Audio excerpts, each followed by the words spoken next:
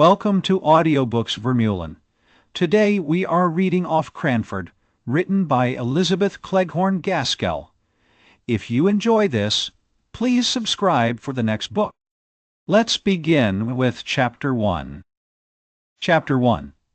In the first place, Cranford is in possession of the Amazons. All the holders of houses above a certain rent are women. If a married couple come to settle in the town, somehow the gentleman disappears. He is either fairly frightened to death by being the only man in the Cranford evening parties, or he is accounted for by being with his regiment, his ship, or closely engaged in business all the week in the great neighboring commercial town of Drummle, distant only 20 miles on a railroad. In short, whatever does become of the gentlemen, they are not at Cranford. What could they do if they were there? The surgeon has his round of 30 miles and sleeps at Cranford, but every man cannot be a surgeon. For keeping the trim gardens full of choice, flowers without a weed to speck them. For frightening away little boys who look wistfully at the said flowers through the railings. For rushing out at the geese that occasionally venture into the gardens if the gates are left open. For deciding all questions of literature and politics without troubling themselves with unnecessary reasons or arguments. For obtaining clear and correct knowledge of everybody's affairs in the parish, for keeping their neat maidservants in admirable order, for kindness, somewhat dictatorial, to the poor, and real tender good offices to each other whenever they are in distress, the ladies of Cranford are quite sufficient. A man, as one of them observed to me once, is so in the way in the house. Although the ladies of Cranford know all each other's proceedings, they are exceedingly indifferent to each other's opinions. Indeed, as each has her own individuality, not to say eccentricity, pretty strongly developed, nothing is so easy as verbal retaliation, but, somehow, goodwill reigns among them to a considerable degree. The Cranford ladies have only an occasional little quarrel, spirited out in a few peppery words and angry jerks of the head. Just enough to prevent the even tenor of their lives from becoming too flat. Their dress is very independent of fashion. As they observe, what does it signify how we dress here at Cranford where everybody knows us? And if they go from home, their reason is equally cogent. What does it signify how we dress here, where nobody knows us? The materials of their clothes are, in general, good and plain, and most of them are nearly as scrupulous as Miss Tyler, of cleanly memory. But I will answer for it. The last gigot, the last tight and scanty petticoat in wear in England, was seen in Cranford, and seen without a smile. A magnificent family red silk umbrella, ... I can testify to a magnificent family red silk umbrella, under which a gentle little spinster, left alone of many brothers and sisters, used to patter to church on rainy days. Have you any red silk umbrellas in London? We had a tradition of the first that had ever been seen in Cranford, and the little boys mobbed it, and called it a stick in petticoats.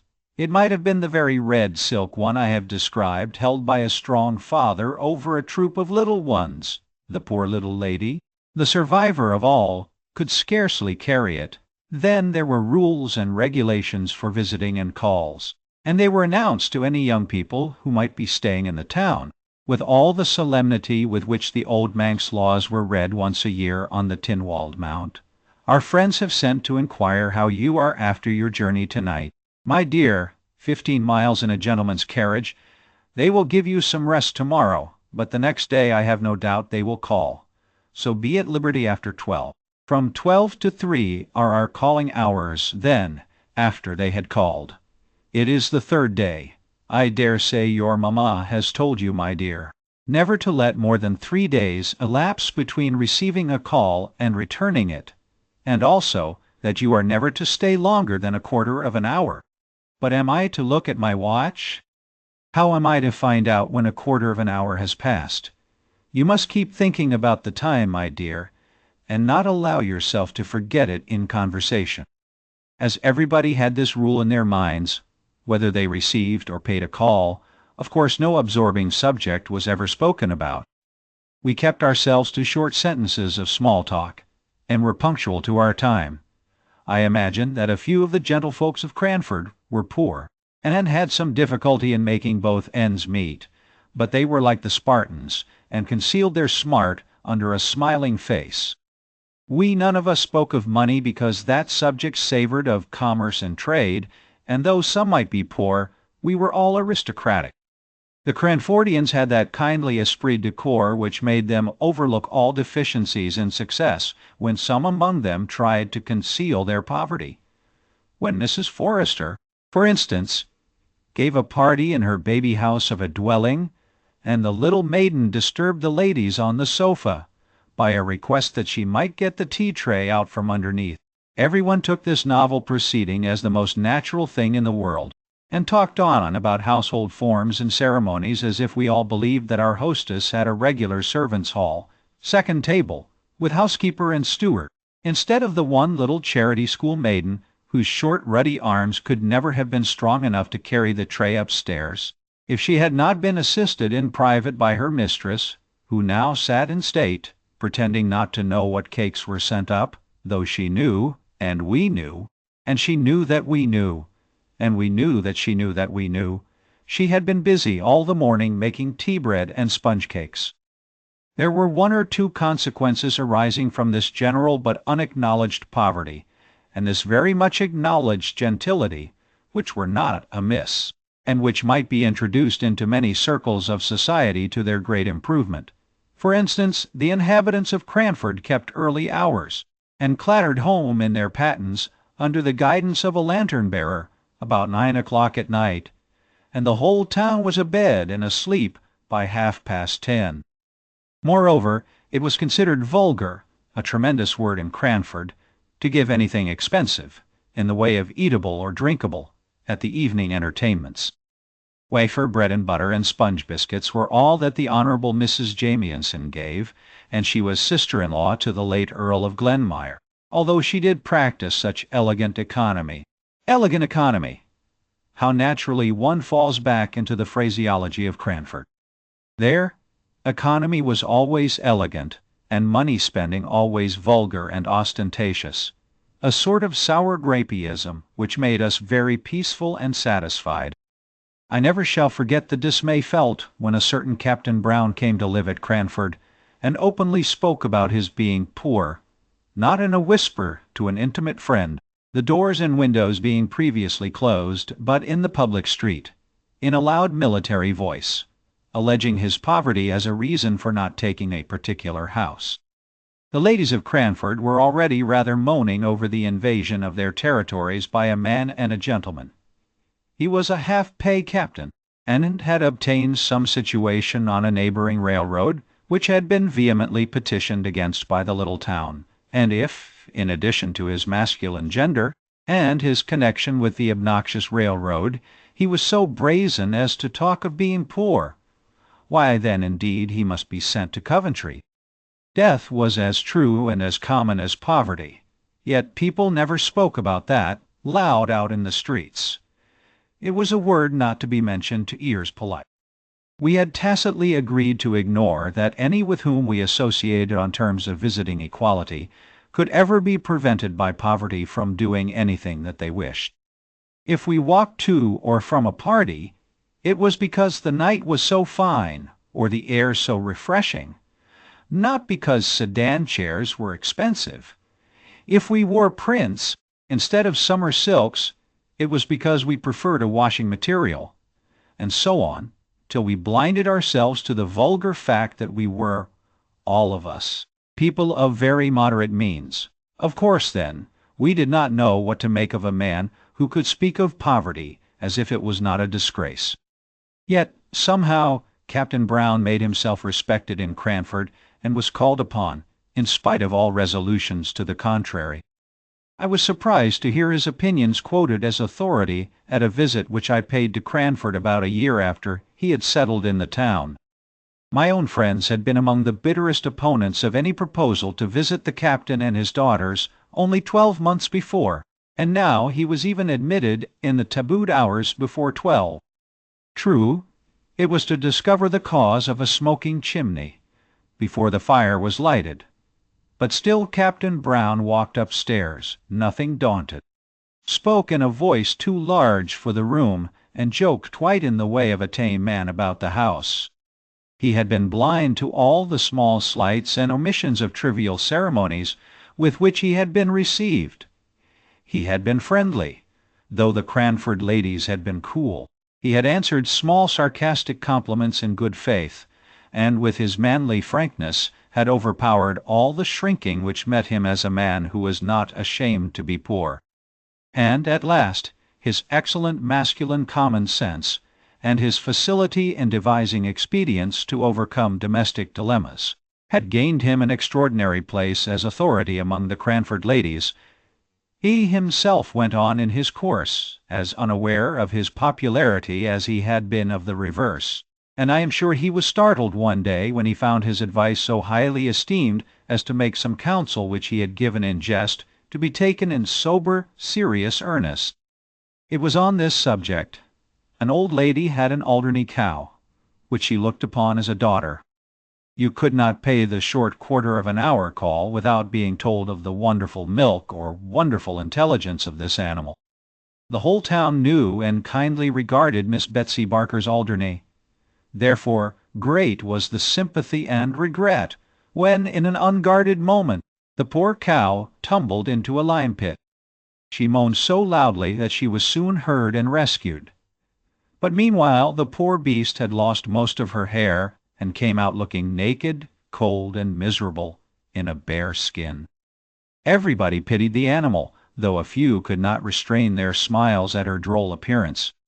Miss Betsy Barker absolutely cried with sorrow and dismay, and it was said she thought of trying a bath of oil. This remedy, perhaps, was recommended by some one of the number whose advice she asked, but the proposal, if ever it was made, was knocked on the head by Captain Brown's decided, "Get her a flannel waistcoat and flannel drawers, ma'am, if you wish to keep her alive. But my advice is, kill the poor creature at once." Miss Betsy Barker dried her eyes, and thanked the captain heartily. She set to work, and by all the town turned out to see the Alderney meekly going to her pasture, clad in dark gray flannel. I have watched her myself many a time. Do you ever see cows dressed in gray flannel in London? Meekly going to her pasture. Captain Brown had taken a small house on the outskirts of the town, where he lived with his 2 daughters.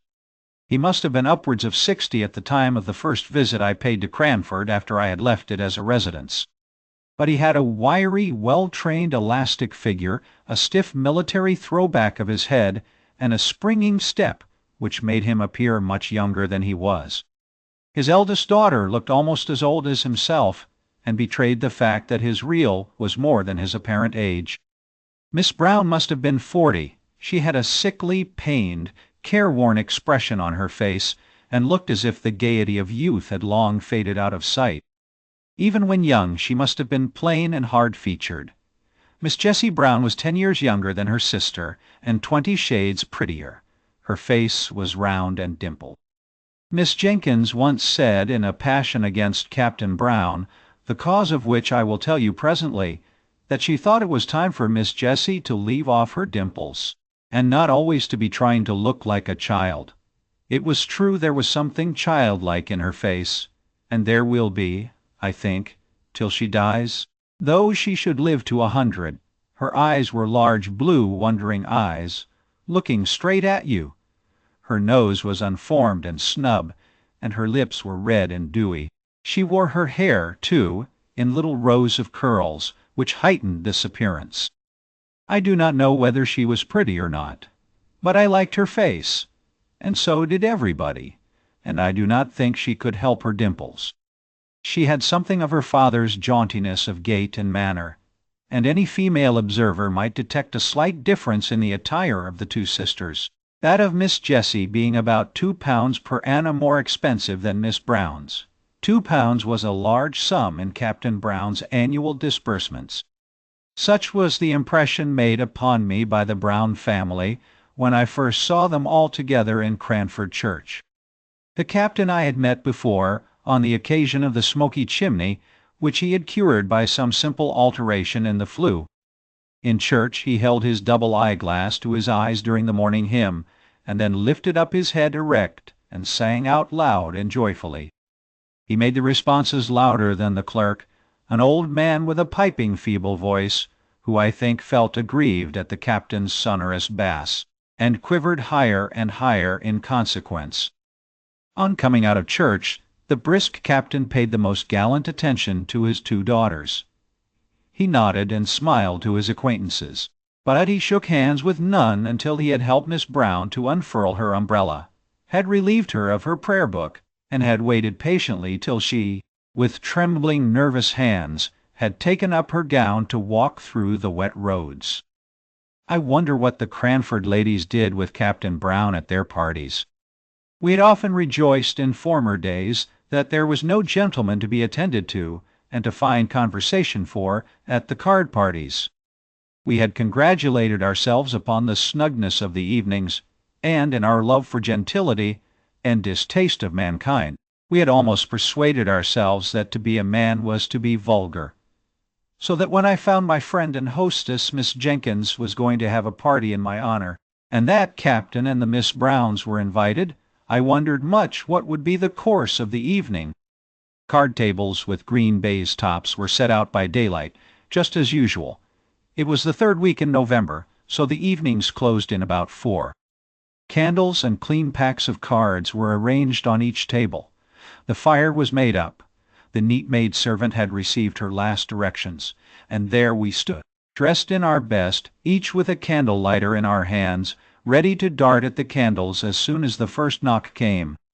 Parties in Cranford were solemn festivities, making the ladies feel gravely elated as they sat together in their best dresses.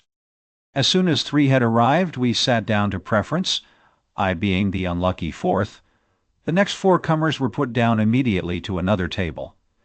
And presently the tea trays, which I had seen set out in the store-room as I passed in the morning, were placed each on the middle of a card table. The china was delicate eggshell. The old-fashioned silver glittered with polishing, but the eatables were of the slightest description. While the trays were yet on the tables, Captain and the Miss Browns came in, and I could see that, somehow or other, the Captain was a favorite with all the ladies present. Ruffled brows were smoothed, sharp voices lowered at his approach. Miss Brown looked ill, and depressed almost to gloom. Miss Jessie smiled as usual, and seemed nearly as popular as her father. He immediately and quietly assumed the man's place in the room, attended to everyone's wants, lessened the pretty maid-servant's labor by waiting on empty cups and bread and butterless ladies, and yet did it all in so easy and dignified a manner, and so much as if it were a matter of course for the strong to attend to the weak, that he was a true man throughout. He played for 3 penny points with as grave an interest as if they had been pounds, and yet in all his attention to strangers he had an eye on his suffering daughter. For suffering I was sure she was, though to many eyes she might only appear to be irritable. Miss Jessie could not play cards, but she talked to the sitters out, who before her coming had been rather inclined to be cross. She sang, too, to an old cracked piano, which I think had been a spinet in its youth. Miss Jessie sang Jock of Hazeldean, a little out of tune, but we were none of us musical, though Miss Jenkins beat time. Out of time, by way of appearing to be so? It was very good of Miss Jenkins to do this, for I had seen that a little before she had been a good deal annoyed by Miss Jessie Brown's unguarded admission, apropos of Shetland wool, that she had an uncle, her mother's brother, who was a shopkeeper in Edinburgh. Miss Jenkins tried to drown this confession by a terrible cough, for the Honourable Mrs. Jameson was sitting at a card table nearest Miss Jessie, and what would she say or think if she found out she was in the same room with a shopkeeper's niece? But Miss Jessie Brown, who had no tact, as we all agreed the next morning, would repeat the information and assure Miss Pole she could easily get her the identical Shetland wool required through my uncle, who has the best assortment of Shetland goods of anyone in Edinburgh. It was to take the taste of this out of our mouths, and the sound of this out of our ears. that Miss Jenkins proposed music, so I say again it was very good of her to beat time to the song when the trays reappeared with biscuits and wine. Punctually at 8:45 there was conversation, comparing of cards, and talking over tricks, but by and by Captain Brown sported a bit of literature. "Have you seen any numbers of the Pickwick papers?" said he. They were then publishing in parts. "Capital thing." Now Miss Jenkins was daughter of a deceased rector of Cranford, and on the strength of a number of manuscript sermons and a pretty good library of divinity, considered herself literary and looked upon any conversation about books as a challenge to her. So she answered and said, yes, she had seen them. Indeed, she might say she had read them. "And what do you think of them?" exclaimed Captain Brown.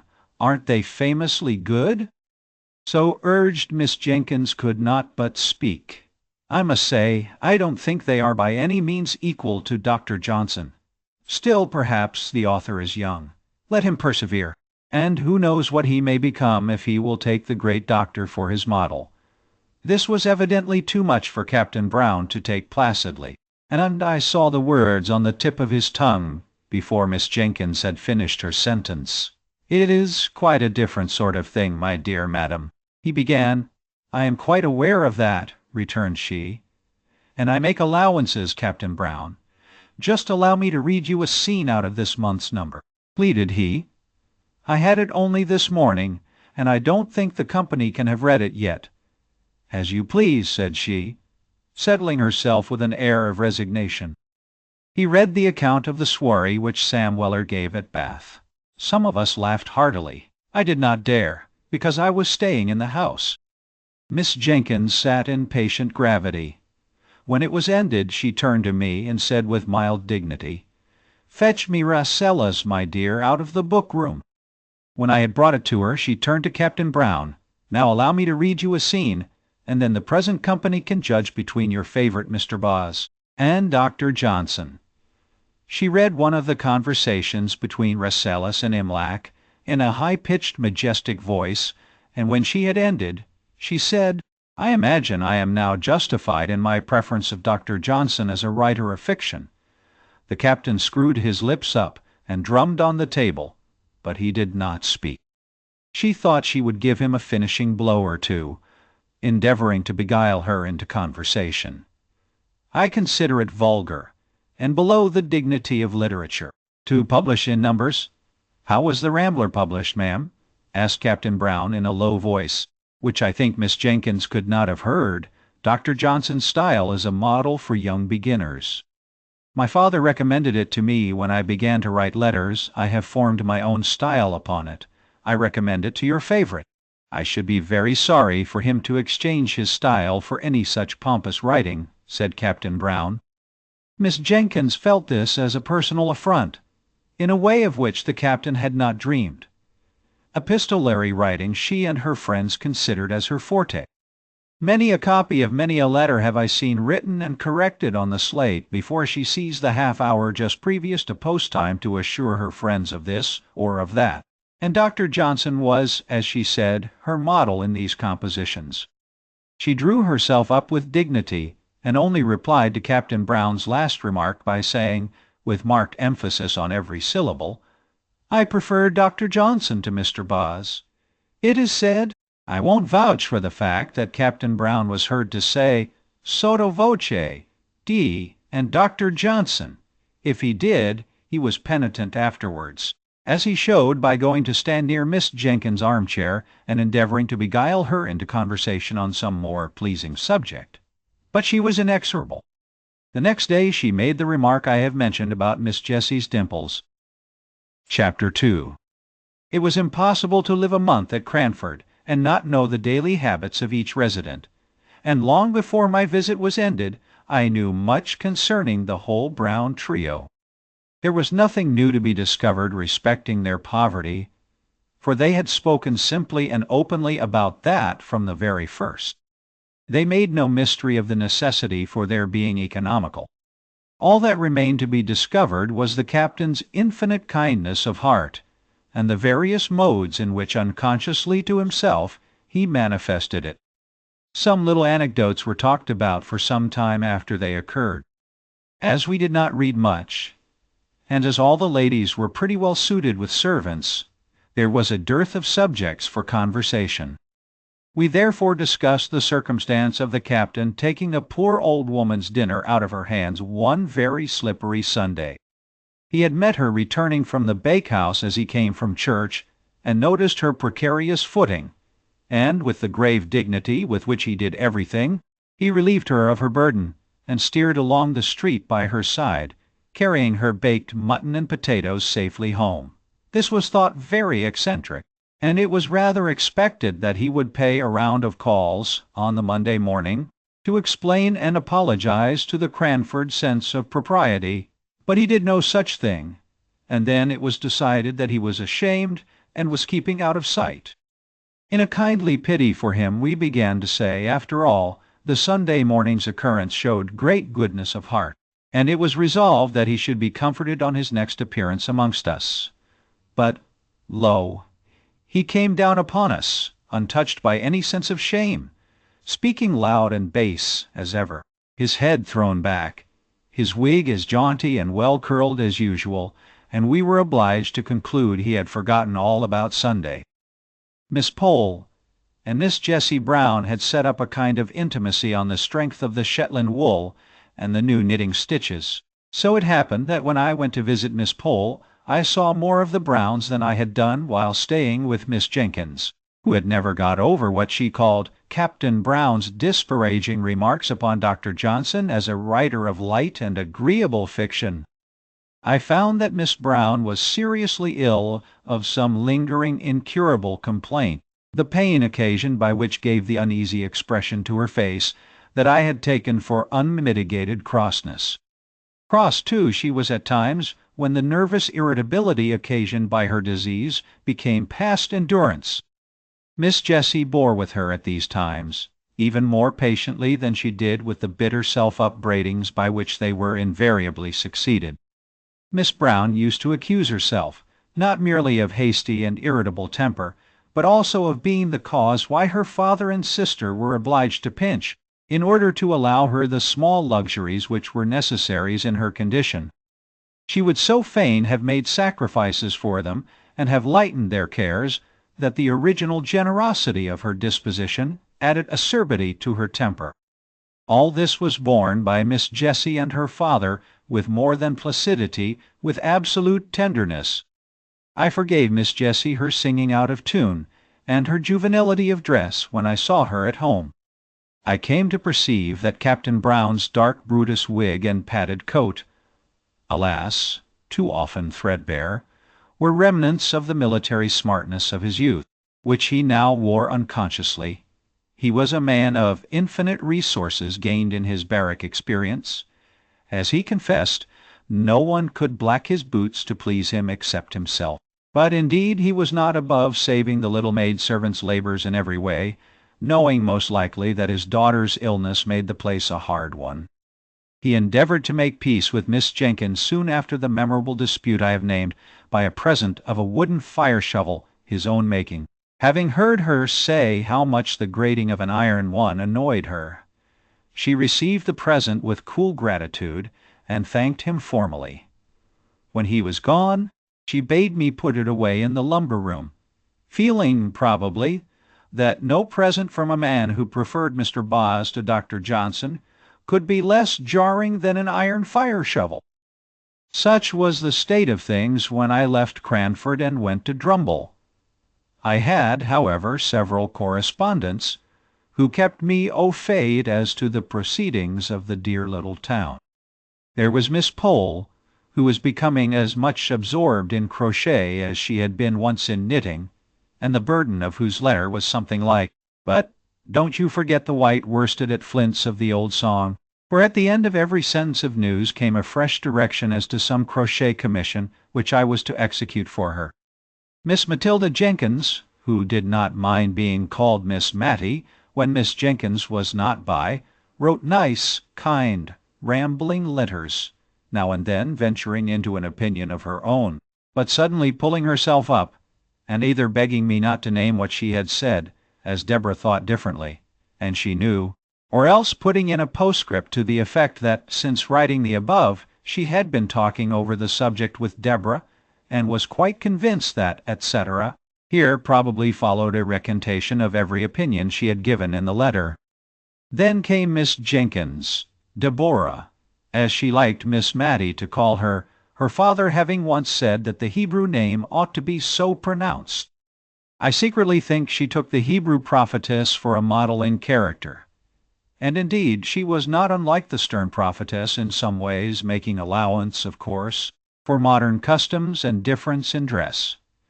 Miss Jenkins wore a cravat, and a little bonnet like a jockey cap, and altogether had the appearance of a strong-minded woman, although she would have despised the modern idea of women being equal to men. Equal indeed, she knew they were superior. But to return to her letters. Everything in them was stately and grand like herself.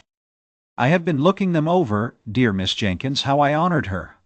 And I will give an extract, more especially because it relates to our friend Captain Brown.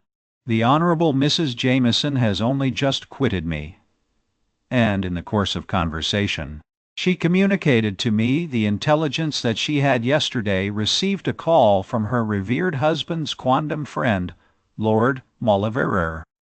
You will not easily conjecture what brought his lordship within the precincts of our little town. It was to see Captain Brown, with whom, it appears, his lordship was acquainted in the plumed wars, and who had the privilege of averting destruction from his lordship's head when some great peril was impending over it, off the misnomered Cape of Good Hope. You know our friend the Honorable Mrs. Jameson's deficiency in the spirit of innocent curiosity, and you will therefore not be so much surprised when I tell you she was quite unable to disclose to me the exact nature of the peril in question. I was anxious, I confess, to ascertain in what manner Captain Brown, with his limited establishment, could receive so distinguished a guest, and I discovered that his lordship retired to rest and, let us hope, to refreshing slumbers at the Angel Hotel, but shared the Brunonian meals during the 2 days that he honored Cranford with his august presence. Mrs. Johnson, our civil butcher's wife, informs me that Miss Jessie purchased a leg of lamb, but besides this, I can hear of no preparation whatever to give a suitable reception to so distinguished a visitor.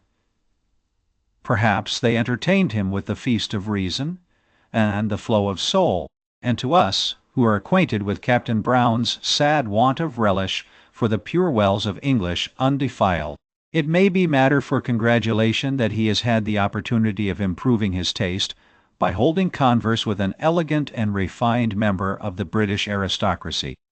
But from some mundane failings who is altogether free. Miss Pole and Miss Matty wrote to me by the same post. Such a piece of news as Lord Mauleverer's visit was not to be lost on the Cranford letter-writers. They made the most of it. Miss Matty humbly apologized for writing at the same time as her sister, who was so much more capable than she to describe the honor done to Cranford.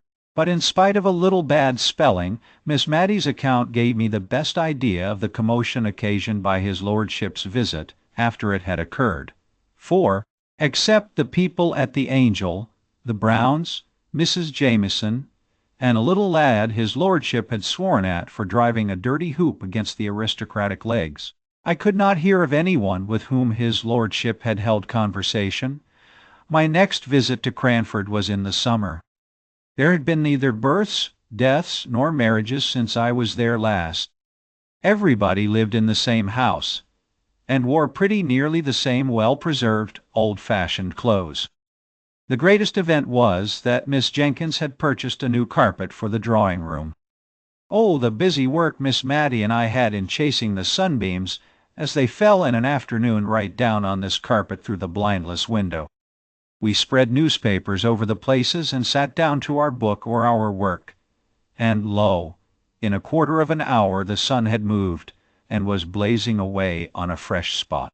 And down again we went on our knees to alter the position of the newspapers. We were very busy, too, one whole morning before Miss Jenkins gave her party, in following her directions, and in cutting out and stitching together pieces of newspaper, so as to form little paths to every chair set for the expected visitors, lest their shoes might dirty or defile the purity of the carpet. Do you make paper paths for every guest to walk upon in London? Captain Brown and Miss Jenkins were not very cordial to each other. The literary dispute, of which I had seen the beginning, was a raw, the slightest touch on which made them wince. It was the only difference of opinion they had ever had. But that difference was enough. Miss Jenkins could not refrain from talking at Captain Brown, and though he did not reply, he drummed with his fingers, which action she felt and resented as very disparaging to Dr. Johnson. He was rather ostentatious in his preference of the writings of Mr. Bawes, would walk through the streets so absorbed in them that he all but ran against Miss Jenkins, and though his apologies were earnest and sincere, and though he did not, in fact, do more than startle her and himself, she owned to me she had rather he had knocked her down if he had only been reading a higher style of literature. The poor brave captain! He looked older and more worn, and his clothes were very threadbare, but he seemed as bright and cheerful as ever, unless he was asked about his daughter's health. She suffers a great deal, and she must suffer more. We do what we can to alleviate her pain. God's will be done. He took off his hat at these last words. I found from Miss Mattie that everything had been done, in fact. A medical man of high repute in that country neighborhood had been sent for, and every injunction he had given was attended to, regardless of expense. Miss Mattie was sure they denied themselves many things in order to make the invalid comfortable, but they never spoke about it, and as for Miss Jessie, I really think she's an angel, said poor Miss Mattie, quite overcome, to see her way of bearing with Miss Brown's crossness, and the bright face she puts on after she's been sitting up a whole night and scolded above half of it, is quite beautiful. Yet she looks as neat and as ready to welcome the captain at breakfast time as if she had been asleep in the Queen's bed all night.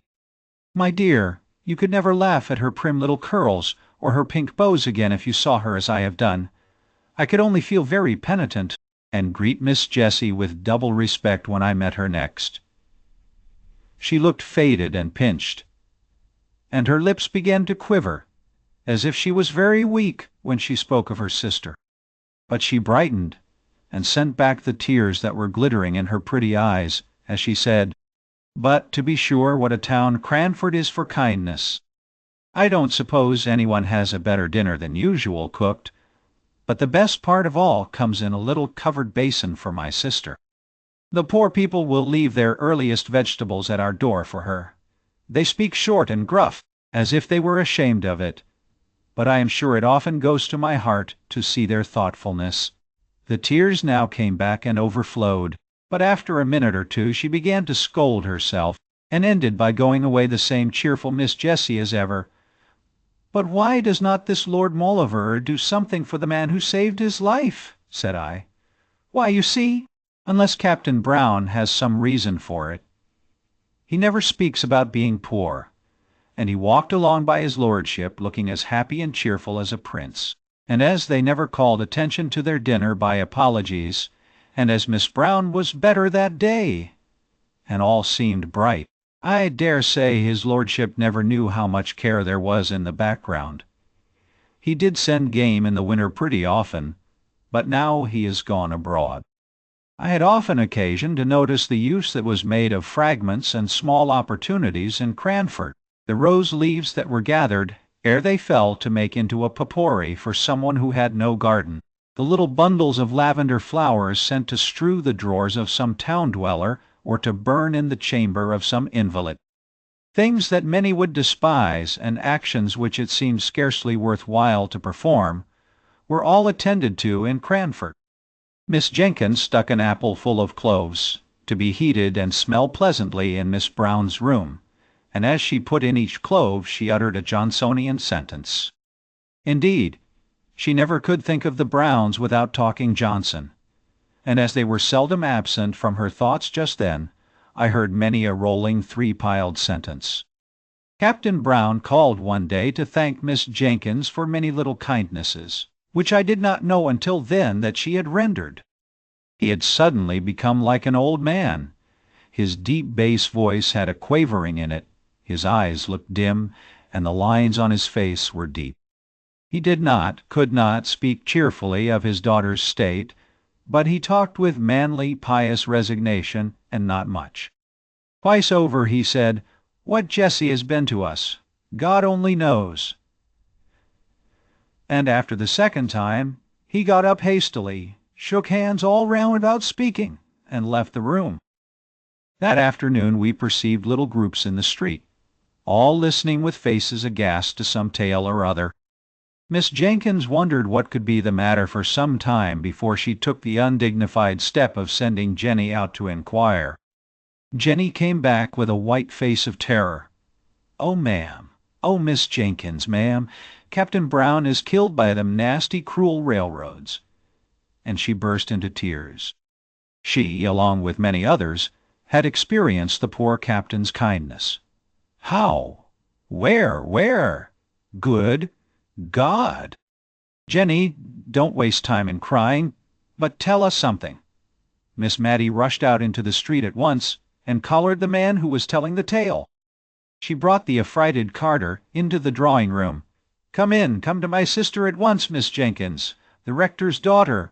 Oh, man, say it is not true," she cried, as she brought the affrighted Carter, sleeking down his hair, into the drawing-room, where he stood with his wet boots on the new carpet, and no one regarded it.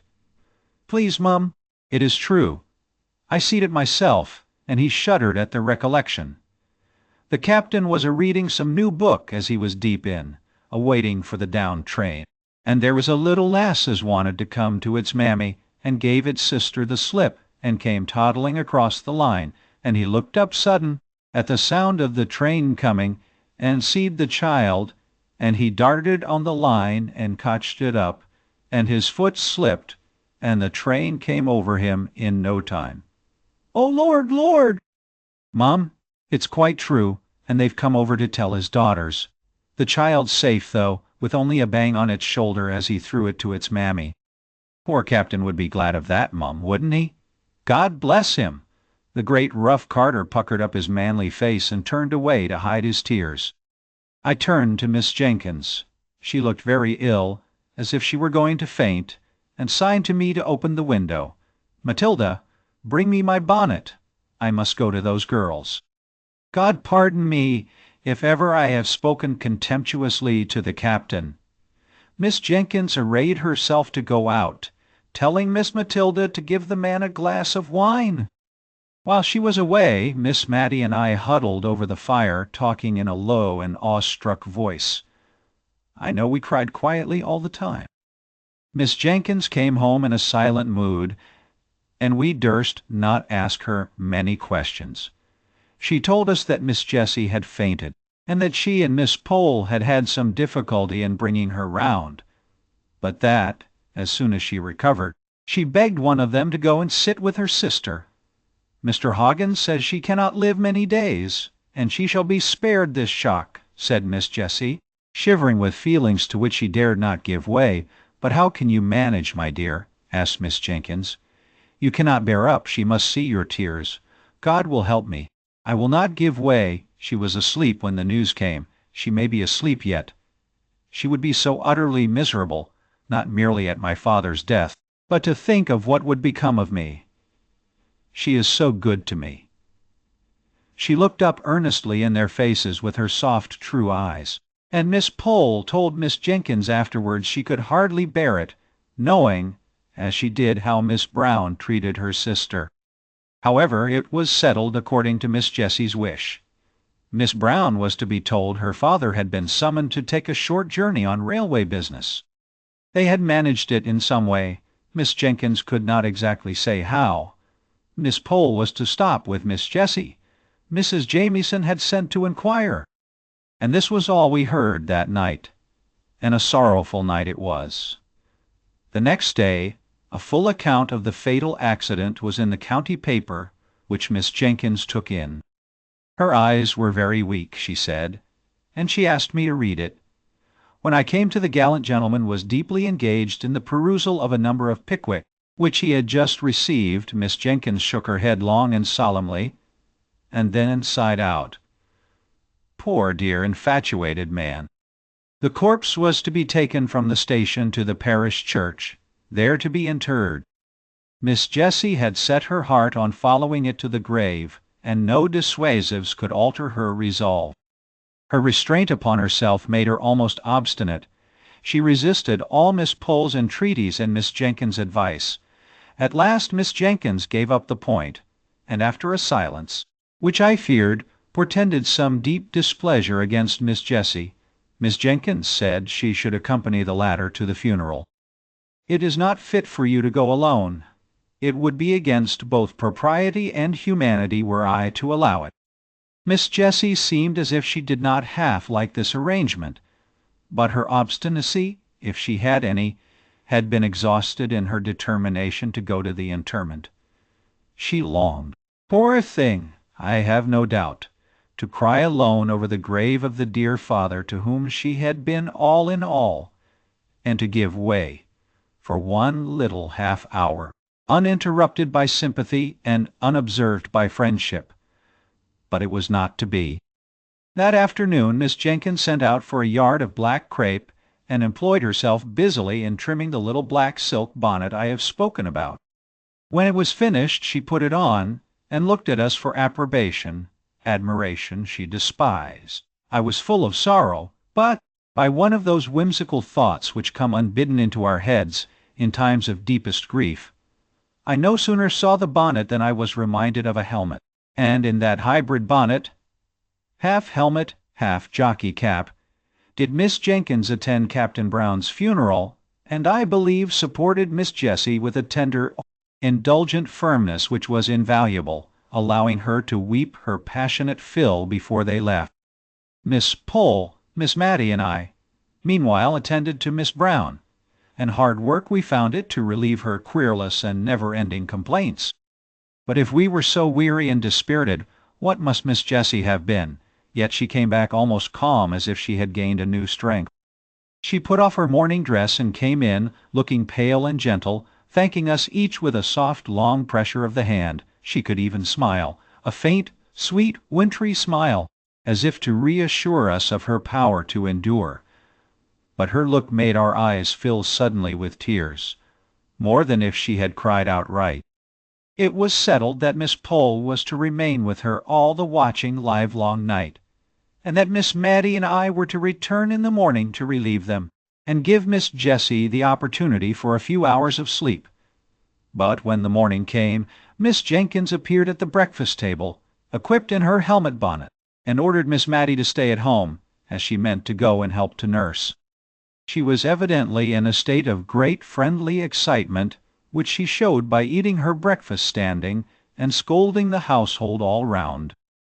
No nursing, no energetic, strong-minded woman could help Miss Brown now. There was that in the room as we entered which was stronger than us all, and made us shrink into solemn, awe-struck helplessness. Miss Brown was dying. We hardly knew her voice. It was so devoid of the complaining tone we had always associated with it. Miss Jessie told me afterwards that it, and her face too, were just what they had been formerly, when her mother's death left her the young anxious head of the family, of whom only Miss Jessie survived. She was conscious of her sister's presence, though not, I think, of ours. We stood a little behind the curtain. Miss Jessie knelt with her face near her sister's in order to catch the last soft, awful whispers. "Oh, Jessie, Jessie! How selfish I have been! God forgive me for letting you sacrifice yourself for me as you did. I have so loved you, and yet I have thought only of myself." "God forgive me! Hush, love! Hush!" said Miss Jessie, sobbing, "and my father, my dear, dear father. I will not complain now, if God will give me strength to be patient. But oh, Jessie, tell my father how I longed and yearned to see him at last, and to ask his forgiveness. He can never know now how I loved him. Oh, if I might but tell him before I die! What a life of sorrow his has been, and I have done so little to cheer him." A light came into Miss Jessie's face. "Would it comfort you, dearest, to think that he does know? Would it comfort you, love, to know that his cares, his sorrows. Her voice quivered, but she steadied it into calmness. Mary, he has gone before you to the place where the weary are at rest. He knows now how you loved him. A strange look, which was not distress, came over Miss Brown's face. She did not speak for some time, but then we saw her lips form the words, rather than heard the sound. Father, Mother, Harry, Archie. Then, as if it were a new idea throwing a filmy shadow over her darkened mind, but you will be alone, Jessie. Miss Jessie had been feeling this all during the silence, I think, for the tears rolled down her cheeks like rain at these words, and she could not answer at first. Then she put her hands together tight, and lifted them up, and said, "But not to us, though he slay me, yet will I trust in him." In a few moments more Miss Brown lay calm and still, never to sorrow or murmur more. After this second funeral, Miss Jenkins insisted that Miss Jessie should come to stay with her, rather than go back to the desolate house, which in fact we learned from Miss Jessie must now be given up, as she had not wherewithal to maintain it. She had something above £20 a year, besides the interest of the money for which the furniture would sell, but she could not live upon that, and so we talked over her qualifications for earning money. "I can sew neatly," said she, "and I like nursing. I think, too, I could manage a house if anyone would try me as housekeeper, or I would go into a shop as saleswoman, if they would have patience with me at first." Miss Jenkins declared in an angry voice that she should do no such thing, and talked to herself about some people having no idea of their rank as a captain's daughter. Nearly an hour afterwards, when she brought Miss Jessie up a basin of delicately made arrowroot, and stood over her like a dragoon until the last spoonful was finished, then she disappeared. Miss Jessie began to tell me some more of the plans which had suggested themselves to her, and insensibly fell into talking of the days that were past and gone, and interested me so much I neither knew nor heeded how time passed. We were both startled when Miss Jenkins reappeared and caught us crying. I was afraid lest she would be displeased, as she often said that crying hindered digestion, and I knew she wanted Miss Jessie to get strong. But instead, she looked queer and excited and fidgeted round us without saying anything. At last she spoke. "I have been so much startled." "No, I've not been at all startled. Don't mind me. My dear Miss Jessie, I've been very much surprised. In fact, I've had a caller, whom you knew once, my dear Miss Jessie." Miss Jessie went very white, then flushed scarlet, and looked eagerly at Miss Jenkins. "A gentleman, my dear, who wants to know if you would see him." "Is it? It is not," stammered out Miss Jessie, and got no farther. "This is his card," said Miss Jenkins, giving it to Miss Jessie, and while her head was bent over it, Miss Jenkins went through a series of winks and odd faces to me, and formed her lips into a long sentence, of which, of course, I could not understand a word. "May he come up?" asked Miss Jenkins at last. "Oh, yes, certainly," said Miss Jessie, as much as to say, "This is your house. You may show any visitor where you like." She took up some knitting of Miss Mattie's, and began to be very busy, though I could see how she trembled all over. Miss Jenkins rang the bell, and told the servant who answered it to show Major Gordon upstairs, and presently in walked a tall, fine, frank-looking man of 40 or upwards. He shook hands with Miss Jessie, but he could not see her eyes, she kept them so fixed on the ground. Miss Jenkins asked me if I would come and help her to tie up the preserves in the storeroom, and though Miss Jessie plucked at my gown, and even looked up at me with begging eye, I durst not refuse to go where Miss Jenkins asked. Instead of tying up preserves in the storeroom, however, we went to talk in the dining-room, and there Miss Jenkins told me what Major Gordon had told her, how he had served in the same regiment with Captain Brown, and had become acquainted with Miss Jessie, then a sweet-looking, blooming girl of 18. How the acquaintance had grown into love on his part, though it had been some years before he had spoken. How, on becoming possessed, through the will of an uncle, of a good estate in Scotland, he had offered and been refused, though with so much agitation and evident distress that he was sure she was not indifferent to him, and how he had discovered that the obstacle was the fell disease which was, even then, too surely threatening her sister. She had mentioned that the surgeons foretold intense suffering, and there was no one but herself to nurse her poor Mary, or cheer and comfort her father during the time of illness. They had had long discussions, and on her refusal to pledge herself to him as his wife, when all should be over, he had grown angry and broken off entirely and gone abroad, believing that she was a cold-hearted person whom he would do well to forget. He had been traveling in the East, and was on his return home when at Rome he saw the account of Captain Brown's death in Galignani. Just then Miss Matty, who had been out all the morning, and had only lately returned to the house, burst in with a face of dismay and outraged propriety. "Oh, goodness me," she said. "Deborah, there's a gentleman sitting in the drawing-room with his arm round Miss Jessie's waist." Miss Matty's eyes looked large with terror. "With his arm around Miss Jessie's waist?" Miss Jenkins snubbed her down in an instant. "The most proper place in the world for his arm to be in. Go away, Matilda, and mind your own business." This from her sister, who had hitherto been a model of feminine decorum, was a blow for poor Miss Matty, and with a double shock she left the room. The last time I ever saw poor Miss Jenkins was many years after this. Mrs. Gordon had kept up a warm and affectionate intercourse with all at Cranford.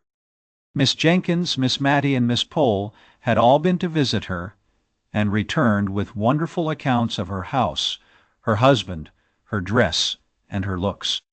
For, with happiness, something of her early bloom returned. She had been a year or two younger than we had taken her for. Her eyes were always lovely, and as Mrs. Gordon, her dimples were not out of place. At the time to which I have referred, when I last saw Miss Jenkins, that lady was old and feeble, and had lost something of her strong mind. Little Flora Gordon was staying with the Misses Jenkins, and when I came in she was reading aloud to Miss Jenkins, who lay feeble and changed on the sofa. Flora put down the Rambler when I came in. "Ah," said Miss Jenkins, "you find me changed, my dear. I can't see as I used to do. If Flora were not here to read to me, I hardly know how I should get through the day. Did you ever read the Rambler? It's a wonderful book." Wonderful, and the most improving reading for Flora, which I dare say it would have been if she could have read half the words without spelling, and could have understood the meaning of a third, better than that strange old book, with the queer name, poor Captain Brown was killed for reading, that book by Mr. Boz. You know, old Paz, when I was a girl, but that's a long time ago. I acted Lucy in old Paz. She babbled on long enough for Flora to get a good long spell at the Christmas Carol, which Miss Matty had left on the table. Chapter 3. I thought that probably my connection with Cranford would cease after Miss Jenkins' death, at least that it would have to be kept up by correspondence, which bears much the same relation to personal intercourse that the books of dried plants I sometimes see, hortus siccus, I think they call the thing, do to the living and fresh flowers in the lanes and meadows. I was pleasantly surprised, therefore, by receiving a letter from Miss Pole, who had always come in for a supplementary week after my annual visit to Miss Jenkins, proposing that I should go and stay with her. And then, in a couple of days after my acceptance, came a note from Miss Matty, in which, in a rather circuitous and very humble manner, she told me how much pleasure I should confer if I could spend a week or two with her, either before or after I had been at Miss Pole's, for she said, "Since my dear sister's death I am well aware I have no attractions to offer. It is only to the kindness of my friends that I can owe their company." Of course I promised to come to dear Miss Matty as soon as I had ended my visit to Miss Pole, and the day after my arrival at Cranford I went to see her, much wondering what the house would be like without Miss Jenkins, and rather dreading the changed aspect of things. Miss Matty began to cry as soon as she saw me. She was evidently nervous from having anticipated my call. I comforted her as well as I could, and I found the best consolation I could give was the honest praise that came from my heart as I spoke of the deceased. Miss Matty slowly shook her head over each virtue as it was named and attributed to her sister, and at last she could not restrain the tears which had long been silently flowing, but hid her face behind her handkerchief and sobbed aloud. "Dear Miss Matty," said I, taking her hand, for indeed I did not know in what way to tell her how sorry I was for her, left deserted in the world. She put down her handkerchief and said, "My dear, I'd rather you did not call me Matty." She did not like it, but I did many a thing she did not like, I'm afraid, and now she's gone. "If you please, my love, will you call me Matilda?" I promised faithfully, and began to practice the new name with Miss Pole that very day. And by degrees, Miss Matilda's feeling on the subject was known through Cranford, and we all tried to drop the more familiar name, but with so little success that by and by we gave up the attempt. My visit to Miss Pole was very quiet. Miss Jenkins had so long taken the lead in Cranford that now she was gone, they hardly knew how to give a party. The Honorable Mrs. Jameson, to whom Miss Jenkins herself had always yielded the post of honor, was fat and inert, and very much at the mercy of her old servants. If they chose that she should give a party, they reminded her of the necessity for so doing. If not, she let it alone. There was all the more time for me to hear old-world stories from Miss Pole, while she sat knitting and I making my father's shirts. I always took a quantity of plain sewing to Cranford, for as we did not read much, or walk much, I found it a capital time to get through my work. One of Miss Pole's stories related to a shadow of a love affair that was dimly perceived or suspected long years before. Presently the time arrived when I was to remove to Miss Matilda's house. I found her timid and anxious about the arrangements for my comfort. Many a time, while I was unpacking, did she come backwards and forwards to stir the fire which burned all the worse for being so frequently poked. "Have you drawers enough, dear?" asked she. I don't know exactly how my sister used to arrange them. She had capital methods. I am sure she would have trained a servant in a week to make a better fire than this, and Fanny has been with me 4 months. This subject of servants was a standing grievance, and I could not wonder much at it. For if gentlemen were scarce and almost unheard of in the genteel society of Cranford, they or their counterparts, handsome young men, abounded in the lower classes. The pretty, neat servant maids had their choice of desirable followers, and their mistresses, without having the sort of mysterious dread of men and matrimony that Miss Matilda had, might well feel a little anxious lest the heads of their comely maids should be turned by the joiner, or the butcher, or the gardener, who were obliged by their callings to come to the house, and who, as ill luck would have it, were generally handsome and unmarried. Fanny's lovers, if she had any, and Miss Matilda suspected her of so many flirtations that, if she had not been very pretty, I should have doubted her having one, were a constant anxiety to her mistress. She was forbidden, by the articles of her engagement, to have followers, and though she had answered innocently enough, doubling up the hem of her apron as she spoke, "Please, ma'am," I never had more than one at a time. Miss Matty prohibited that one. But a vision of a man seemed to haunt the kitchen.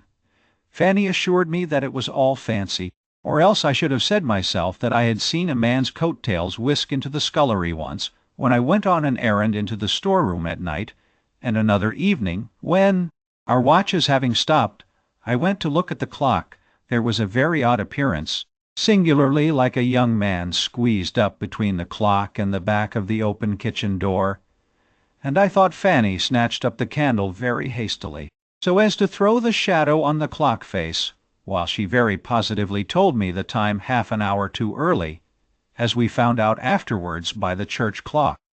But I did not add to Miss Matty's anxieties by naming my suspicions, especially as Fanny said to me the next day that it was such a queer kitchen for having odd shadows about it.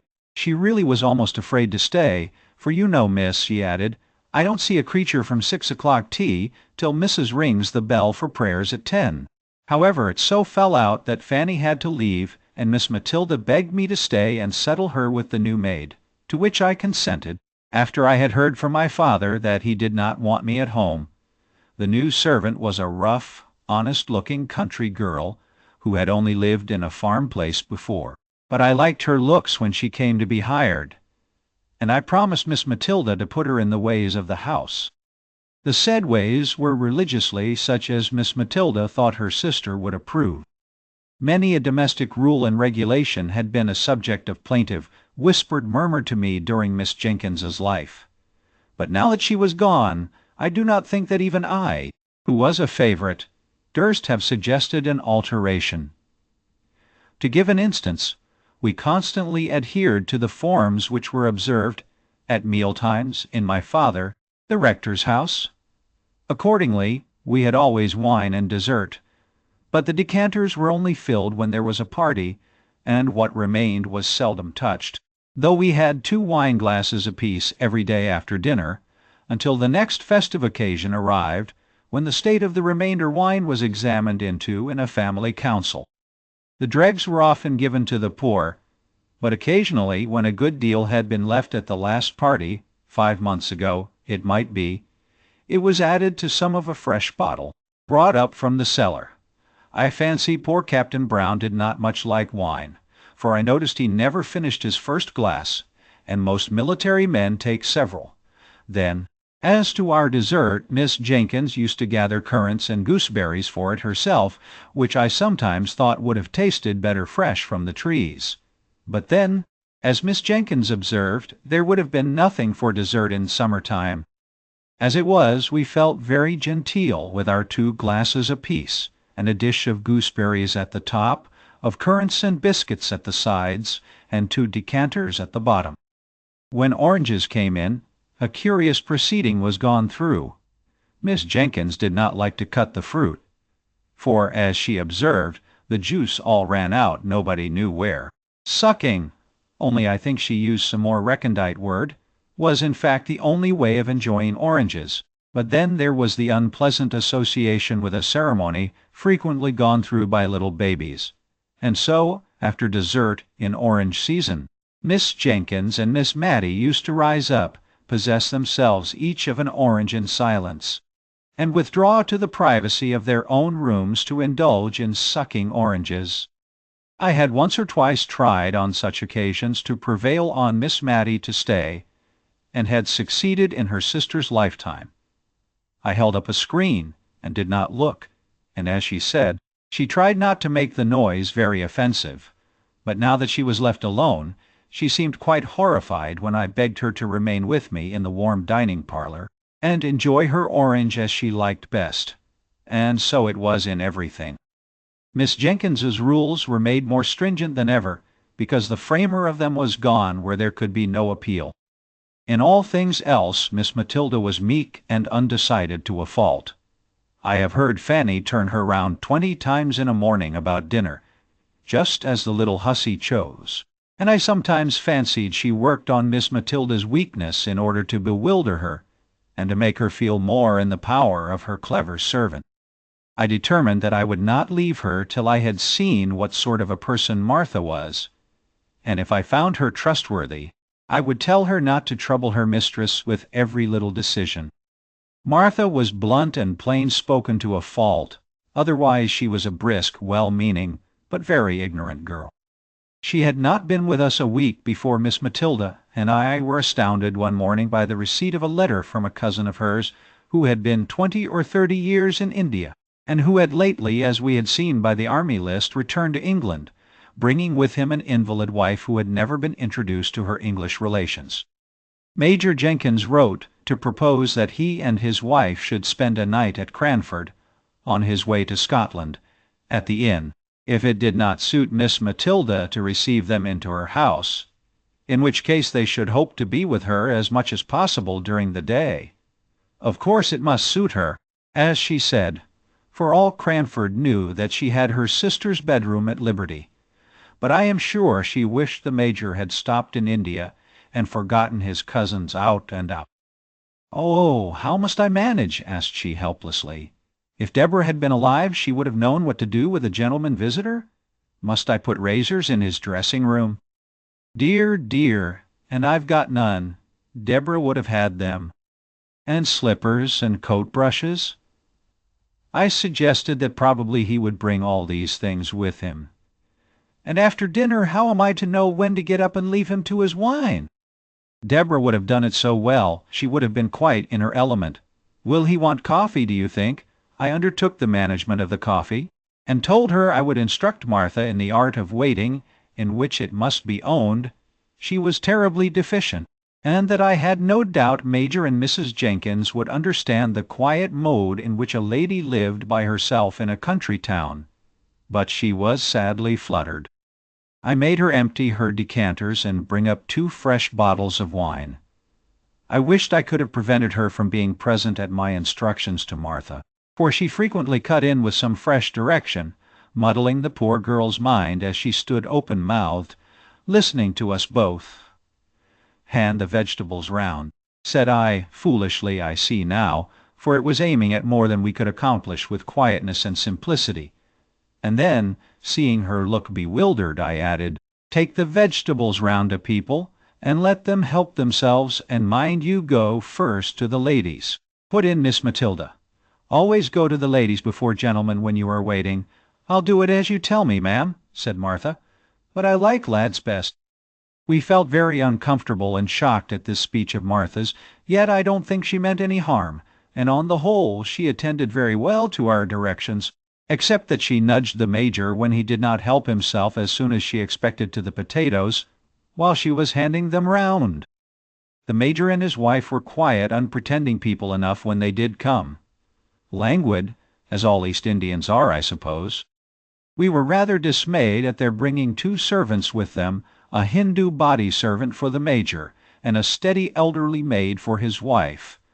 But they slept at the inn, and took off a good deal of the responsibility by attending carefully to their master's and mistress's comfort.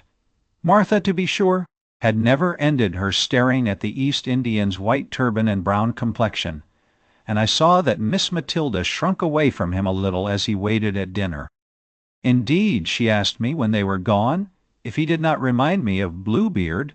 On the whole, the visit was most satisfactory, and is a subject of conversation even now with Miss Matilda. At the time it greatly excited Cranford, and even stirred up the apathetic and honorable Mrs. Jameson to some expression of interest. When I went to call and thank her for the kind answers she had vouchsafed to Miss Matilda's inquiries as to the arrangement of a gentleman's dressing-room, answers which I must confess she had given in the wearied manner of the Scandinavian prophetess, leave me to repose. And now I come to the love affair. It seems that Miss Pole had a cousin, once or twice removed, who had offered to Miss Matty long ago.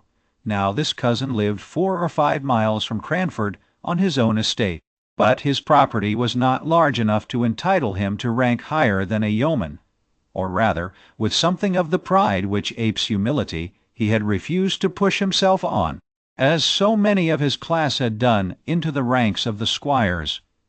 He would not allow himself to be called Thomas Holbrook, Esquire. He even sent back letters with this address, telling the postmistress at Cranford that his name was Mr. Thomas Holbrook, Yeoman . He rejected all domestic innovations. He would have the house door stand open in summer and shut in winter, without knocker or bell to summon a servant. The closed fist or the knob of a stick did this office for him if he found the door locked. He despised every refinement which had not its root deep down in humanity. If people were not ill, he saw no necessity for moderating his voice. He spoke the dialect of the country in perfection, and constantly used it in conversation, although Miss Pole, who gave me these particulars, added that he read aloud more beautifully, and with more feeling than any one she had ever heard, except the late rector. "And how came Miss Matilda not to marry him?" asked I. "Oh, I don't know. She was willing enough, I think. But you know cousin Thomas would not have been enough of a gentleman for the rector and Miss Jenkins." "Well, but they were not to marry him," said I, impatiently.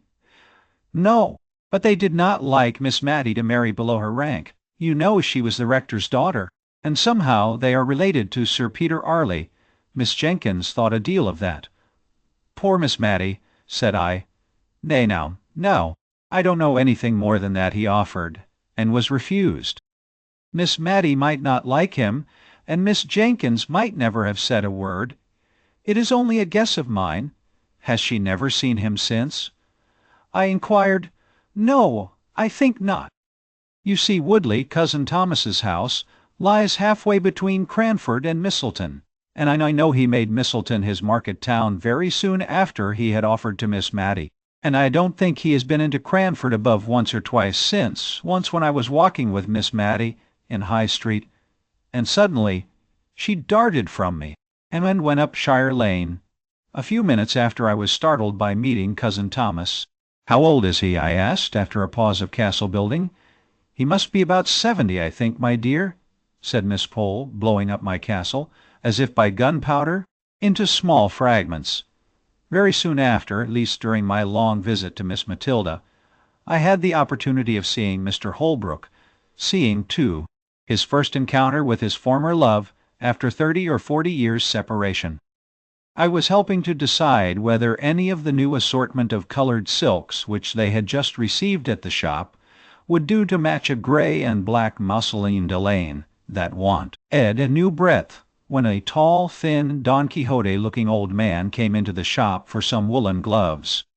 I had never seen the person, who was rather striking, before, and I watched him rather attentively while Miss Matty listened to the shopman.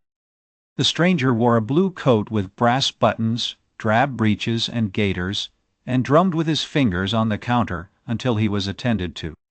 When he answered the shop-boy's question, "What can I have the pleasure of showing you today, sir?" I saw Miss Matilda start, and then suddenly sit down, and instantly I guessed who it was. She had made some inquiry which had to be carried round to the other shopman. Miss Jenkins wants the black sarcenet 2 and 2pence the yard, and Mr. Holbrook had caught the name, and was across the shop in 2 strides.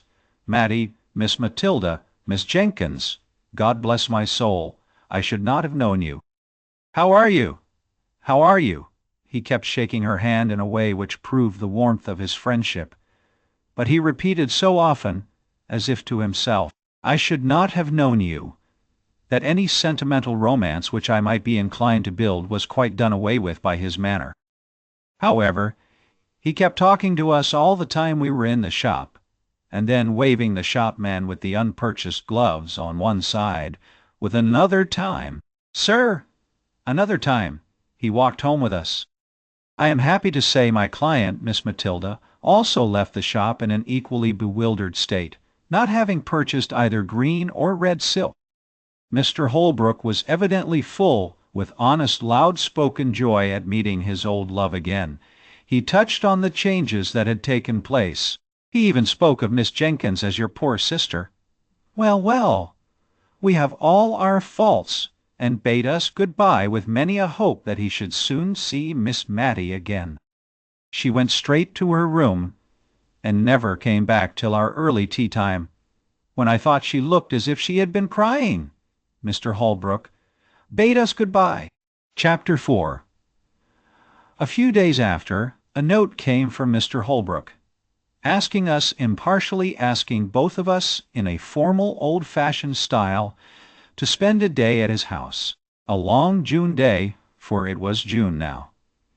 He named that he had also invited his cousin, Miss Pole, so that we might join in a fly, which could be put up at his house. I expected Miss Matty to jump at this invitation, but no, Miss Pole and I had the greatest difficulty in persuading her to go. She thought it was improper, and was even half annoyed when we utterly ignored the idea of any impropriety in her going with 2 other ladies to see her old lover. Then came a more serious difficulty. She did not think Deborah would have liked her to go. This took us half a day's good hard talking to get over. But at the first sentence of relenting, I seized the opportunity and wrote and dispatched an acceptance in her name, fixing day and hour, that all might be decided and done with. The next morning she asked me if I would go down to the shop with her, and there, after much hesitation, we chose out 3 caps to be sent home and tried on, that the most becoming might be selected to take with us on Thursday. She was in a state of silent agitation all the way to Woodley. She had evidently never been there before, and although she little dreamt I knew anything of her early story, I could perceive she was in a tremor at the thought of seeing the place which might have been her home, and round which it is probable that many of her innocent girlish imaginations had clustered. It was a long drive there, through paved, jolting lanes. Miss Matilda sat bolt upright and looked wistfully out of the windows as we drew near the end of our journey. The aspect of the country was quiet and pastoral. Woodley stood among fields, and there was an old-fashioned garden where roses and currant bushes touched each other, and where the feathery asparagus formed a pretty background to the pinks and gilly flowers. There was no drive up to the door. We got out at a little gate and walked up a straight box-edged path. "My cousin might make a drive, I think," said Miss Pole, who was afraid of earache and had only her cap on. "I think it is very pretty," said Miss Matty with a soft plaintiveness in her voice, and almost in a whisper. For just then Mr. Holbrook appeared at the door, rubbing his hands in very effervescence of hospitality. He looked more like my idea of Don Quixote than ever, and yet the likeness was only external. His respectable housekeeper stood modestly at the door to bid us welcome, and while she led the elder ladies upstairs to a bedroom, I begged to look about the garden. My request evidently pleased the old gentleman, who took me all round the place and showed me his 26 cows, named after the different letters of the alphabet. As we went along he surprised me occasionally by repeating apt and beautiful quotations from the poets, ranging easily from Shakespeare and George Herbert to those of our own day. He did this as naturally as if he were thinking aloud, and their true and beautiful words were the best expression he could find for what he was thinking or feeling.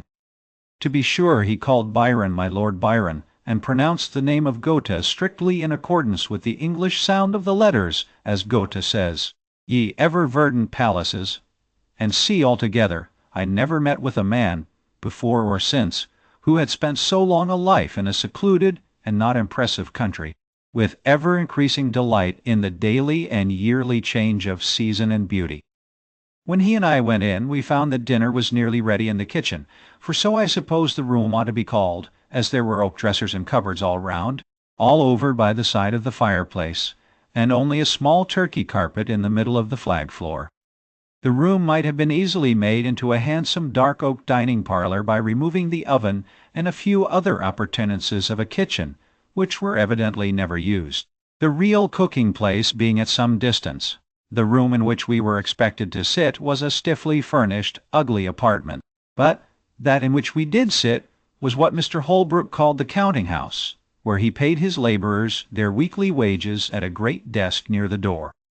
The rest of the pretty sitting-room, looking into the orchard and all covered over with dancing tree shadows, was filled with books. They lay on the ground, they covered the walls, they strewed the table. He was evidently half ashamed and half proud of his extravagance in this respect. They were of all kinds, poetry and wild, weird tales prevailing. He evidently chose his books in accordance with his own tastes, not because such and such were classical or established favorites. "Ah," he said, "we farmers ought not to have much time for reading. Yet somehow one can't help it." "What a pretty room," said Miss Matty, sotto voce. "What a pleasant place," said I, aloud, almost simultaneously. "Nay, if you like it," replied he. "But can you sit on these great black leather three-cornered chairs?" "I like it better than the best parlor. But I thought ladies would take that for the smarter place."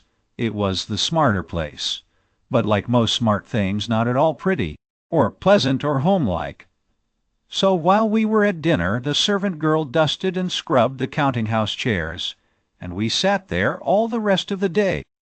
We had pudding before meat, and I thought Mr. Holbrook was going to make some apology for his old-fashioned ways, for he began, "I know whether you like new-fangled ways." "Oh, not at all," said Miss Matty. "No more do I," said he. "My housekeeper will have these in her new fashion. Or else I tell her that, when I was a young man, we used to keep strictly to my father's rule.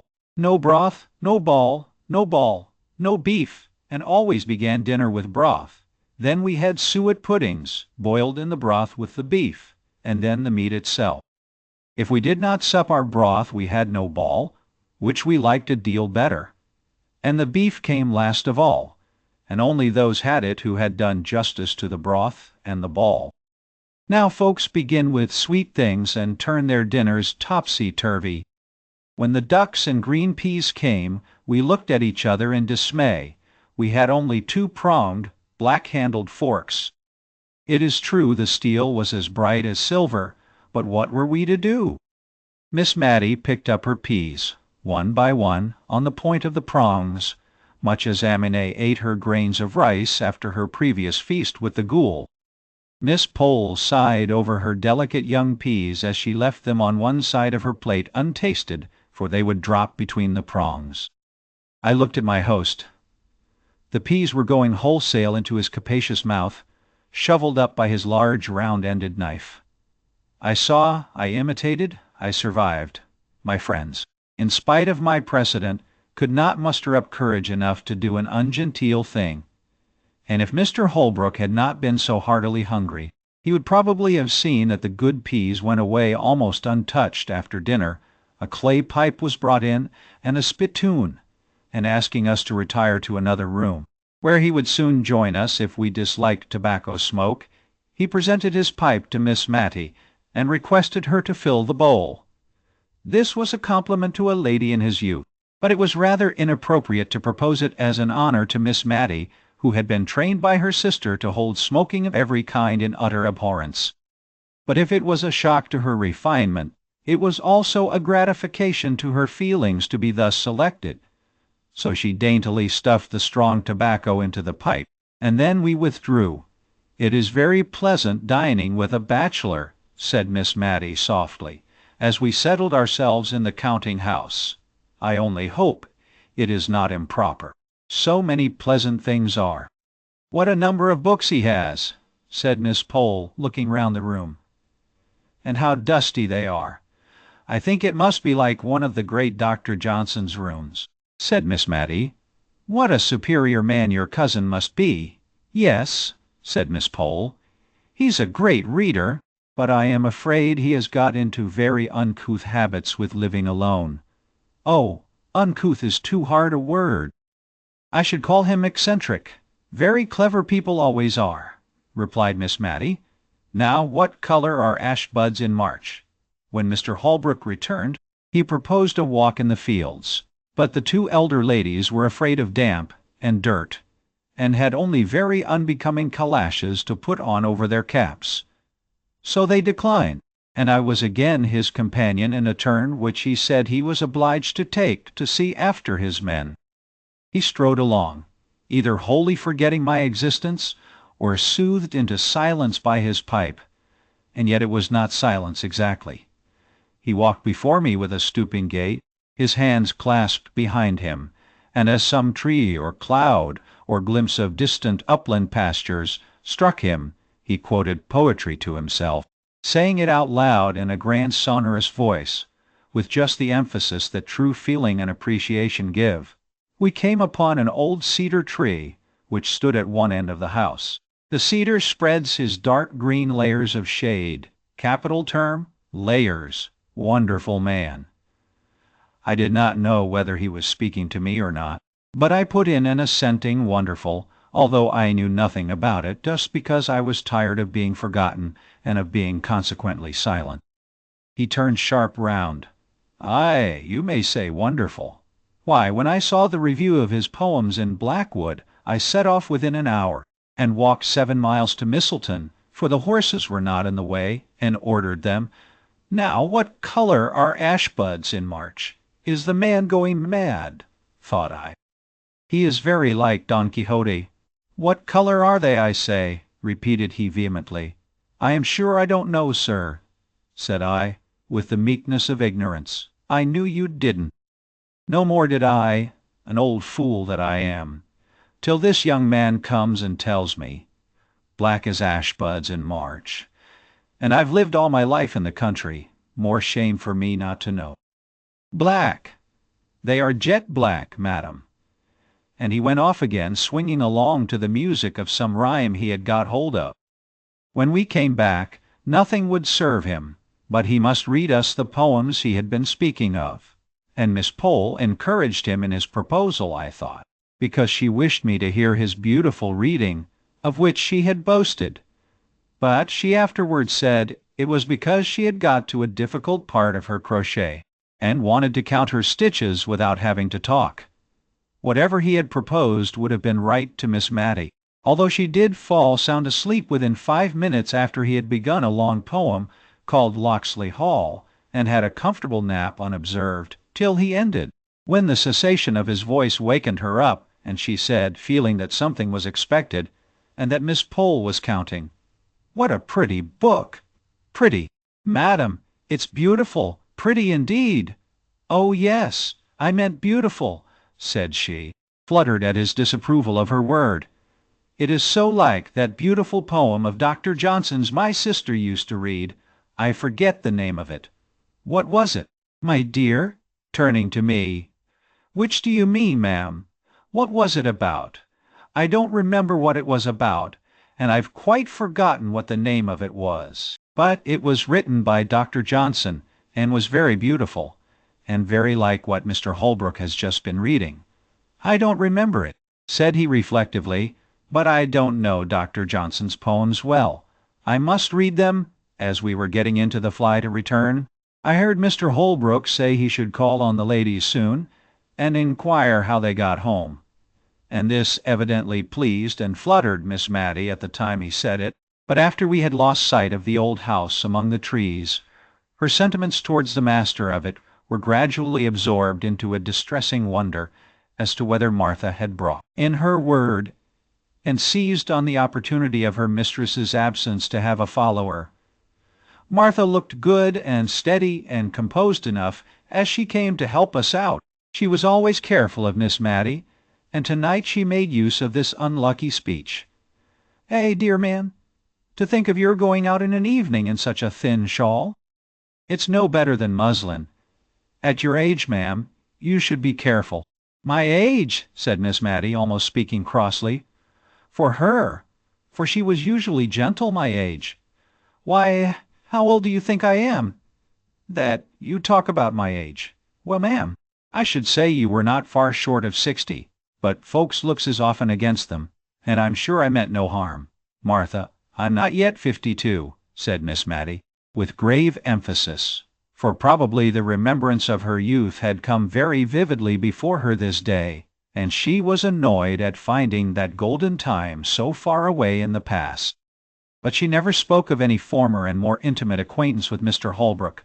She had probably met with so little sympathy in her early love that she had shut it up close in her heart, and it was only by a sort of watching, which I could hardly avoid since Miss Pole's confidence, that I saw how faithful her poor heart had been in its sorrow and its silence.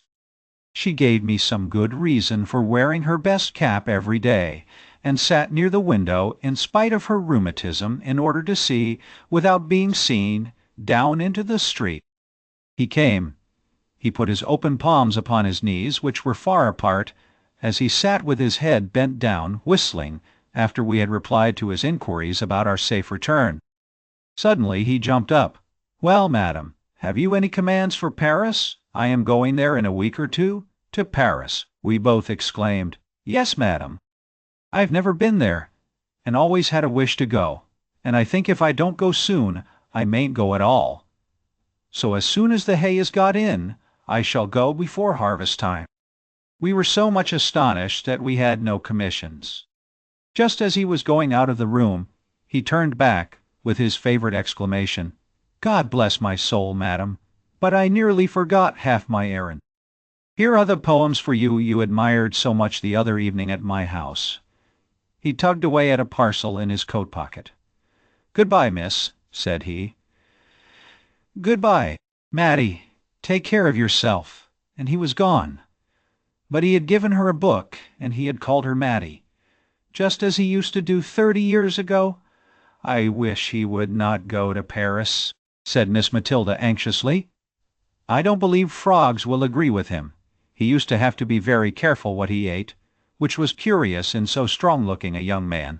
Soon after this I took my leave, giving many an injunction to Martha to look after her mistress, and to let me know if she thought that Miss Matilda was not so well, in which case I would volunteer a visit to my old friend without noticing Martha's intelligence to her. Accordingly, I received a line or two from Martha every now and then, and about November, I had a note to say her mistress was very low and sadly off her food, and the account made me so uneasy that, although Martha did not decidedly summon me, I packed up my things and went. I received a warm welcome, in spite of the little flurry produced by my impromptu visit, for I had only been able to give a day's notice. Miss Matilda looked miserably ill, and I prepared to comfort and cosset her. I went down to have a private talk with Martha. "How long has your mistress been so poorly?" I asked as I stood by the kitchen fire. "Well, I think it's better than a fortnight."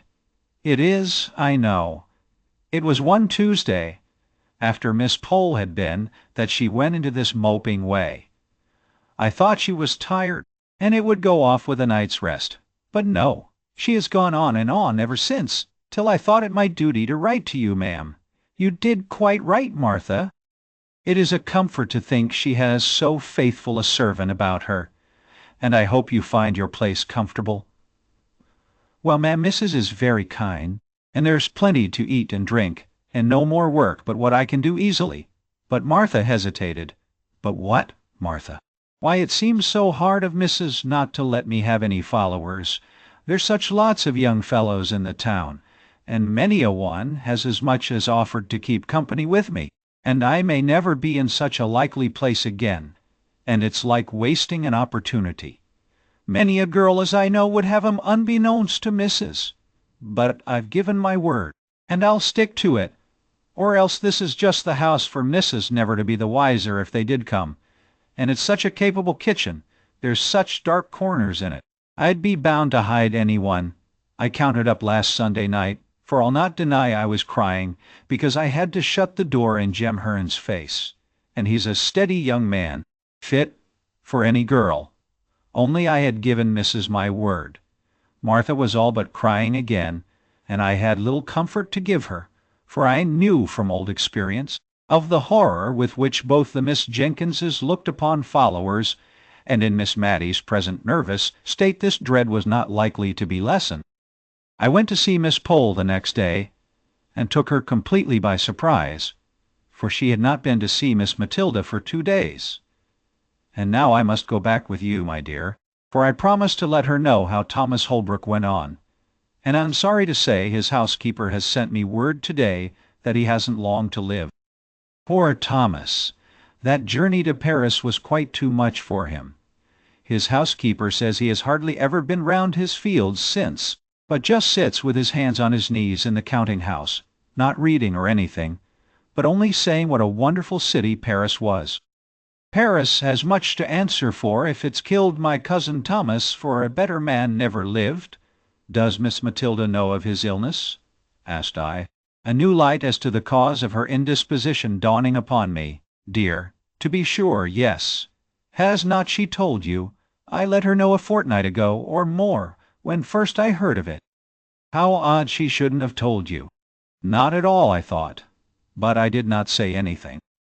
I felt almost guilty of having spied too curiously into that tender heart, and I was not going to speak of its secrets, hidden, Miss Mattie believed, from all the world. I ushered Miss Pole into Miss Matilda's little drawing-room, and then left them alone. But I was not surprised when Martha came to my bedroom door to ask me to go down to dinner alone, for that missus had one of her bad headaches.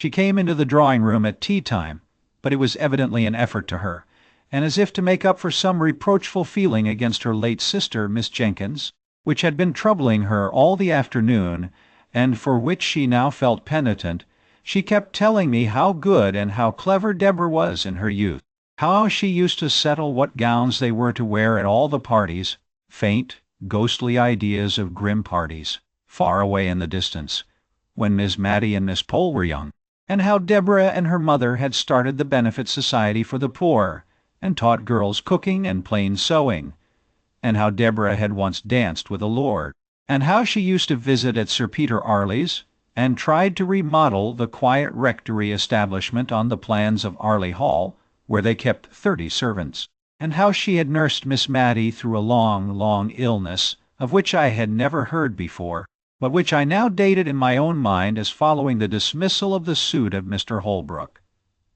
So we talked softly and quietly of old times through the long November evening. The next day Miss Pole brought us word that Mr. Holbrook was dead. Miss Matty heard the news in silence. In fact, from the account of the previous day, it was only what we had to expect. Miss Pole kept calling upon us for some expression of regret, by asking if it was not sad that he was gone, and saying, "To think of that pleasant day last June, when he seemed so well, and he might have lived this dozen years if he had not gone to that wicked Paris, where they are always having revolutions." She paused for some demonstration on our part. I saw Miss Matty could not speak. She was trembling so nervously. So I said what I really felt, and after a call of some duration, all the time of which I have no doubt, Miss Pole thought Miss Matty received the news very calmly, our visitor took her leave. Miss Matty made a strong effort to conceal her feelings, a concealment she practiced even with me, for she has never alluded to Mr. Holbrook again, although the book he gave her lies with her Bible on the little table by her bedside. She did not think I heard her when she asked the little milliner of Cranford to make her cap something like the Honourable Mrs. Jamieson's, or that I noticed the reply, "But she wears widows' caps, ma'am." "Oh, I only meant something in that style. Not widows, of course, but rather like Mrs. Jamieson's." This effort at concealment was the beginning of the tremulous motion of head and hands which I have seen ever since in Miss Matty. The evening of the day on which we heard of Mr. Holbrook's death, Miss Matilda was very silent and thoughtful. After prayers she called Martha back, and then she stood uncertain what to say. "Martha," she said, "at last you are young," and then she made so long a pause that Martha, to remind her of her half-finished sentence, dropped a curtsy and said, "Yes, please, ma'am. 22 last 3rd of October, please, ma'am. And perhaps, Martha, you may some time meet with a young man you like, and who likes you. I did say you were not to have followers. But if you meet with such a young man, and tell me, and I find he is respectable, I have no objection to his coming to see you once a week. God forbid," said she in a low voice, "that I should grieve any young hearts." She spoke as if she were providing for some distant contingency, and was rather startled when Martha made her ready eager answer, "Please, ma'am, there's Jem Hearn, and he's a joiner making 3 and 6 a day, and 6'1" in his stocking feet, please, ma'am. And if you'll ask about him tomorrow morning, everyone will give him a character for steadiness, and he'll be glad enough to come tomorrow night, I'll be bound." Though Miss Matty was startled, she submitted to fate and love. Chapter 5. I have often noticed that almost everyone has his own individual small economies, careful habits of saving fractions of pennies in some one peculiar direction, any disturbance of which annoys him more than spending shillings or pounds on some real extravagance. An old gentleman of my acquaintance, who took the intelligence of the failure of a joint stock bank in which some of his money was invested with stoical mildness, worried his family all through a long summer's day because one of them had torn, instead of cutting, out the written leaves of his now useless bank book. Of course, the corresponding pages at the other end came out as well, and this little unnecessary waste of paper, his private economy, chafed him more than all the loss of his money. Envelopes fretted his soul terribly when they first came in. The only way in which he could reconcile himself to such waste of his cherished article was by patiently turning inside out all that were sent to him, and so making them serve again. Even now, though tamed by age, I see him casting wistful glances at his daughters when they send a whole inside of a half-sheet of notepaper, with the 3 lines of acceptance to an invitation written on only one of the sides. I am not above owning that I have this human weakness myself. String is my foible. My pockets get full of little hanks of it, picked up and twisted together, ready for uses that never come. I am seriously annoyed if anyone cuts the string of a parcel instead of patiently and faithfully undoing it fold by fold. How people can bring themselves to use India rubber rings, which are a sort of deification of string, as lightly as they do, I cannot imagine. To me, an India rubber ring is a precious treasure. I have one which is not new, one that I picked up off the floor nearly 6 years ago. I have really tried to use it, but my heart failed me, and I could not commit the extravagance. Small pieces of butter grieve others. They cannot attend to conversation because of the annoyance occasioned by the habit which some people have of invariably taking more butter than they want. Have you not seen the anxious look, almost mesmeric, which such persons fix on the article? They would feel it a relief if they might bury it out of their sight by popping it into their own mouths and swallowing it down, and they are really made happy if the person on whose plate it lies unused suddenly breaks off a piece of toast, which he does not want at all, and eats up his butter. They think that this is not waste. Now Miss Mattie Jenkins was chary of candles. We had many devices to use as few as possible. In the winter afternoons she would sit knitting for 2 or 3 hours. She could do this in the dark, or by firelight, and when I asked if I might not ring for candles to finish stitching my wristbands, she told me to keep blind man's holiday.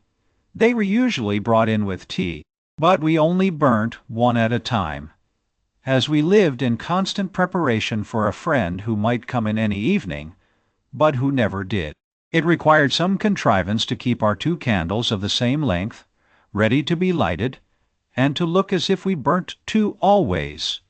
The candles took it in turns, and, whatever we might be talking about or doing, Miss Mattie's eyes were habitually fixed upon the candle, ready to jump up and extinguish it and to light the other before they had become too uneven in length to be restored to equality in the course of the evening.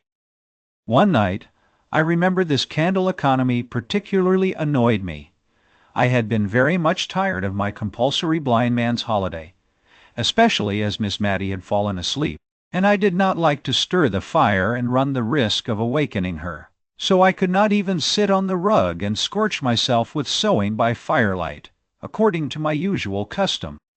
I fancied Miss Mattie must be dreaming of her early life, for she spoke 1 or 2 words in her uneasy sleep, bearing reference to persons who were dead long before.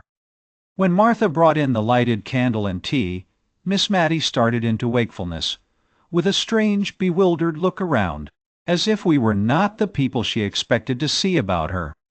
There was a little sad expression that shadowed her face as she recognized me, but immediately afterwards she tried to give me her usual smile.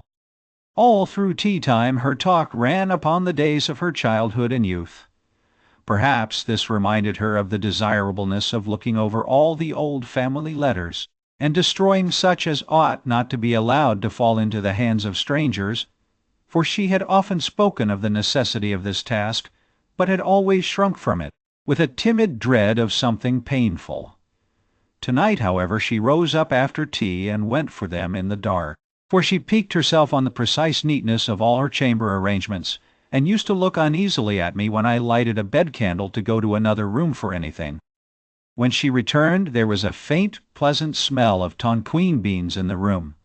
I had always noticed this scent about any of the things which had belonged to her mother, and many of the letters were addressed to her, yellow bundles of love letters, 60 or 70 years old. Miss Mattie undid the packet with a sigh, but she stifled it directly, as if it were hardly right to regret the flight of time, or of life either.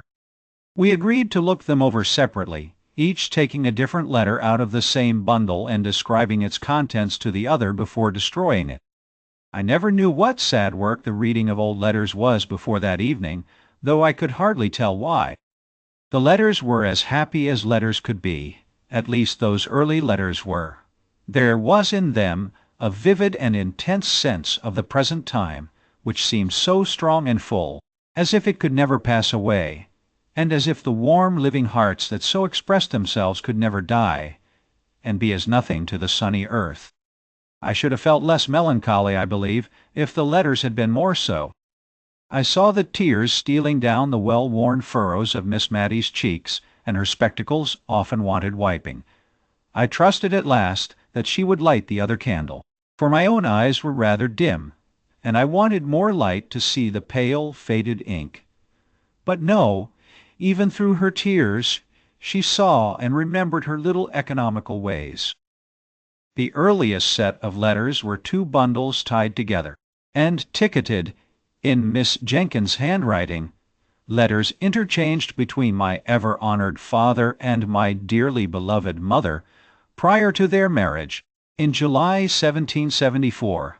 I should guess that the rector of Cranford was about 27 years of age when he wrote those letters, and Miss Mattie told me that her mother was just 18 at the time of her wedding, with my idea of the rector derived from a picture in the dining parlor, stiff and stately, in a huge, full-bottomed wig, with gown, cassock, and bands, and his hand upon a copy of the only sermon he ever published. It was strange to read these letters. They were full of eager, passionate ardor, short, homely sentences, right fresh from the heart, very different from the grand Latinized, Johnsonian style of the printed sermon preached before some judge at assize time. His letters were a curious contrast to those of his girl bride. She was evidently rather annoyed at his demands upon her for expressions of love, and could not quite understand what he meant by repeating the same thing over in so many different ways. But what she was quite clear about was a longing for a white paduasoy, whatever that might be, and 6 or 7 letters were principally occupied in asking her lover to use his influence with her parents, who evidently kept her in good order, to obtain this or that article of dress, more especially the white paduasoy. He cared nothing how she was dressed. She was always lovely enough for him, as he took pains to assure her. When she begged him to express in his answers a predilection for particular pieces of finery, in order that she might show what he said to her parents. But at length he seemed to find out that she would not be married till she had a trousseau to her mind. And then he sent her a letter, which had evidently accompanied a whole box full of finery, and in which he requested that she might be dressed in everything her heart desired. This was the first letter, ticketed in a frail, delicate hand from my dearest John. Shortly afterwards they were married, I suppose, from the intermission in their correspondence. "We must burn them, I think," said Miss Mattie, looking doubtfully at me. "No one will care for them when I am gone." And one by one she dropped them into the middle of the fire, watching each blaze up, die out, and rise away, in faint, white, ghostly semblance, up the chimney, before she gave another to the same fate. The room was light enough now, but I, like her, was fascinated into watching the destruction of those letters, into which the honest warmth of a manly heart had been poured forth. The next letter, likewise docketed by Miss Jenkins, was endorsed, "Letter of pious congratulation and exhortation from my venerable grandfather to my beloved mother, on occasion of my own birth." Also some practical remarks on the desirability of keeping warm the extremities of infants, from my excellent grandmother. The first part was, indeed, a severe and forcible picture of the responsibilities of mothers, and a warning against the evils that were in the world, and lying in ghastly wait for the little baby of 2 days old. His wife did not write, said the old gentleman, because he had forbidden it, she being indisposed with a sprained ankle which, he said, quite incapacitated her from holding a pen. However, at the foot of the page was a small T.O., and on turning it over, sure enough, there was a letter to my dearest Molly, begging her, when she left her room, whatever she did, to go upstairs before going down, and telling her to wrap her baby's feet up in flannel and keep it warm by the fire, although it was summer. For babies were so tender, it was pretty to see from the letters, which were evidently exchanged with some frequency between the young mother and the grandmother, how the girlish vanity was being weeded out of her heart by love for her baby. The white paduasoy figured again in the letters, with almost as much vigor as before. In one, It was being made into a christening cloak for the baby. It decked it when it went with its parents to spend a day or two at Arley Hall. It added to its charms when it was the prettiest little baby that ever was seen. Dear Mother, I wish you could see her, without any partiality. I do think she will grow up a regular beauty. I thought of Miss Jenkins, gray, withered, and wrinkled, and I wondered if her mother had known her in the courts of heaven. And then I knew that she had, and that they stood there in angelic guise. There was a great gap before any of the rector's letters appeared, and then his wife had changed her mode of her endorsement. It was no longer from my dearest John. It was from my honored husband. The letters were written on occasion of the publication of the same sermon which was represented in the picture. The preaching before my Lord Judge, and the publishing by request, was evidently the culminating point, the event of his life. It had been necessary for him to go up to London to superintend it through the press. Many friends had to be called upon and consulted before he could decide on any printer fit for so onerous a task, and at length it was arranged that J&J Rivingtons were to have the honorable responsibility. The worthy rector seemed to be strung up by the occasion to a high literary pitch, for he could hardly write a letter to his wife without cropping out into Latin. I remember the end of one of his letters ran thus: I shall ever hold the virtuous qualities of my Molly in remembrance. Dum memor ipse mei, dum spiritus, ricit artus. Which, considering that the English of his correspondent was sometimes at fault in grammar, and often in spelling, might be taken as a proof of how much he idealized his Molly, and, as Miss Jenkins used to say, people talk a great deal about idealizing nowadays, whatever that may mean. But this was nothing to a fit of writing classical poetry which soon seized him, in which his Molly figured away as Maria. The letter containing the Carmen was endorsed by her, Hebrew verses sent me by my honored husband. I thought to have had a letter about killing the pig, but must wait. Mem. To send the poetry to Sir Peter Arley, as my husband desires. And in a postscriptum note in his handwriting, it was stated that the ode had appeared in the Gentleman's Magazine, December 1782. Her letters back to her husband, treasured as fondly by him as if they had been MTO Ciceronis Epistolae, were more satisfactory to an absent husband and father than his could ever have been to her. She told him how Deborah sewed her seam very neatly every day, and read to her in the books he had set her, how she was a very for'ard good child, but would ask questions her mother could not answer, but how she did not let herself down by saying she did not know, but took to stirring the fire, or sending the for'ard child on an errand. Mattie was now the mother's darling, and promised, like her sister at her age, to be a great beauty. I was reading this aloud to Miss Mattie, who smiled and sighed a little at the hope, so fondly expressed, that little Mattie might not be vain, even if she were a beauty. I had very pretty hair, my dear, said Miss Matilda, and not a bad mouth. And I saw her soon afterwards adjust her cap and draw herself up. But to return to Mrs. Jenkins' letters. She told her husband about the poor in the parish, what homely domestic medicines she had administered, what kitchen physic she had sent. She had evidently held his displeasure as a rod in pickle over the heads of all the ne'er-do-wells. She asked for his directions about the cows and pigs, and did not always obtain them, as I have shown before. The kind old grandmother was dead when a little boy was born, soon after the publication of the sermon, but there was another letter of exhortation from the grandfather, more stringent and admonitory than ever, now that there was a boy to be guarded from the snares of the world. He described all the various sins into which men might fall, until I wondered how any man ever came to a natural death. The gallows seemed as if it must have been the termination of the lives of most of the grandfather's friends and acquaintance, and I was not surprised at the way in which he spoke of this life being a vale of tears. It seemed curious that I should never have heard of this brother before, but I concluded that he had died young, or else surely his name would have been alluded to by his sisters. By and by we came to packets of Miss Jenkins's letters. These Miss Matty did regret to burn.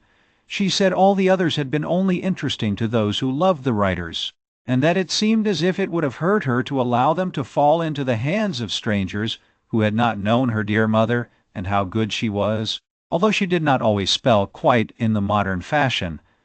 But Deborah's letters were so very superior. Anyone might profit by reading them. It was a long time since she had read Mrs. Chapone, but she knew she used to think that Deborah could have said the same things quite as well. And as for Mrs. Carter, people thought a deal of her letters, just because she had written Epictetus, but she was quite sure Deborah would never have made use of such a common expression as I canna be fashed. I made use of the time to think of many other things. Miss Matty did grudge burning these letters, it was evident. She would not let them be carelessly passed over with any quiet reading and skipping to myself. She took them from me and even lighted the second candle in order to read them aloud with a proper emphasis, and without stumbling over the big words. Oh dear, how I wanted facts instead of reflections before those letters were concluded. They lasted us 2 nights, and I won't deny that I made use of the time to think of many other things, and yet I was always at my post at the end of each sentence. The rector's letters, and those of his wife and mother-in-law, had all been tolerably short and pithy, written in a straight hand, with the lines very close together. Sometimes the whole letter was contained on a mere scrap of paper. The paper was very yellow, and the ink very brown.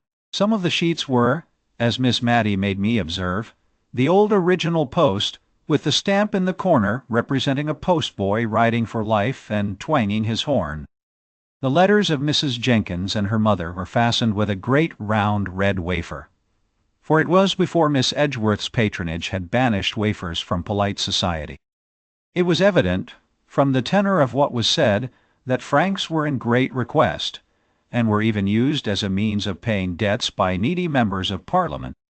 The rector sealed his epistles with an immense coat of arms, and showed by the care with which he had performed this ceremony that he expected they should be cut open, not broken by any thoughtless or impatient hand. Now, Miss Jenkins's letters were of a later date in form and writing. She wrote on the square sheet which we have learned to call old-fashioned. Her hand was admirably calculated, together with her use of many-syllabled words, to fill up a sheet, and then came the pride and delight of crossing. Poor Miss Matty got sadly puzzled with this, for the words gathered size like snowballs, and towards the end of her letter Miss Jenkins used to become quite sesquipedalian. In one to her father, slightly theological and controversial in its tone, she had spoken of Herod, Tetrarch of Idumea. Miss Matty read it Herod Petrarch of Etruria, and was just as well pleased as if she had been right. I can't quite remember the date, but I think it was in 1805 that Miss Jenkins wrote the longest series of letters, on occasion of her absence on a visit to some friends near Newcastle upon Tyne. These friends were intimate with the commandant of the garrison there, and heard from him of all the preparations that were being made to repel the invasion of Buonaparte, which some people imagined might take place at the mouth of the Tyne. Miss Jenkins was evidently very much alarmed, and the first part of her letters was often written in pretty intelligible English, conveying particulars of the preparations which were made in the family with whom she was residing against the dreaded event.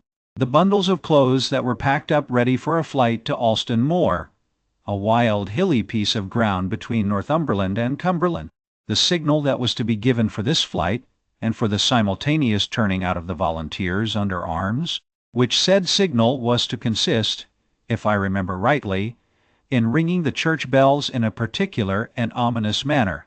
One day, when Miss Jenkins and her hosts were at a dinner party in Newcastle, this warning summons was actually given, not a very wise proceeding, if there be any truth in the moral attached to the fable of the boy and the wolf. But so it was, and Miss Jenkins, hardly recovered from her fright, wrote the next day to describe the sound, the breathless shock, the hurry and alarm. And then, taking breath, she added, "How trivial, my dear father! Do all our apprehensions of the last evening appear, at the present moment, to calm and inquiring minds? And here Miss Matty broke in with, "But, indeed, my dear, they were not at all trivial or trifling at the time. I know I used to wake up in the night many a time and think I heard the tramp of the French entering Cranford. Many people talked of hiding themselves in the salt mines, and meat would have kept capitally down there, only perhaps we should have been thirsty. And my father preached a whole set of sermons on the occasion, one set in the mornings, all about David and Goliath, to spirit up the people to fighting with spades or bricks, if need were, and the other set in the afternoons proving that Napoleon, that was another name for Boney, as we used to call him, was all the same as an Apollyon and Abaddon. I remember my father rather thought he should be asked to print this last set, but the parish had, perhaps, had enough of them with hearing. Peter Marmaduke Arley Jenkins, poor Peter, as Miss Matty began to call him, was at school at Shrewsbury by this time. The rector took up his pen and rubbed up his Latin once more, to correspond with his boy. It was very clear that the lads were what are called show letters. They were of a highly mental description, giving an account of his studies and his intellectual hopes of various kinds, with an occasional quotation from the classics. But now and then the animal nature broke out in such a little sentence as this, evidently written in a trembling hurry after the letter had been inspected: "Mother dear, do send me a cake, and put plenty of citron in." The mother dear probably answered her boy in the form of cakes and goody, for there were none of her letters among this set, but a whole collection of the rector's, to whom the Latin in his boy's letters was like a trumpet to the old war-horse. I do not know much about Latin, certainly, and it is, perhaps, an ornamental language, but not very useful, I think, at least to judge from the bits I remember out of the rector's letters. One was, "You have not got that town in your map of Ireland, but bonus Bernardus non videt omnia, as the proverbia say." Presently it became very evident that poor Peter got himself into many scrapes. There were letters of stilted penitence to his father for some wrong-doing, and among them all was a badly written, badly sealed, badly directed blotted note. "My dear, dear, dear, dearest mother, I will be a better boy. I will, indeed. But don't, please, be ill for me. I am not worth it. But I will be good, darling mother." Miss Matty could not speak for crying after she had read this note. She gave it to me in silence, and then got up and took it to her sacred recesses in her own room for fear, by any chance, it might get burnt. "Poor Peter," she said. "He was always in scrapes. He was too easy. They led him wrong, and then left him in the lurch. But he was too fond of mischief. He could never resist a joke. Poor Peter!" Chapter 6. Poor Peter's career lay before him rather pleasantly mapped out by kind friends, but bonus Bernardus non videt omnia in this map too. He was to win honours at the Shrewsbury School, and carry them thick to Cambridge, and after that a living awaited him, the gift of his godfather, Sir Peter Arley. Poor Peter! His lot in life was very different to what his friends had hoped and planned. Miss Matty told me all about it, and I think it was a relief when she had done so. He was the darling of his mother, who seemed to dote on all her children, though she was, perhaps, a little afraid of Deborah's superior acquirements. Deborah was the favourite of her father, and when Peter disappointed him, she became his pride. The sole honour Peter brought away from Shrewsbury was the reputation of being the best good fellow that ever was, and of being the captain of the school in the art of practical joking. His father was disappointed, but set about remedying the matter in a manly way. He could not afford to send Peter to read with any tutor, but he could read with him himself, and Miss Matty told me much of the awful preparations in the way of dictionaries and lexicons that were made in her father's study the morning Peter began. "My poor mother," said she. I remember how she used to stand in the hall, just near enough the study door, to catch the tone of my father's voice. I could tell in a moment if all was going right by her face. And it did go right for a long time. "What went wrong at last?" said I. "That tiresome Latin. I dare say. No, it was not the Latin. Peter was in high favor with my father, for he worked up well for him. But he seemed to think that the Cranford people might be joked about and made fun of, and they did not like it. Nobody does. He was always hoaxing them. Hoaxing is not a pretty word, my dear, and I hope you won't tell your father I used it, for I should not like him to think that I was not choice in my language, after living with such a woman as Deborah, and be sure you never use it yourself. I don't know how it slipped out of my mouth, except it was that I was thinking of poor Peter, and it was always his expression. But he was a very gentlemanly boy in many things. He was like dear Captain Brown in always being ready to help any old person or a child. Still, he did like joking and making fun, and he seemed to think the old ladies in Cranford would believe anything. There were many old ladies living here then. We are principally ladies now, I know, but we are not so old as the ladies used to be when I was a girl. I could laugh to think of some of Peter's jokes. No, my dear, I won't tell you of them because they might not shock you as they ought to do, and they were very shocking. He even took in my father once, by dressing himself up as a lady that was passing through the town, and wished to see the rector of Cranford, who had published that admirable assize sermon. Peter said he was awfully frightened himself when he saw how my father took it all in, and even offered to copy out all his Napoleon Bonaparte sermons for her. Him, I mean. No, her, for Peter was a lady then. He told me he was more terrified than he ever was before, all the time my father was speaking. He did not think my father would have believed him, and yet if he had not, it would have been a sad thing for Peter. As it was, he was none so glad of it, for my father kept him hard at work, copying out all those 12 Bonaparte sermons for the lady. That was for Peter himself, you know. He was the lady. And once, when he wanted to go fishing, Peter said, "Confound the woman!" Very bad language, my dear. But Peter was not always so guarded as he should have been. My father was so angry with him, it nearly frightened me out of my wits. And yet I'd hardly keep from laughing at the little curtsies Peter kept making quite slyly whenever my father spoke of the lady's excellent taste and sound discrimination. Confound the woman. "Did Miss Jenkins know of these tricks?" said I. "Oh, no. Deborah would have been too much shocked. No, no one knew but me." I wish I had always known of Peter's plans, but sometimes he did not tell me. He used to say the old ladies in the town wanted something to talk about, but I don't think they did.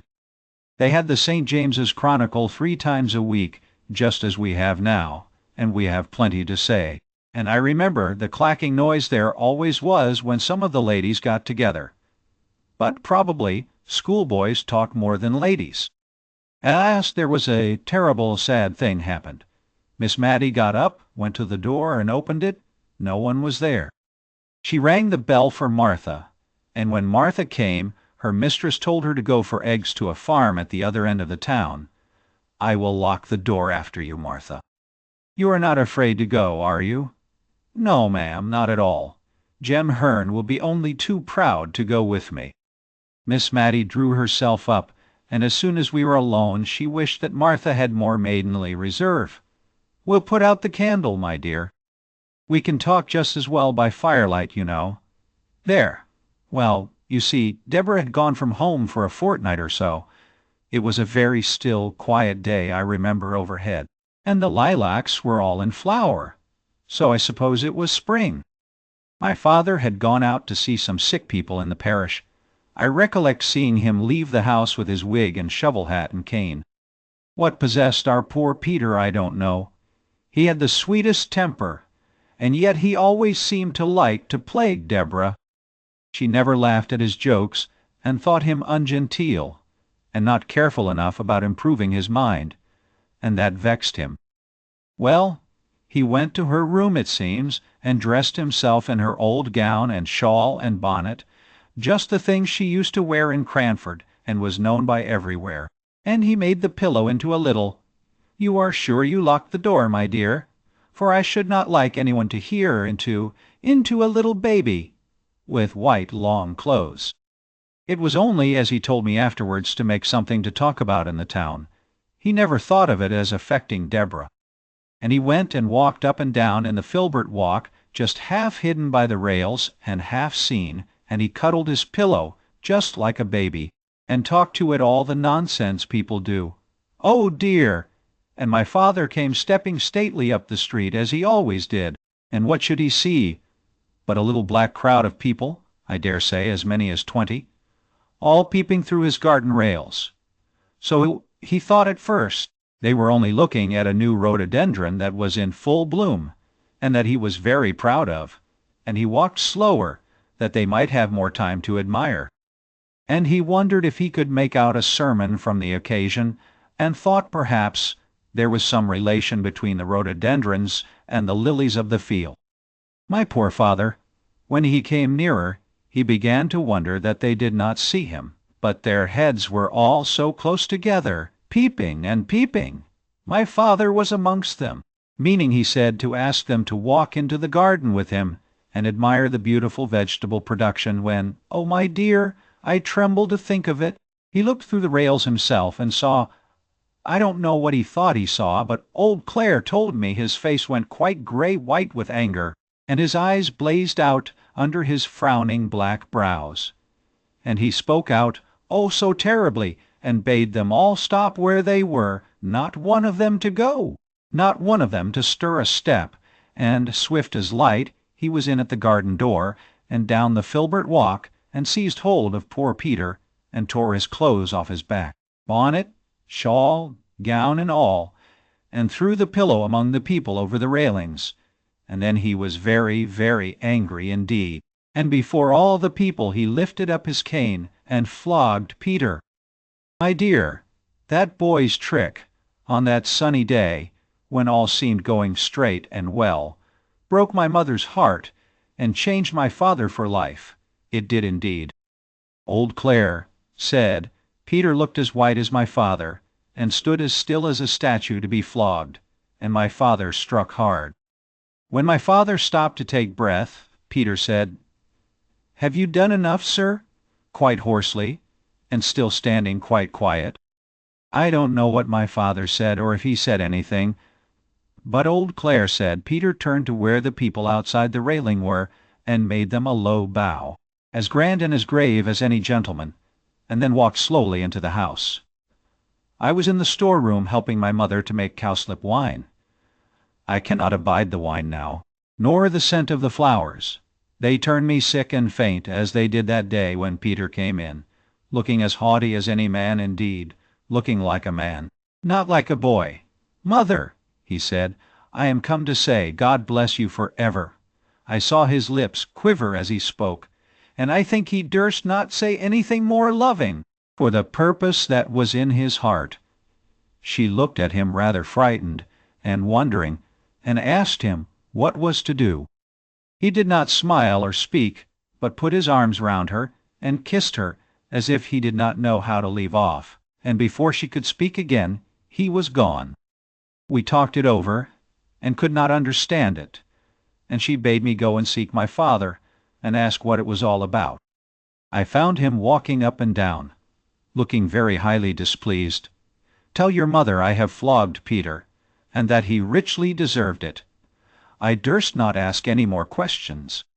When I told my mother, she sat down, quite faint for a minute. I remember a few days after, I saw the poor withered cowslip flowers thrown out to the leaf-heap to decay and die there. There was no making of cowslip wine that year at the rectory, nor, indeed, ever after. Presently my mother went to my father. I know I thought of Queen Esther and King Ahasuerus, for my mother was very pretty and delicate-looking, and my father looked as terrible as King Ahasuerus.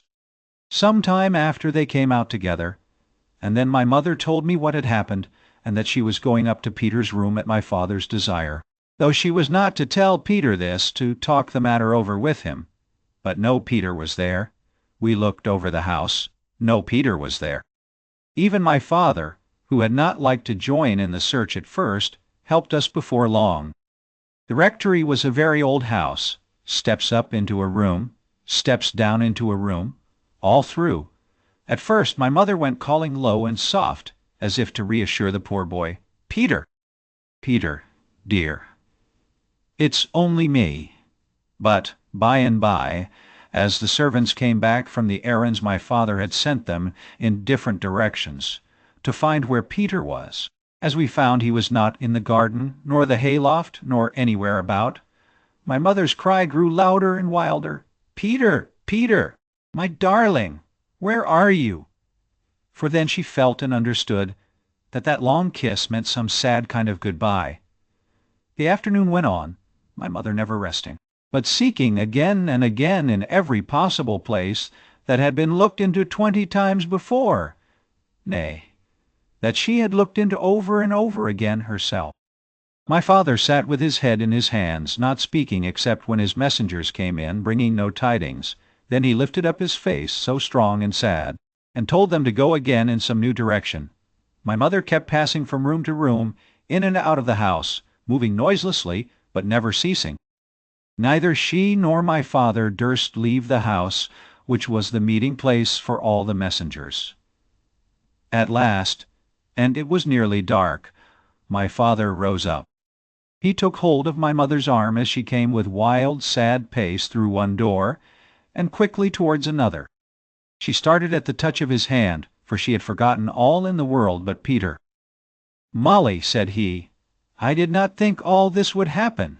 He looked into her face for comfort, her poor face all wild and white, for neither she nor my father had dared to acknowledge, much less act upon, the terror that was in their hearts, lest Peter should have made away with himself. My father saw no conscious look in his wife's hot, dreary eyes, and he missed the sympathy that she had always been ready to give him, strong man as he was. And at the dumb despair in her face his tears began to flow. But when she saw this, a gentle sorrow came over her countenance, and she said, "Dearest John, don't cry. Come with me, and we'll find him," almost as cheerfully as if she knew where he was. And she took my father's great hand in her little soft one, and led him along, the tears dropping as he walked on that same unceasing weary walk from room to room through house and garden. Oh, how I wished for Deborah! I had no time for crying, for now all seemed to depend on me. I wrote for Deborah to come home. I sent a message privately to that same Mr. Holbrook's house. Poor Mr. Holbrook, you know who I mean. I don't mean I sent a message to him, but I sent one that I could trust to know if Peter was at his house. For at one time Mr. Holbrook was an occasional visitor at the rectory. You know he was Miss Pole's cousin, and he had been very kind to Peter, and taught him how to fish. He was very kind to everybody, and I thought Peter might have gone off there. But Mr. Holbrook was from home, and Peter had never been seen. It was night now, but the doors were all wide open, and my father and mother walked on and on. It was more than an hour since he had joined her, and I don't believe they had ever spoken all that time. I was getting the parlor fire lighted, and one of the servants was preparing tea, for I wanted them to have something to eat and drink and warm them, when old Clare asked to speak to me. "I have borrowed the nets from the weir, Miss Mattie. Shall we drag the ponds tonight or wait for the morning?" I remember staring in his face to gather his meaning, and when I did, I laughed out loud. The horror of that new thought, our bright, darling Peter, cold and stark and dead. I remember the ring of my own laugh now. The next day Deborah was at home before I was myself again. She would not have been so weak as to give way as I had done, but my screams, my horrible laughter had ended in crying, had roused my sweet dear mother, whose poor wandering wits were called back and collected as soon as a child needed her care. She and Deborah sat by my bedside. I knew by the looks of each that there had been no news of Peter, no awful, ghastly news, which was what I most had dreaded in my dull state between sleeping and waking. The same result of all the searching had brought something of the same relief to my mother, to whom, I am sure, the thought that Peter might even then be hanging dead in some of the familiar home places had caused that never-ending walk of yesterday. Her soft eyes never were the same again after that. They had always a restless, craving look, as if seeking for what they could not find. Oh, it was an awful time, coming down like a thunderbolt on the still sunny day when the lilacs were all in bloom. Where was Mr. Peter? Said I. He had made his way to Liverpool, and there was war then. And some of the king's ships lay off the mouth of the Mersey, and they were only too glad to have a fine likely boy such as him, 5'9" he was, come to offer himself. The captain wrote to my father, and Peter wrote to my mother. Stay, those letters will be somewhere here. We lighted the candle and found the captain's letter and Peter's too. And we also found a little simple begging letter from Mrs. Jenkins to Peter, addressed to him at the house of an old schoolfellow whither she fancied he might have gone.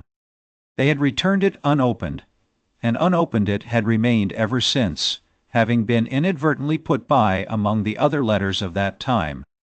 This is it.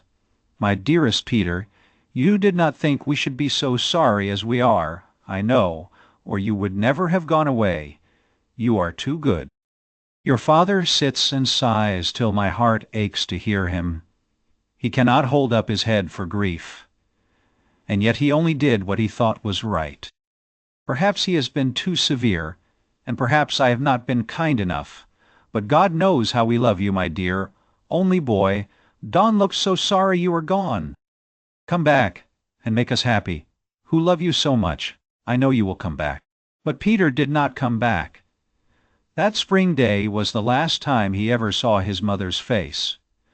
The writer of the letter, the last, the only person who had ever seen what was written in it was dead long ago, and I, a stranger, not born at the time when this occurrence took place, was the one to open it.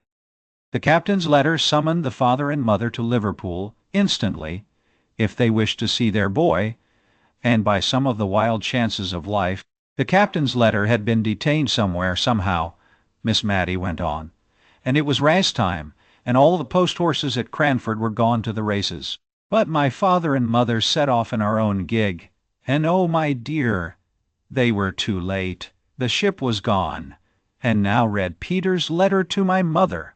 It was full of love, and sorrow, and pride in his new profession, and a sore sense of his disgrace in the eyes of the people at Cranford, but ending with a passionate entreaty that she would come and see him before he left the Mersey. Mother, we may go into battle. I hope we shall, and lick those French, but I must see you again before that time. And she was too late, said Miss Matty, too late. We sat in silence, pondering on the full meaning of those sad, sad words. At length I asked Miss Matty to tell me how her mother bore it. Oh, she said, she was patience itself. She had never been strong, and this weakened her terribly. My father used to sit looking at her, far more sad than she was. He seemed as if he could look at nothing else when she was by, and he was so humble, so very gentle now.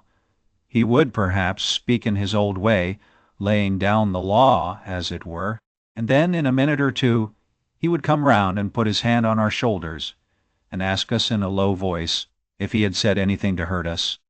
I did not wonder at his speaking so to Deborah, for she was so clever, but I could not bear to hear him talking so to me. But, you see, he saw what we did not, that it was killing my mother. Yes, killing her. Put out the candle, my dear. I can talk better in the dark, for she was but a frail woman, and ill-fitted to stand the fright and shock she had gone through, and she would smile at him and comfort him, not in words but in her looks and tones, which were always cheerful when he was there, and she would speak of how she thought Peter stood a good chance of being admiral very soon, he was so brave and clever, and how she thought of seeing him in his navy uniform, and what sort of hats admirals wore, and how much more fit he was to be a sailor than a clergyman, and all in that way, just to make my father think she was quite glad of what came of that unlucky morning's work, and the flogging which was always in his mind, as we all knew. But oh, knew, my dear, the bitter, bitter crying she had when she was alone, and at last, as she grew weaker, She could not keep her tears in when Deborah or me was by, and would give us message after message for Peter. His ship had gone to the Mediterranean, or somewhere down there, and then he was ordered off to India, and there was no overland route then. But she still said that no one knew where their death lay in wait, and that we were not to think hers was near. We did not think it, but we knew it, as we saw her fading away. Well, my dear, it's very foolish of me, I know, when in all likelihood I am so near seeing her again. And only think, love, the very day after her death, for she did not live quite a 12-month after Peter went away, the very day after, came a parcel for her from India, from her poor boy. It was a large, soft, white Indian shawl, with just a little narrow border all round, just what my mother would have liked. We thought it might rouse my father, for he had sat with her hand in his all night long, so Deborah took it in to him, and Peter's letter to her, and all. At first he took no notice, and we tried to make a kind of light, careless talk about the shawl, opening it out and admiring it. Then, suddenly, he got up and spoke. "She shall be buried in it," he said. "Peter shall have that comfort," and she would have liked it.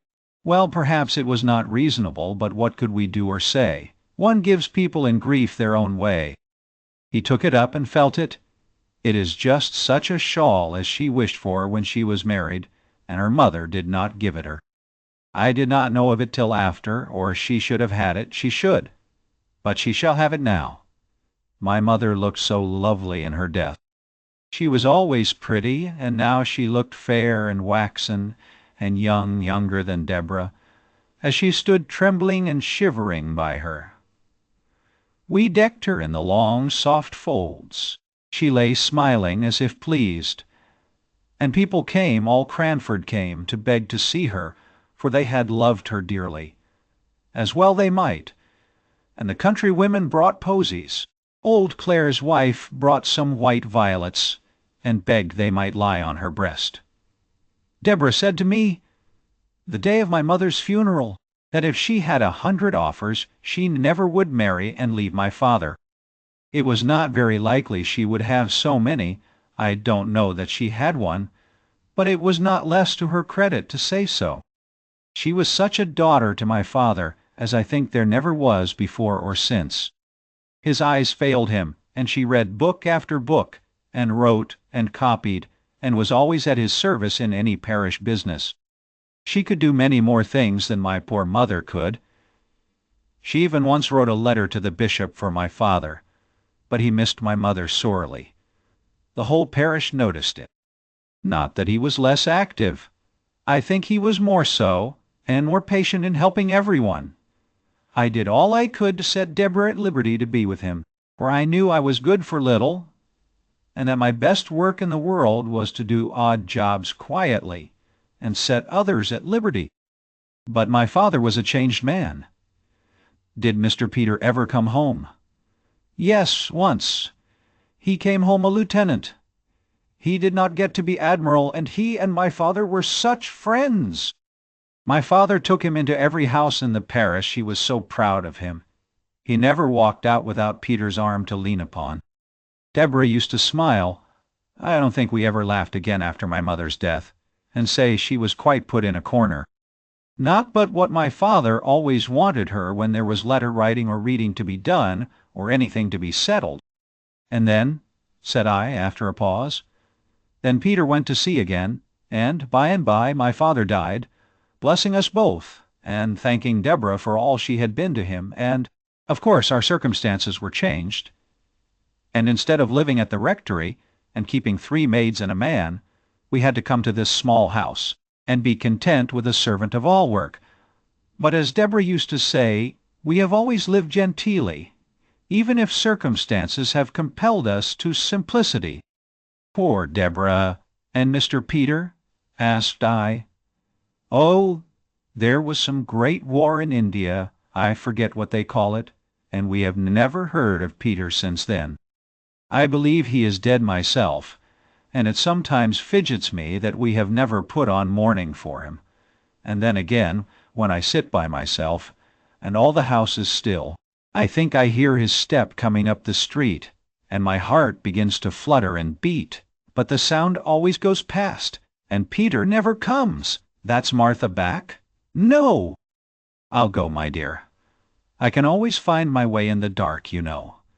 And a blow of fresh air at the door will do my head good, and it's rather got a trick of aching. So she pattered off.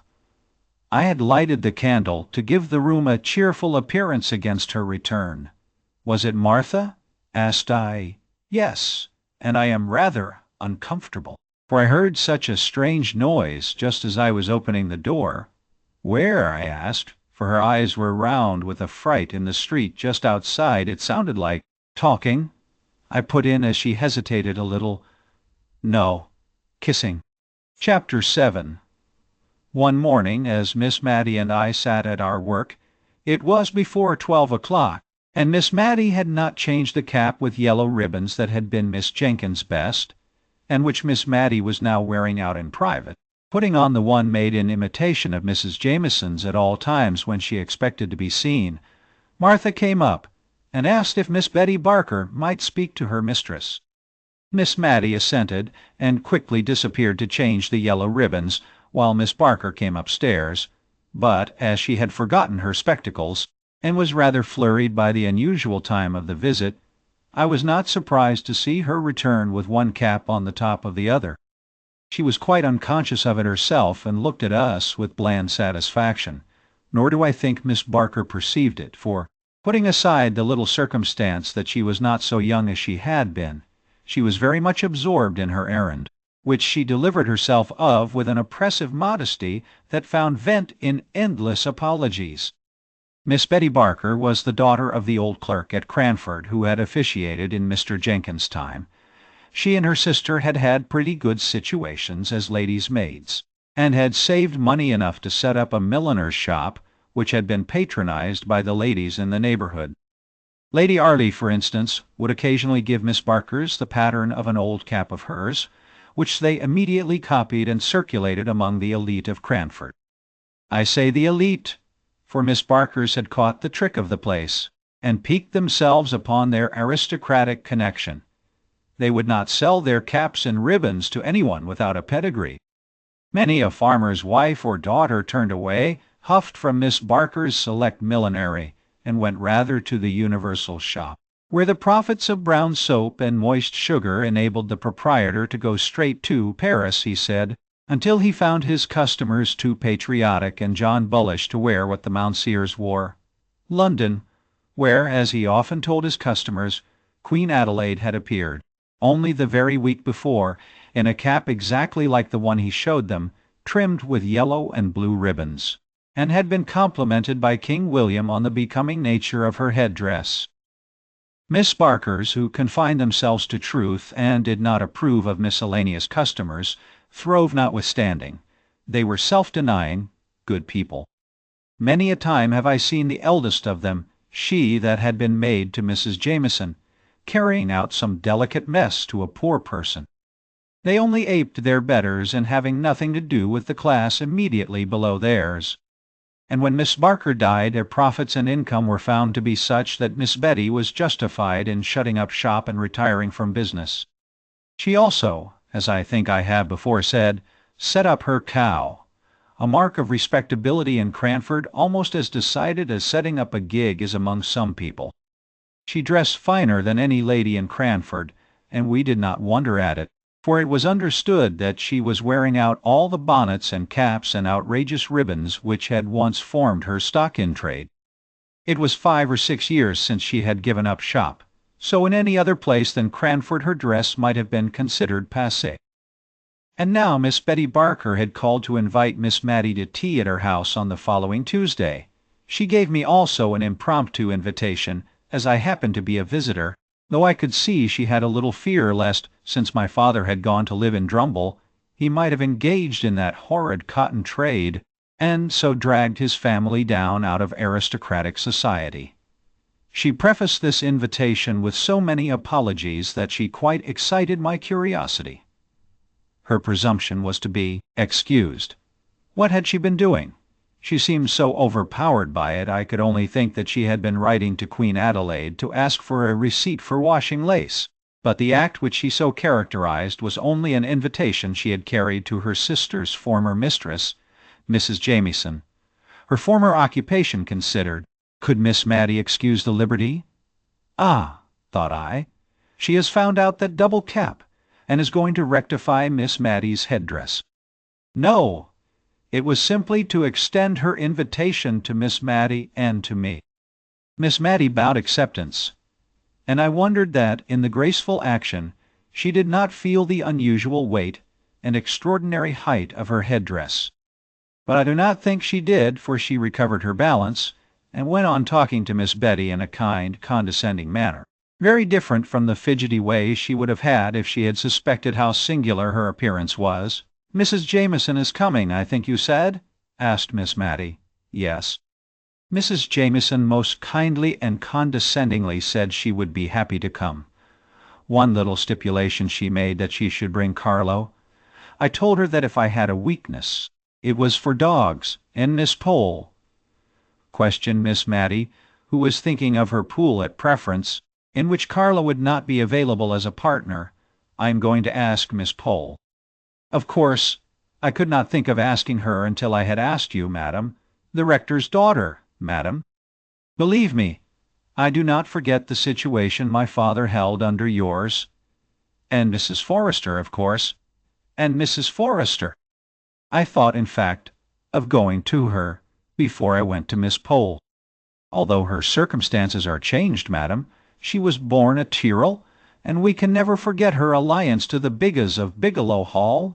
Miss Matty cared much more for the little circumstance of her being a very good card-player. Mrs. Fitzadam, I suppose? No, madam, I must draw a line somewhere. Mrs. Jamieson would not, I think, like to meet Mrs. Fitzadam. I have the greatest respect for Mrs. Fitzadam, but I cannot think her fit society for such ladies as Mrs. Jamieson and Miss Matilda Jenkins. Miss Betty Barker bowed low to Miss Matty, and pursed up her mouth. She looked at me with sidelong dignity, as much as to say, although a retired milliner, she was no democrat, and understood the difference of ranks. May I beg you to come as near 6:30 to my little dwelling as possible, Miss Matilda? Mrs. Jamieson dines at 5, but has kindly promised not to delay her visit beyond that time, 6:30.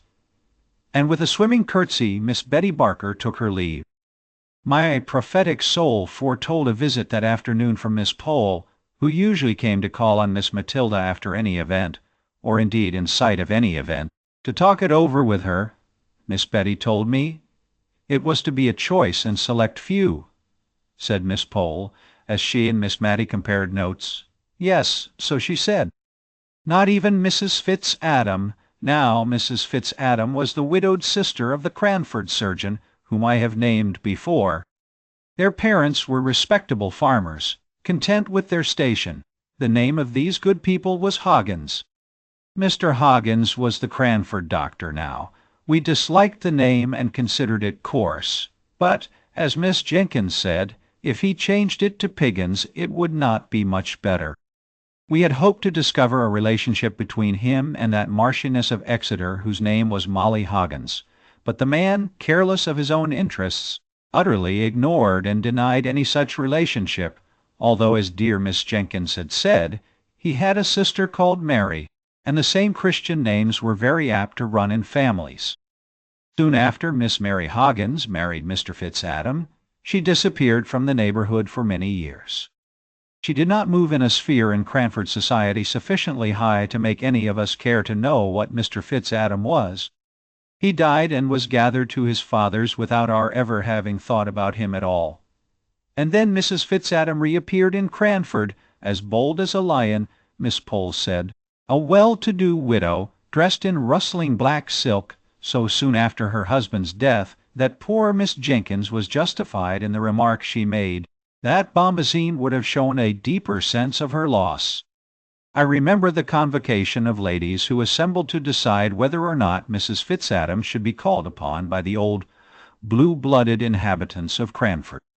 She had taken a large rambling house, which had been usually considered to confer a patent of gentility upon its tenant, because, once upon a time, 70 or 80 years before, the spinster daughter of an earl had resided in it.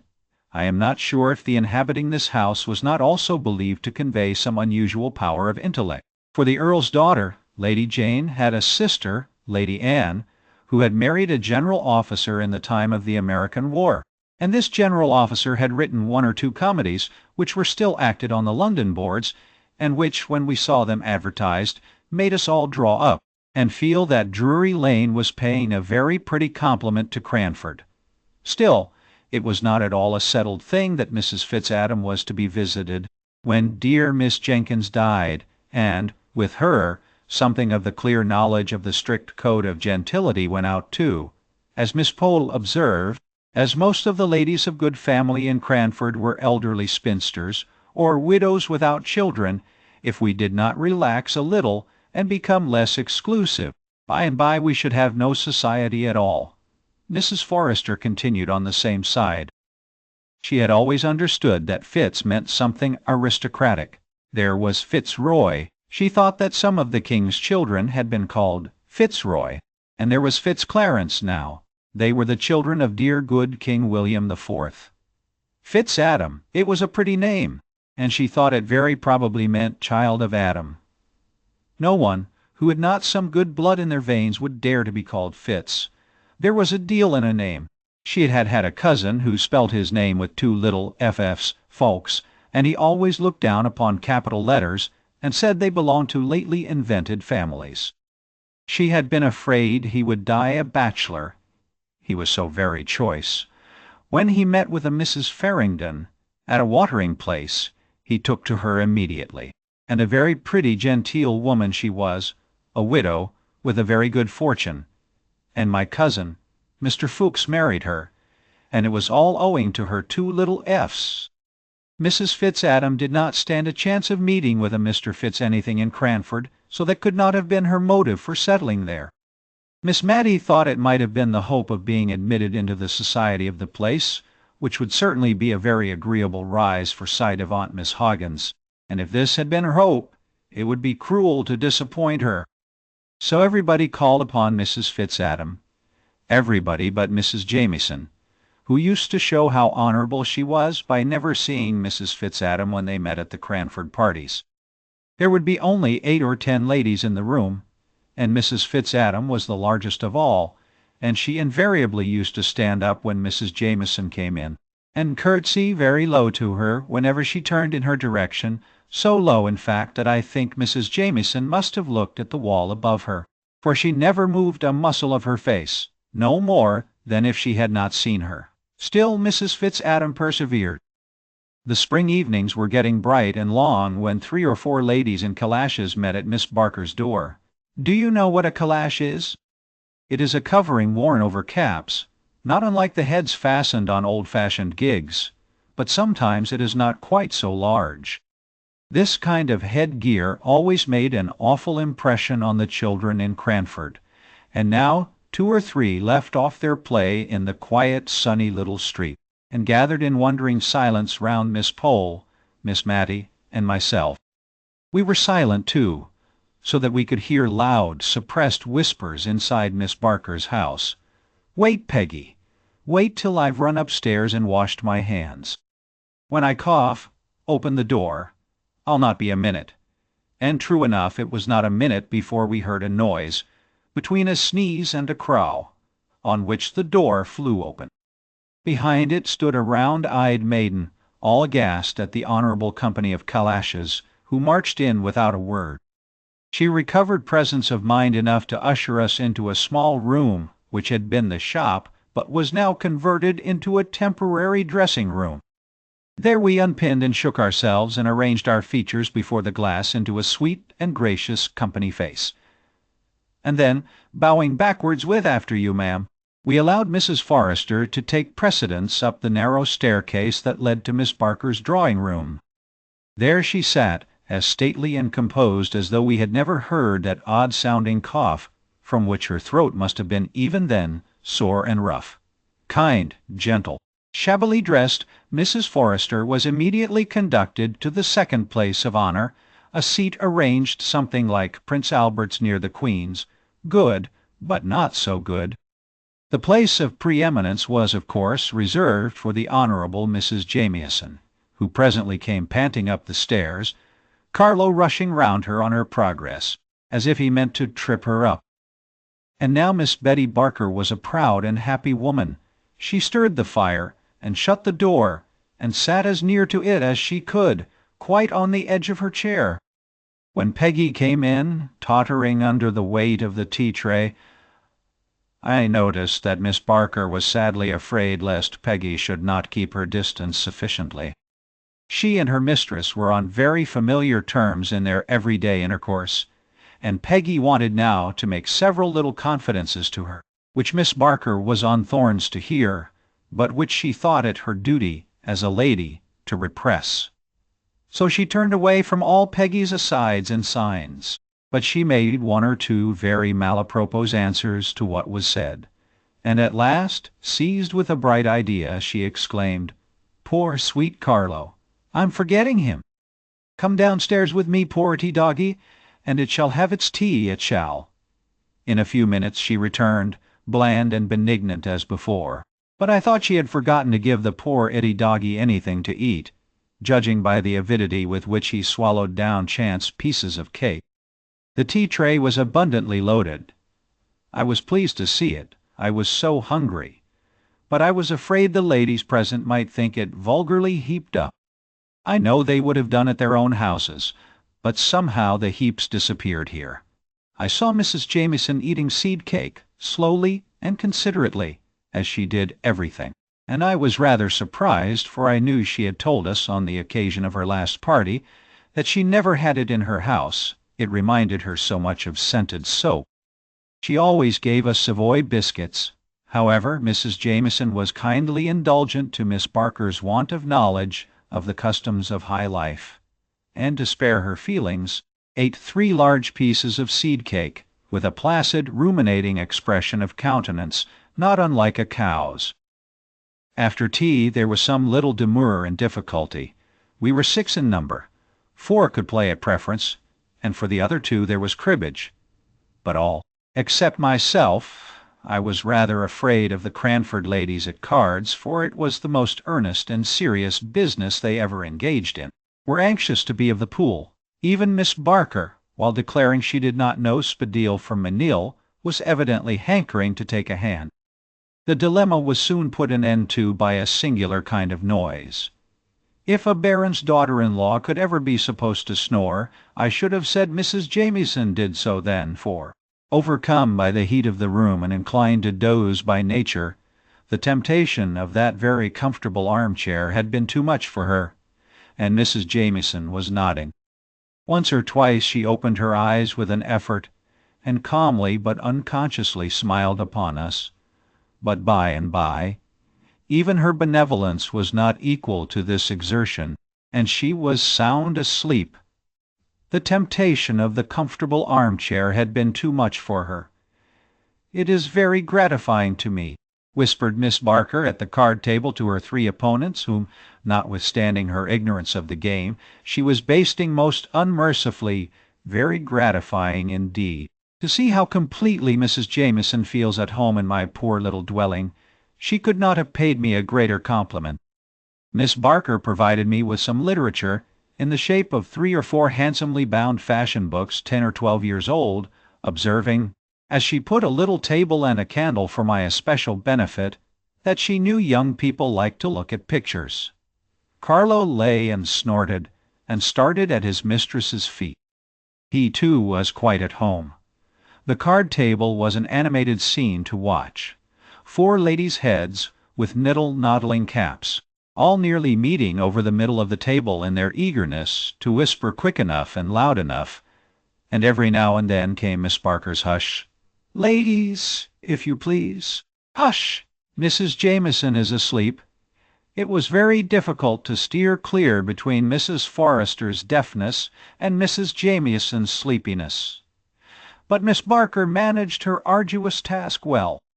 She repeated the whisper to Mrs. Forrester, distorting her face considerably in order to show by the motions of her lips what was said, and then she smiled kindly all round at us, and murmured to herself, "Very gratifying indeed. I wish my poor sister had been alive to see this day." Presently the door was thrown wide open, Carlo started to his feet, with a loud snapping bark, and Mrs. Jameson awoke, or perhaps she had not been asleep. As she said, almost directly, the room had been so light she had been glad to keep her eyes shut, but had been listening with great interest to all our amusing and agreeable conversation. Peggy came in once more, read with importance, "Another tray? Oh, gentility, thought I. Can you endure this last shock?" For Miss Barker had ordered, nay, I doubt not prepared, although she did say, "Why, Peggy, what have you brought us?" and looked pleasantly surprised at the unexpected pleasure. All sorts of good things for supper. Scalloped oysters, potted lobsters, jelly, a dish called Little Cupids, which was in great favor with the Cranford ladies, although too expensive to be given, except on solemn and state occasions. Macaroons sopped in brandy, I should have called it, if I had not known its more refined and classical name. In short, we were evidently to be feasted with all that was sweetest and best, and we thought it better to submit graciously, even at the cost of our gentility, which never ate suppers in general, but which, like most non-supper eaters, was particularly hungry on all special occasions. Miss Barker, in her former sphere, had, I dare say, been made acquainted with the beverage they call cherry brandy. We none of us had ever seen such a thing, and rather shrank back when she proffered it us. "Just a little glass, ladies, after the oysters and lobsters, you know. Shellfish are sometimes thought not very wholesome." We all shook our heads like female mandarins, but at last Mrs. Jameson suffered herself to be persuaded, and we followed her lead. It was not exactly unpalatable, though so hot and so strong that we thought ourselves bound to give evidence that we were not accustomed to such things by coughing terribly, almost as strangely as Miss Barker had done before we were admitted by Peggy. "It's very strong," said Miss Pole, as she put down her empty glass. "I do believe there's spirit in it." "Only a little drop, just necessary to make it keep," said Miss Barker.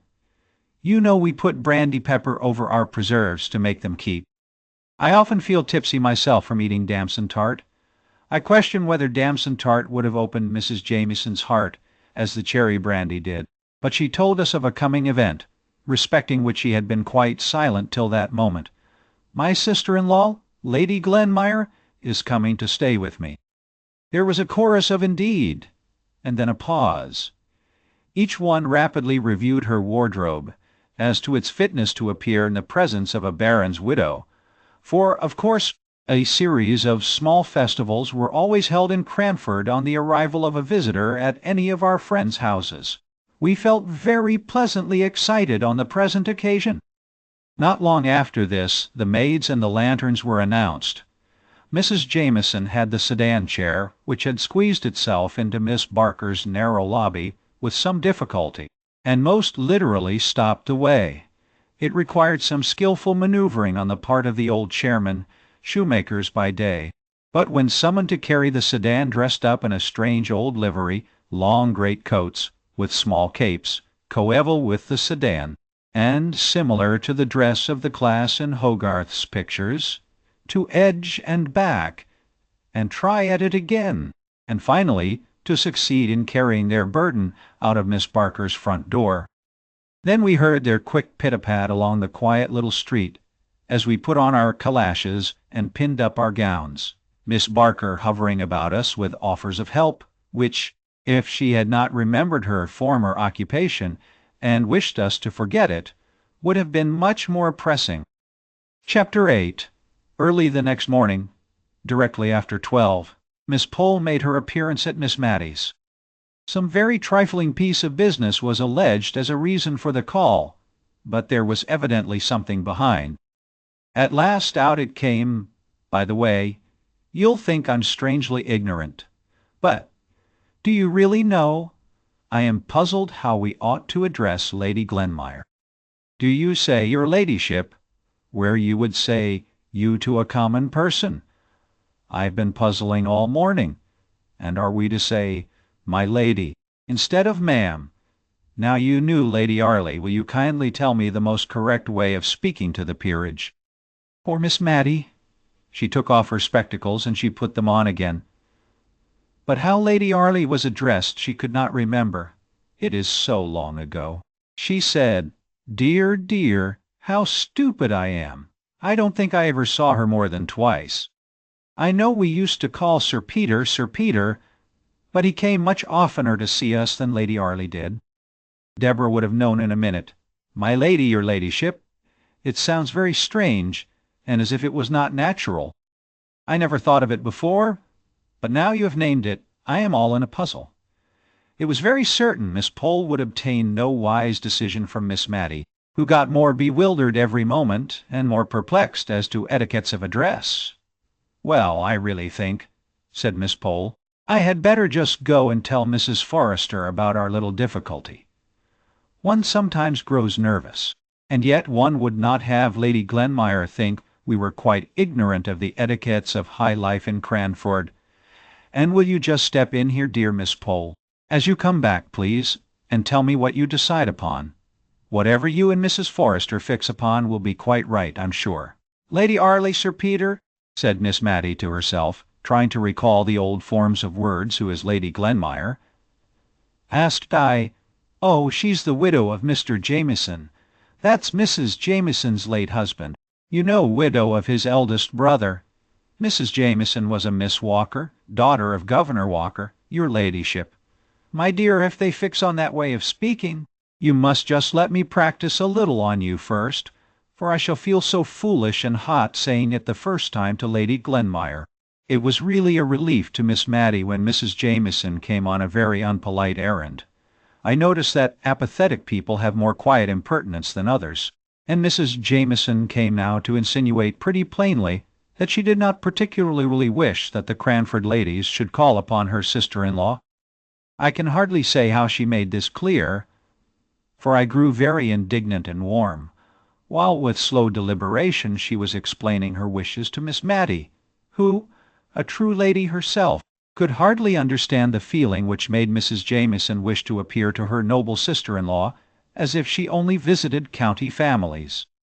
Miss Matty remained puzzled and perplexed long after I had found out the object of Mrs. Jameson's visit. When she did understand the drift of the honourable lady's call, it was pretty to see with what quiet dignity she received the intimation thus uncourteously given. She was not in the least hurt. She was of too gentle a spirit for that, nor was she exactly conscious of disapproving of Mrs. Jameson's conduct. But there was something of this feeling in her mind, I am sure, which made her pass from the subject to others in a less flurried and more composed manner than usual. Mrs. Jameson was, indeed, the more flurried of the two, and I could see she was glad to take her leave. A little while afterwards Miss Pole returned, red and indignant. "Well, to be sure, you've had Mrs. Jameson here, I find from Martha, and we are not to call on Lady Glenmire. Yes. I met Mrs. Jameson halfway between here and Mrs. Forrester's, and she told me. She took me so by surprise, I had nothing to say. I wish I had thought of something very sharp and sarcastic. I dare say I shall tonight. And Lady Glenmire is but the widow of a Scotch baron, after all." I went on to look at Mrs. Forrester's peerage to see who this lady was, that is to be kept under a glass case. Widow of a Scotch peer, never sat in the House of Lords, and as poor as Job, I dare say, and she fifth daughter of some Mr. Campbell or other. You are the daughter of a rector, at any rate, and related to the Arleys. And Sir Peter might have been Viscount Arley, every one says. Miss Matty tried to soothe Miss Pole, but in vain. That lady, usually so kind and good-humoured, was now in a full flow of anger. "And I went and ordered a cap this morning, to be quite ready," said she at last, letting out the secret which gave sting to Mrs. Jameson's intimation. "Mrs. Jameson shall see if it is so easy to get me to make fourth at a pool when she has none of her fine Scotch relations with her. In coming out of church, the first Sunday on which Lady Glenmire appeared in Cranford, we sedulously talked together, and turned our backs on Mrs. Jameson and her guest. If we might not call on her, we would not even look at her, though we were dying with curiosity to know what she was like. We had the comfort of questioning Martha in the afternoon. Martha did not belong to a sphere of society whose observation could be an implied compliment to Lady Glenmire, and Martha had made good use of her eyes. "Well, ma'am, is it the little lady with Mrs. Jameson, you mean? I thought you would like more to know how young Mrs. Smith was dressed, her being a bride. Mrs. Smith was the butcher's wife," Miss Pole said. "Good gracious me!" As if we cared about a Mrs. Smith, but was silent as Martha resumed her speech. "The little lady in Mrs. Jameson's pew had on, ma'am, rather an old black silk, and a shepherd's plaid cloak, ma'am, and very bright black eyes she had, ma'am, and a pleasant sharp face, not over young, ma'am, but yet, I should guess, younger than Mrs. Jameson herself. She looked up and down the church like a bird, and nipped up her petticoats when she came out, as quick and sharp as ever I see. I'll tell you what, ma'am, she's more like Mrs. Deacon at the Coach and Horses, nor anyone—" "Hush, Martha," said Miss Matty. "That's not respectful, isn't it, ma'am? I beg pardon, I'm sure, but Jem Hearn said so as well. He said she was just such a sharp, stirring sort of a body." "Lady," said Miss Pole, "lady," as Mrs. Deacon. Another Sunday passed away, and we still averted our eyes from Mrs. Jameson and her guest, and made remarks to ourselves that we thought were very severe, almost too much so. Miss Matty was evidently uneasy at our sarcastic manner of speaking. Perhaps by this time Lady Glenmire had found out that Mrs. Jameson's was not the gayest, liveliest house in the world. Perhaps Mrs. Jameson had found out that most of the county families were in London, and that those who remained in the country were not so alive as they might have been to the circumstance of Lady Glenmire being in their neighbourhood. Great events spring out of small causes, so I will not pretend to say what induced Mrs. Jameson to alter her determination of excluding the Cranford ladies, and send notes of invitation all round for a small party on the following Tuesday. Mr. Mulliner himself brought them round. He would always ignore the fact of there being a back door to any house, and gave a louder rat-tat than his mistress, Mrs. Jameson. He had 3 little notes, which he carried in a large basket, in order to impress his mistress with an idea of their great weight, though they might easily have gone into his waistcoat pocket. Miss Matty and I quietly decided that we would have a previous engagement at home. It was the evening on which Miss Matty usually made candle-lighters of all the notes and letters of the week, for on Mondays her accounts were always made straight, not a penny owing from the week before. So, by a natural arrangement, making candle-lighters fell upon a Tuesday evening, and gave us a legitimate excuse for declining Mrs. Jameson's invitation. But before our answer was written, in came Miss Pole, with an open note in her hand. "So," she said. "Ah, I see you have got your note, too. Better late than never." I could have told my Lady Glenmire she would be glad enough of our society before a fortnight was over. "Yes," said Miss Matty, "we're asked for Tuesday evening, and perhaps you would just kindly bring your work across and drink tea with us that night. It is my usual regular time for looking over the last week's bills, and notes, and letters, and making candle-lighters of them. But that does not seem quite reason enough for saying I have a previous engagement at home, though I meant to make it do.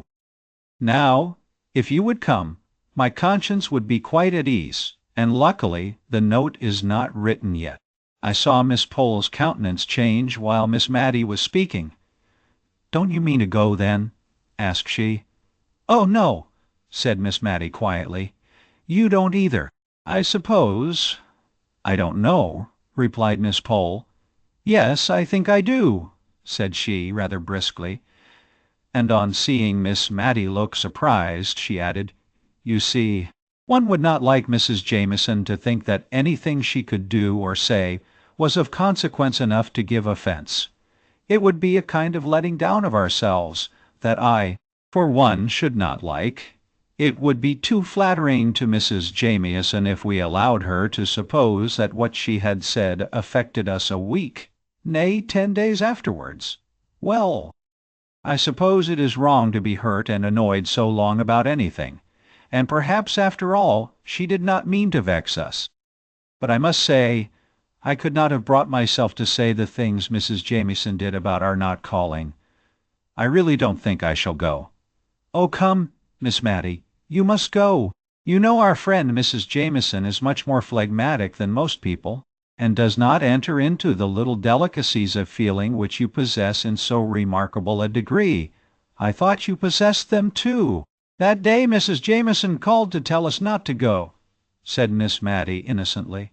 But Miss Pole, in addition to her delicacies of feeling, possessed a very smart cap, which she was anxious to show to an admiring world, and so she seemed to forget all her angry words uttered not a fortnight before, and to be ready to act on what she called the great Christian principle of forgive and forget, and she lectured dear Miss Mattie so long on this head that she absolutely ended by assuring her it was her duty, as a deceased rector's daughter, to buy a new cap and go to the party at Mrs. Jameson's. So we were most happy to accept, instead of regretting that we were obliged to decline. Mr. Mulliner, the expenditure on dress in Cranford was principally in that one article referred to. If the heads were buried in smart new caps, the ladies were like ostriches, and cared not what became of their bodies.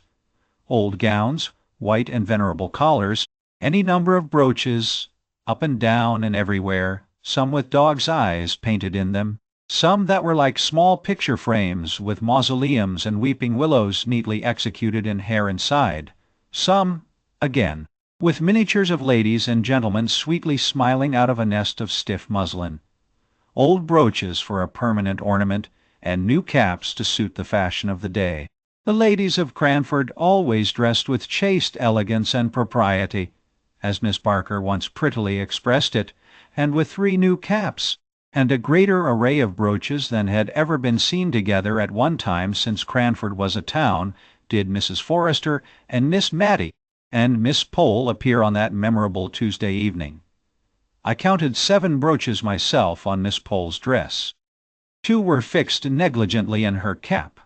One was a butterfly made of Scotch pebbles, which a vivid imagination might believe to be the real insect. One fastened her net neckerchief, one her collar, one ornamented the front of her gown, midway between her throat and waist, and another adorned the point of her stomacher.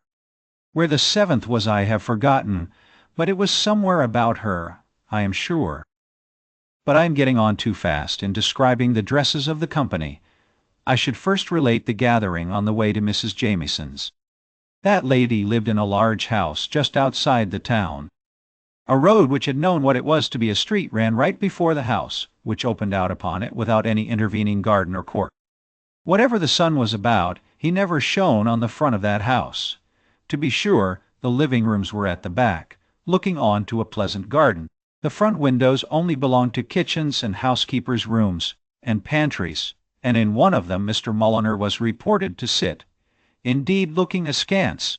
We often saw the back of a head covered with hair powder, which also extended itself over his coat collar down to his very waist, and this imposing back was always engaged in reading the St. James's Chronicle, opened wide, which, in some degree, accounted for the length of time the said newspaper was in reaching us. Equal subscribers with Mrs. Jameson, though, in right of her honorableness, she always had the reading of it first. This very Tuesday, the delay in forwarding the last number had been particularly aggravating. Just when both Miss Pole and Miss Mattie, the former more especially, had been wanting to see it, in order to coach up the court news ready for the evening's interview with aristocracy.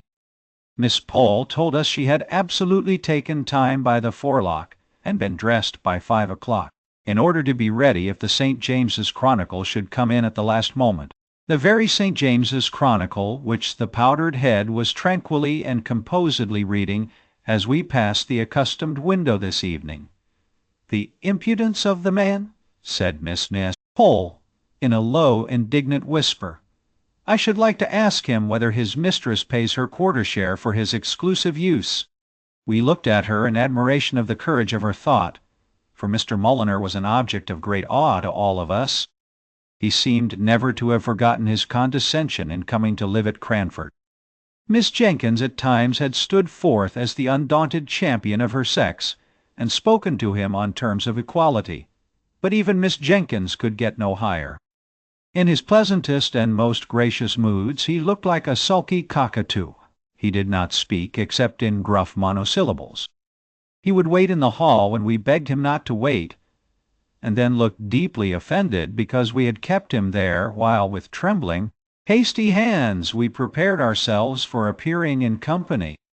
Miss Pole ventured on a small joke as we went upstairs, intended, though addressed to us, to afford Mr. Mulliner some slight amusement. We all smiled in order to seem as if we felt at our ease, and timidly looked for Mr. Mulliner's sympathy. Not a muscle of that wooden face had relaxed, and we were grave in an instant. Mrs. Jamieson's drawing-room was cheerful. The evening sun came streaming into it, and the large square window was clustered round with flowers.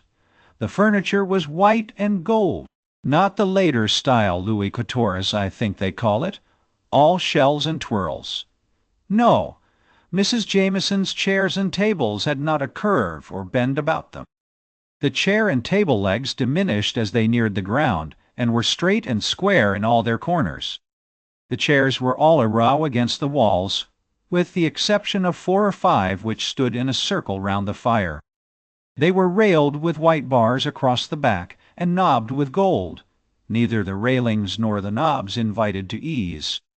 There was a Japan table devoted to literature, on which lay a Bible, a peerage, and a prayer book. There was another square Pembroke table dedicated to the fine arts, on which were a kaleidoscope, conversation cards, puzzle cards, tied together to an interminable length with faded pink satin ribbon, and a box painted in fond imitation of the drawings which decorate tea-chests. Carlo lay on the worsted-worked rug and ungraciously barked at us as we entered. Mrs. Jamieson stood up, giving us each a torpid smile of welcome, and looking helplessly beyond us at Mr. Mulliner, as if she hoped he would place us in chairs, for if he did not, she never could. I suppose he thought we could find our way to the circle round the fire, which reminded me of Stonehenge. I don't know why. Lady Glenmire came to the rescue of our hostess, and somehow or other we found ourselves for the first time placed agreeably, and not formally, in Mrs. Jamieson's house. Lady Glenmire, now we had time to look at her, proved to be a bright little woman of middle age, who had been very pretty in the days of her youth, and who was even yet very pleasant-looking.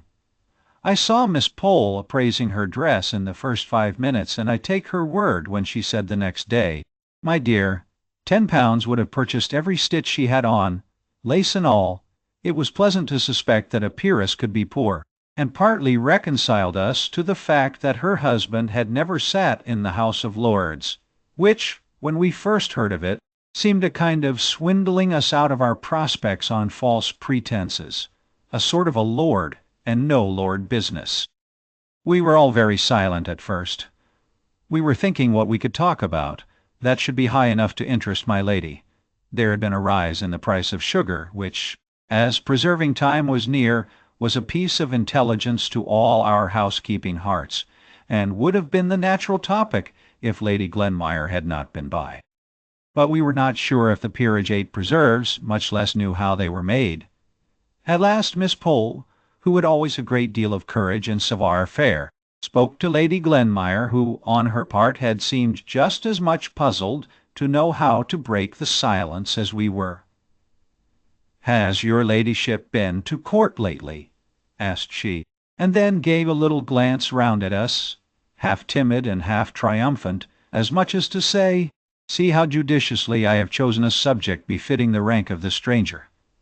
"I never was there in my life," said Lady Glenmire with a broad Scotch accent.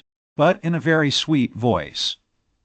And then, as if she had been too abrupt, she added, "We very seldom went to London, only twice, in fact, during all my married life.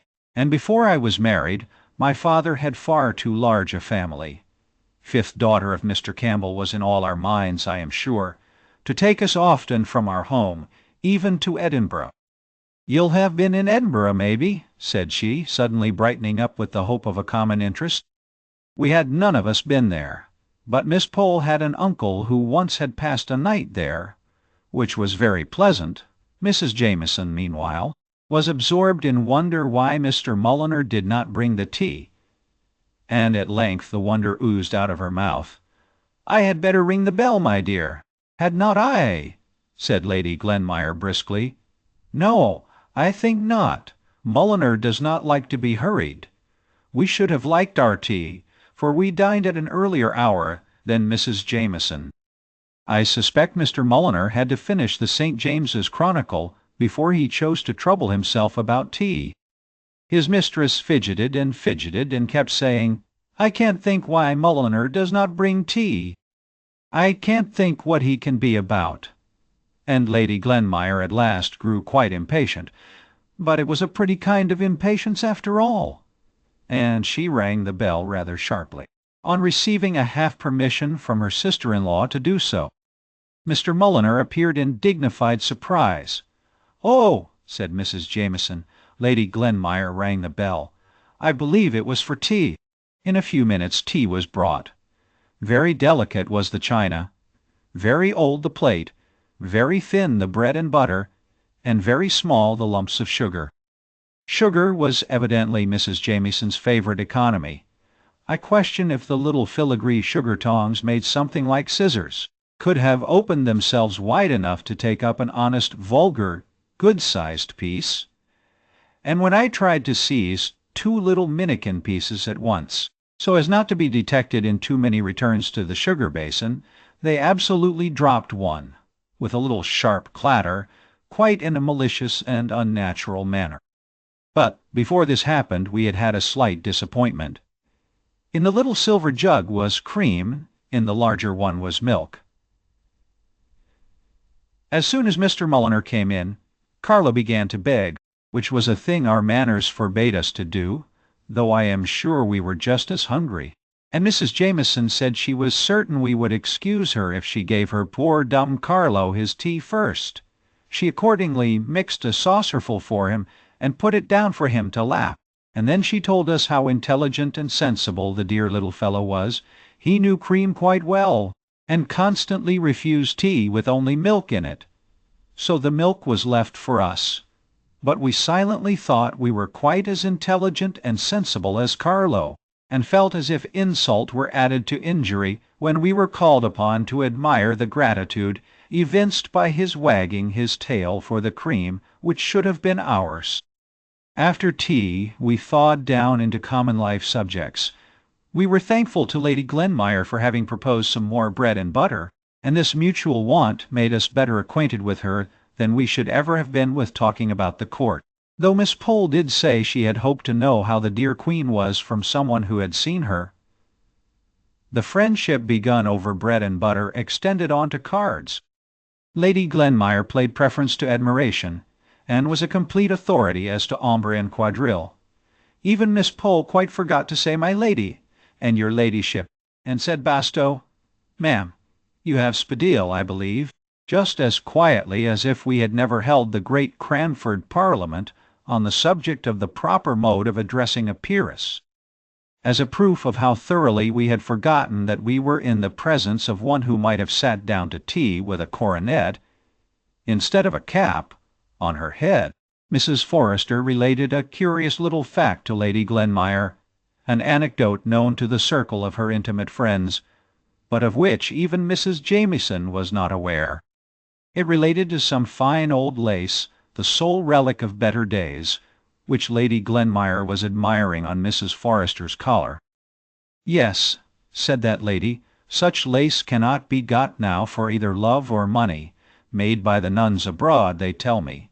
They say that they can't make it now even there. But perhaps they can, Now they've passed the Catholic Emancipation Bill. I should not wonder.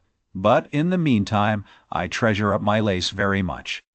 I daren't even trust the washing of it to my maid, the little charity school girl I have named before, but who sounded well as my maid. I always wash it myself. And once it had a narrow escape. Of course, your ladyship knows that such lace must never be starched or ironed. Some people wash it in sugar and water and some in coffee, to make it the right yellow color, but I myself have a very good receipt for washing it in milk, which stiffens it enough, and gives it a very good creamy color. Well, ma'am, I had tacked it together, and the beauty of this fine lace is that when it is wet, it goes into a very little space, and put it to soak in milk. When, unfortunately, I left the room, on my return, I found Pussy on the table, looking very like a thief, but gulping very uncomfortably, as if she was half choked with something she wanted to swallow and could not. And would you believe it? At first I pitied her and said, "Poor Pussy, poor Pussy," till, all at once, I looked and saw the cup of milk empty, cleaned out. "You naughty cat," said I, and I believe I was provoked enough to give her a slap, which did no good, but only helped the lace down, just as one slaps a choking child on the back. I could have cried. I was so vexed. But I determined I would not give the lace up without a struggle for it. I hoped the lace might disagree with her at any rate, but it would have been too much for Job, if he had seen, as I did, that cat come in, quite placid and purring, not a quarter of an hour after, and almost expecting to be stroked. "No, Pussy," said I. "If you have any conscience, you ought not to expect that." And then a thought struck me, and I rang the bell for my maid, and sent her to Mr. Hoggins with my compliments, and would he be kind enough to lend me one of his top boots for an hour? I did not think there was anything odd in the message, but Jenny said the young men in the surgery laughed as if they would be ill at my wanting a top boot. When it came, Jenny and I put Pussy in with her 4 feet straight down so that they were fastened and could not scratch, and we gave her a teaspoonful of currant jelly, in which, your ladyship must excuse me, I had mixed some tartar emetic. I shall never forget how anxious I was for the next half-hour. I took Pussy to my own room and spread a clean towel on the floor. I could have kissed her when she returned the lace to sight, very much as it had gone down. Jenny had boiling water ready, and we soaked it, and spread it on a lavender bush in the sun before I could touch it again, even to put it in milk. But now your ladyship would never guess that it had been in Pussy's inside. We gave her a teaspoonful of currant jelly. We found out in the course of the evening that Lady Glenmire was going to pay Mrs. Jameson a long visit, as she had given up her apartments in Edinburgh, and had no ties to take her back there in a hurry. We were rather glad to hear this, for she had made a pleasant impression upon us, and it was also very comfortable to find, from things which dropped out in the course of conversation, that, in addition to many other genteel qualities, she was far removed from the vulgarity of wealth. "Don't you find it very unpleasant walking?" asked Mrs. Jameson, as our respective servants were announced. It was a pretty regular question from Mrs. Jameson, who had her own carriage in the coach-house, and always went out in a sedan chair to the very shortest distances. The answers were nearly as much a matter of course. "Oh dear, no. It is so pleasant, and still at night. Such a refreshment after the excitement of a party. The stars are so beautiful."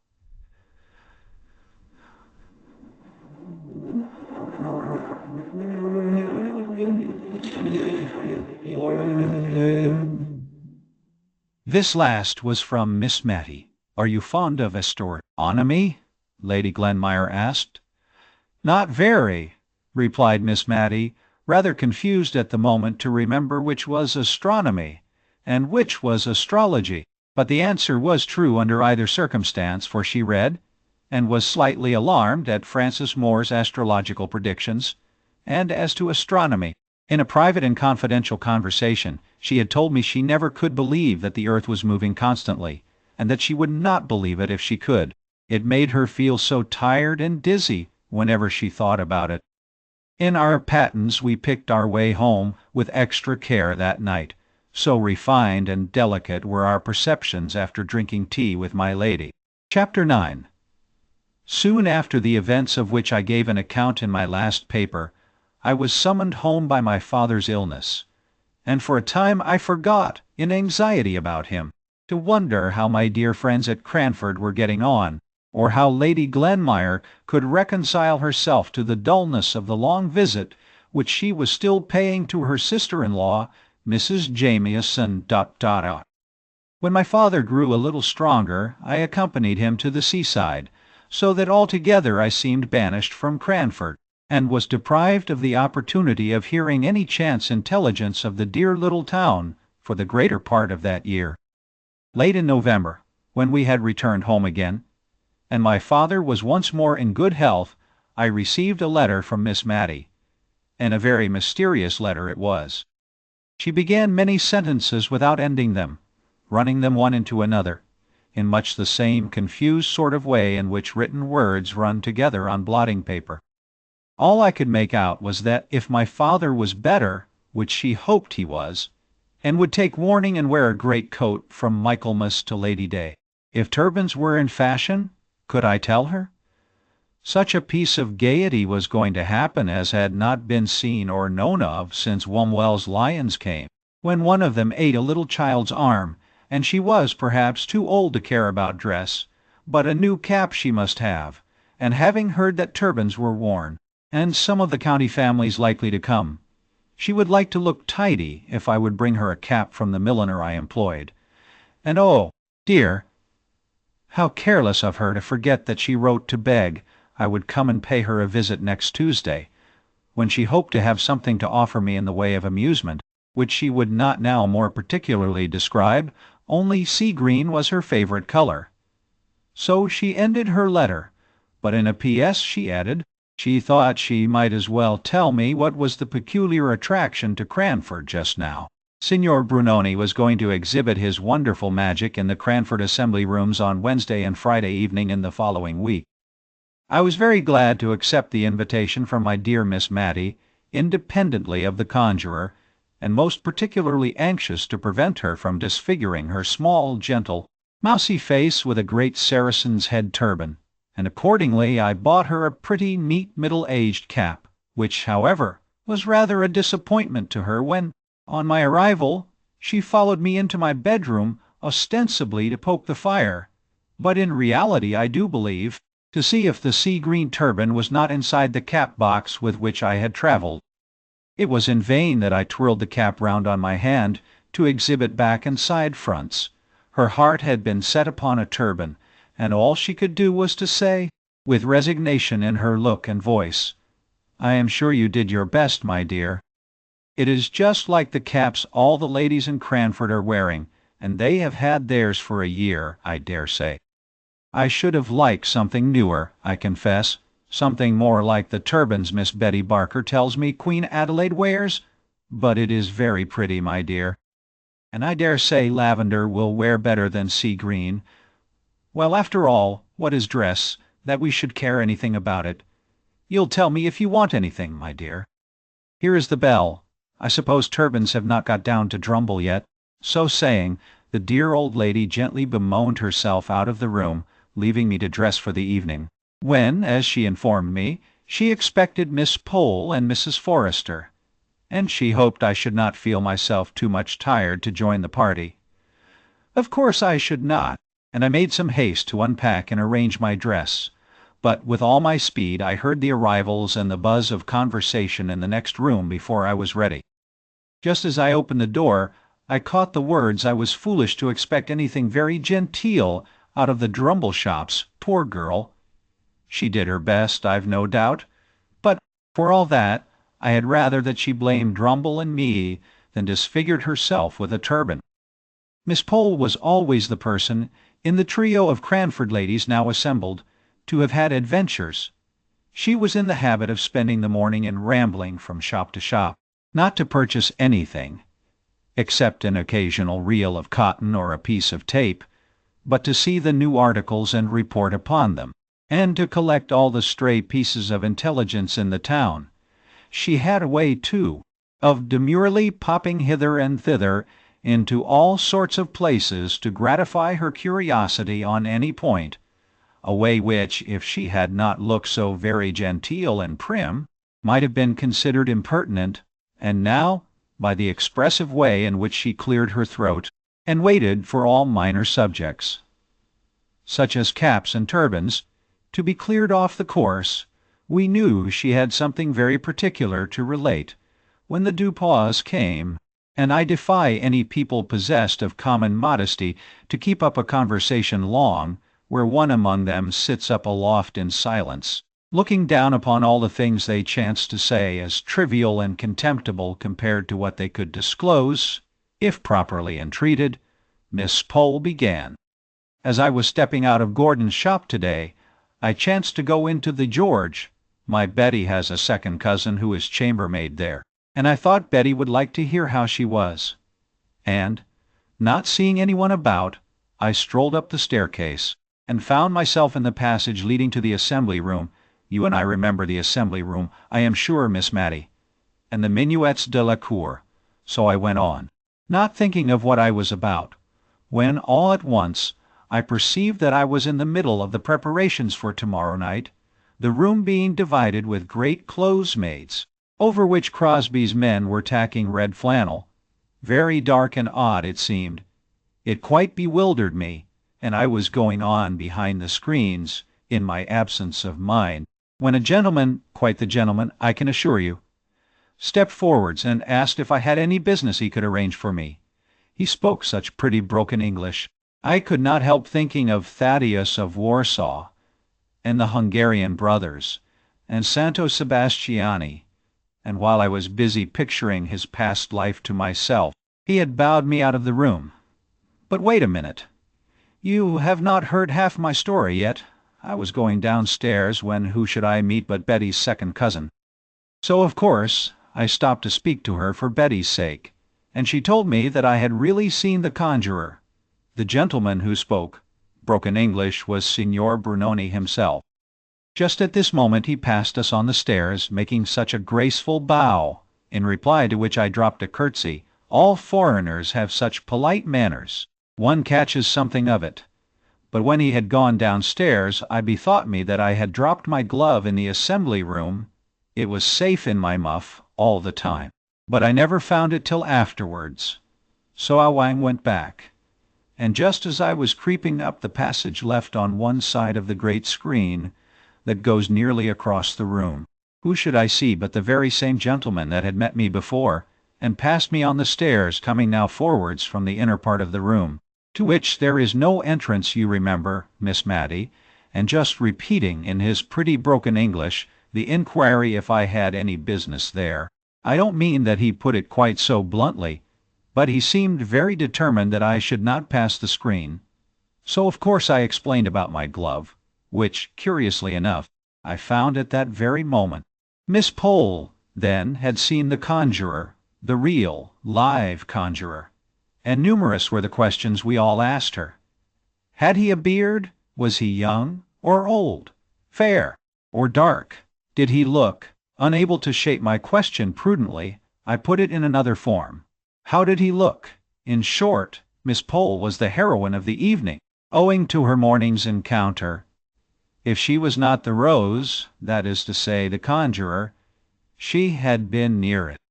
Conjuration, sleight of hand, magic, witchcraft were the subjects of the evening. Miss Pole was slightly skeptical, and inclined to think there might be a scientific solution found for even the proceedings of the Witch of Endor. Mrs. Forrester believed everything, from ghosts to death watches. Miss Mattie ranged between the two, always convinced by the last speaker. I think she was naturally more inclined to Mrs. Forrester's side, but a desire of proving herself a worthy sister to Miss Jenkins kept her equally balanced. Miss Jenkins, who would never allow a servant to call the little rolls of tallow that formed themselves round candles winding sheets, but insisted on their being spoken of as roly-polies. A sister of hers to be superstitious.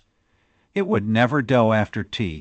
I was dispatched downstairs into the dining parlor for that volume of the old encyclopedia which contained the nouns beginning with C, in order that Miss Pole might prime herself with scientific explanations for the tricks of the following evening. It spoilt the pool at preference which Miss Matty and Mrs. Forrester had been looking forward to, for Miss Pole became so much absorbed in her subject, and the plates by which it was illustrated, that we felt it would be cruel to disturb her otherwise than by one or two well-timed yawns, which I threw in now and then, for I was really touched by the meek way in which the two ladies were bearing their disappointment. But Miss Pole only read the more zealously, imparting to us no more information than this: "Ah, I see. I comprehend perfectly. A represents the bull. Put a between B and D, no, between C and F, and turn the second joint of the third finger of your left hand over the wrist of your right H. Very clear indeed. My dear Mrs. Forrester, conjuring and witchcraft is a mere affair of the alphabet. Do let me read you this one passage." Mrs. Forrester implored Miss Pole to spare her, saying from a child upwards she never could understand being read aloud to, and I dropped the pack of cards, which I had been shuffling very audibly, and by this discreet movement I obliged Miss Pole to perceive that preference was to have been the order of the evening, and to propose, rather unwillingly, that the pool should commence. The pleasant brightness that stole over the other two ladies' faces on this.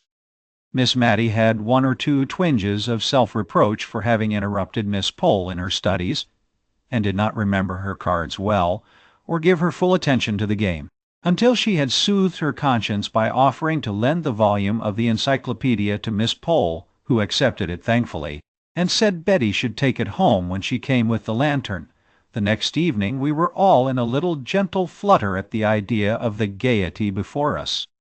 Miss Matty went up to dress betimes, and hurried me until I was ready, when we found we had an hour and a half to wait before the doors opened at 7 precisely, and we had only 20 yards to go. However, as Miss Matty said, it would not do to get too much absorbed in anything, and forget the time, so she thought we had better sit quietly without lighting the candles till 5 minutes to 7. So Miss Matty dozed, and I knitted. At length we set off, and at the door under the carriage-way at the George, we met Mrs. Forrester and Miss Pole. The latter was discussing the subject of the evening with more vehemence than ever, and throwing X's and B's at our heads like hailstones. She had even copied one or two of the receipts, as she called them, for the different tricks, on backs of letters ready to explain and to detect Signor Brunoni's arts. We went into the cloak-room adjoining the assembly-room. Miss Matty gave a sigh or two to her departed youth, and the remembrance of the last time she had been there, as she adjusted her pretty new cap before the strange quaint old mirror in the cloak-room. The assembly-room had been added to the inn about 100 years before, by the different county families, who met together there once a month during the winter to dance and play at cards. Many a county beauty had first swung through the minuet that she afterwards danced before Queen Charlotte in this very room. It was said that one of the Gunnings had graced the apartment with her beauty. It was certain that a rich and beautiful widow, Lady Williams, had here been smitten with the noble figure of a young artist, who was staying with some family in the neighborhood for professional purposes, and accompanied his patrons to the Cranford assembly. And a pretty bargain poor Lady Williams had of her handsome husband, if all tales were true. Now, no beauty blushed and dimpled along the sides of the Cranford assembly-room, no handsome artist won hearts by his bow, chapeau bras in hand. The old room was dingy. The salmon-colored paint had faded into a drab.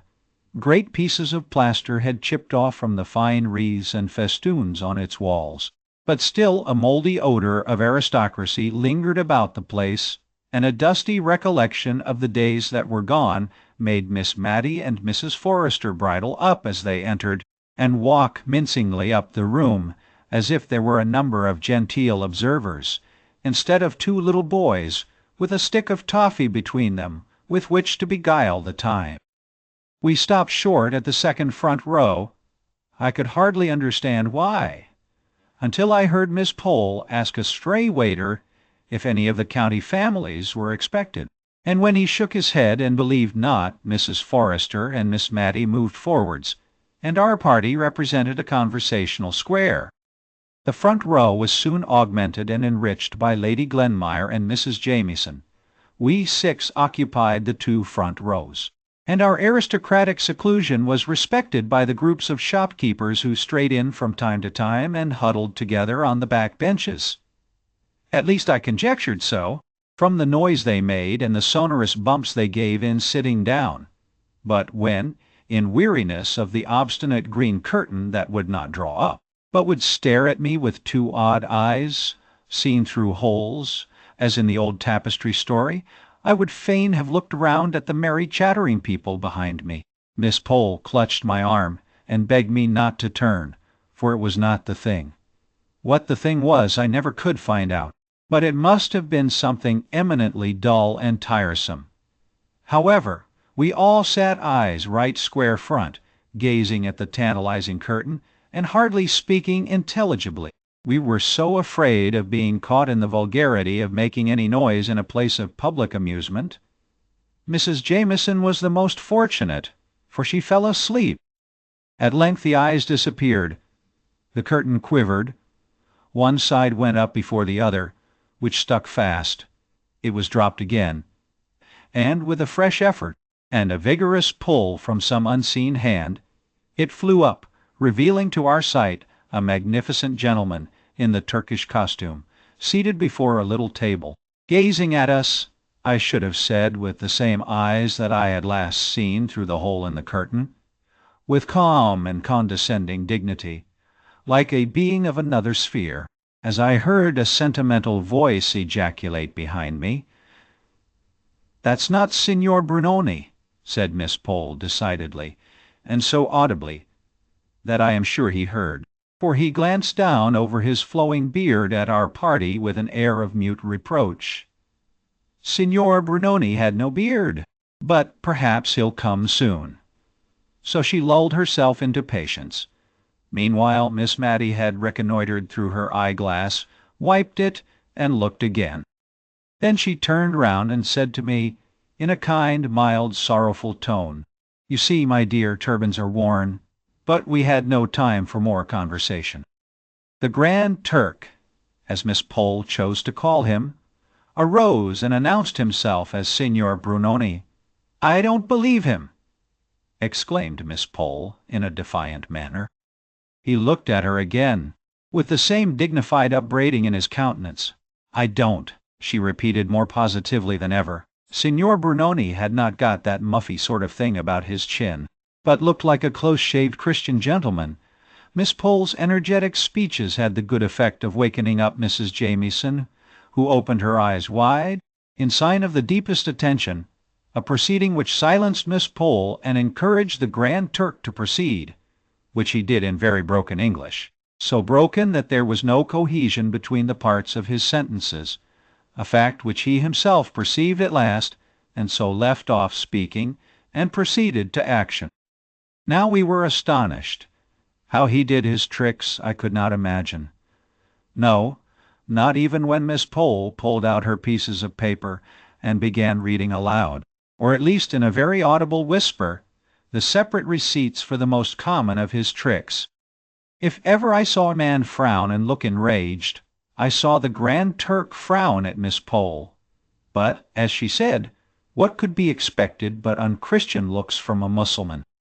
If Miss Pole were skeptical, and more engrossed with her receipts and diagrams than with his tricks, Miss Matty and Mrs. Forrester were mystified and perplexed to the highest degree. Mrs. Jamieson kept taking her spectacles off and wiping them, as if she thought it was something defective in them which made the legerdemain, and Lady Glenmire, who had seen many curious sights in Edinburgh, was very much struck with the tricks, and would not at all agree with Miss Pole, who declared that anybody could do them with a little practice, and that she would herself undertake to do all he did, with 2 hours given to study the encyclopedia and make her third finger flexible. At last Miss Matty and Mrs. Forrester became perfectly awe-stricken. They whispered together. I sat just behind them, so I could not help hearing what they were saying. Miss Matty asked Mrs. Forrester if she thought it was quite right to have come to see such things. She could not help fearing they were lending encouragement to something that was not quite. A little shake of the head filled up the blank. Mrs. Forrester replied that the same thought had crossed her mind. She, too, was feeling very uncomfortable. It was so very strange. She was quite certain that it was her pocket-handkerchief which was in that loaf just now, and it had been in her own hand not 5 minutes before. She wondered who had furnished the bread. She was sure it could not be Dakin, because he was the churchwarden. Suddenly Miss Matty half turned towards me. "Will you look? My dear, you are a stranger in the town, and it won't give rise to unpleasant reports. Will you just look round and see if the rector is here? If he is, I think we may conclude that this wonderful man is sanctioned by the church, and that will be a great relief to my mind." I looked, and I saw the tall, thin, dry, dusty rector, sitting surrounded by national schoolboys, guarded by troops of his own sex, from any approach of the many Cranford spinsters. His kind face was all agape with broad smiles, and the boys around him were in chinks of laughing. I told Miss Matty that the church was smiling approval, which set her mind at ease, afraid of matrimonial reports. I have never named Mr. Hayter the rector, because I, as a well-to-do and happy young woman, never came in contact with him. He was an old bachelor, but as afraid of matrimonial reports getting abroad about him as any girl of 18, and he would rush into a shop or dive down an entry sooner than encounter any of the Cranford ladies in the street. And as for the preference parties, I did not wonder at his not accepting invitations to them. To tell the truth, I always suspected Miss Pole of having given very vigorous chase to Mr. Hayter when he first came to Cranford, and not the less, because now she appeared to share so vividly in his dread lest her name should ever be coupled with his. He found all his interests among the poor and helpless. He had treated the national schoolboys this very night to the performance, and virtue was for once its own reward, for they guarded him right and left, and clung round him as if he had been the queen bee and they the swarm. He felt so safe in their environment that he could even afford to give our party a bow as we filed out. Miss Pole ignored his presence, and pretended to be absorbed in convincing us that we had been cheated, and had not seen Signor Brunoni after all. Chapter 10. I think a series of circumstances dated from Signor Brunoni's visit to Cranford, which seemed at the time connected in our minds with him, though I don't know that he had anything really to do with them. All at once all sorts of uncomfortable rumors got afloat in the town. There were 1 or 2 robberies, real bona fide robberies, men had up before the magistrates and committed for trial, and that seemed to make us all afraid of being robbed. And for a long time at Miss Matty's, I know we used to make a regular expedition all round the kitchens and cellars every night, Miss Matty leading the way, armed with the poker, I following with the hearth-brush, and Martha carrying the shovel and fire-irons with which to sound the alarm, and by the accidental hitting together of them she often frightened us so much that we bolted ourselves up, all 3 together, in the back kitchen or storeroom, or wherever we happened to be, till, when our affright was over, we recollected ourselves and set out afresh with double valiance. By day we heard strange stories from the shopkeepers and cottagers, of carts that went about in the dead of night, drawn by horses shod with felt, and guarded by men in dark clothes, going round the town, no doubt in search of some unwatched house or some unfastened door. Miss Pole, who affected great bravery herself, was the principal person to collect and arrange these reports so as to make them assume their most fearful aspect. But we discovered that she had begged one of Mr. Hoggins's worn-out hats to hang up in her lobby, and we, at least I, had doubts as to whether she really would enjoy the little adventure of having her house broken into, as she protested she should. Miss Matty made no secret of being an arrant coward, but she went regularly through her housekeeper's duty of inspection, only the hour for this became earlier and earlier, till at last we went the rounds at 6:30, and Miss Matty adjourned to bed soon after 7 in order to get the night over the sooner. Cranford had so long piqued itself on being an honest and moral town that it had grown to fancy itself too genteel and well-bred to be otherwise, and felt the stain upon its character at this time doubly. But we comforted ourselves with the assurance which we gave to each other that the robberies could never have been committed by any Cranford person. It must have been a stranger or strangers who brought this disgrace upon the town, and occasioned as many precautions as if we were living among the Red Indians or the French. This last comparison of our nightly state of defense and fortification was made by Mrs. Forrester, whose father had served under General Burgoyne in the American War, and whose husband had fought the French in Spain. She indeed inclined to the idea that, in some way, the French were connected with the small thefts, which were ascertained facts, and the burglaries and highway robberies, which were rumors. She had been deeply impressed with the idea of French spies at some time in her life, and the notion could never be fairly eradicated, but sprang up again from time to time. And now her theory was this: the Cranford people respected themselves too much, and were too grateful to the aristocracy, who were so kind as to live near the town, ever to disgrace their bringing up by being dishonest or immoral. Therefore, we must believe that the robbers were strangers. If strangers, why not foreigners? If foreigners, who so likely as the French? Signor Brunoni spoke broken English like a Frenchman, and though he wore a turban like a Turk. Mrs. Forrester had seen a print of Madame de Staël with a turban on, and another of Mr. Denon, in just such a dress as that in which the conjurer had made his appearance, showing clearly that the French, as well as the Turks, wore turbans. There could be no doubt Signor Brunoni was a Frenchman, a French spy come to discover the weak and undefended places of England, and doubtless he had his accomplices. For her part, she, Mrs. Forrester, had always had her own opinion of Miss Pole's adventure at the George Inn, seeing two men where only one was believed to be. French people had ways and means which, she was thankful to say, the English knew nothing about, and she had never felt quite easy in mind about going to see that conjurer. It was rather too much like a forbidden thing, though the rector was there. In short, Mrs. Forrester grew more excited than we had ever known her before, and, being an officer's daughter and widow, we looked up to her opinion, of course.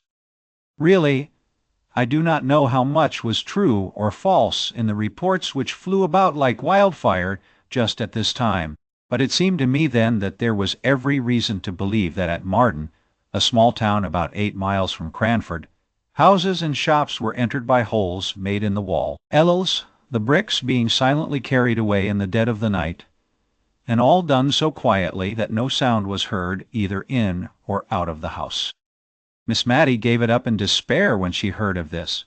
What was the use, said she, of locks and bolts and bells to the windows and going round the house every night? That last trick was fit for a conjurer. Now she did believe that Signor Brunoni was at the bottom of it.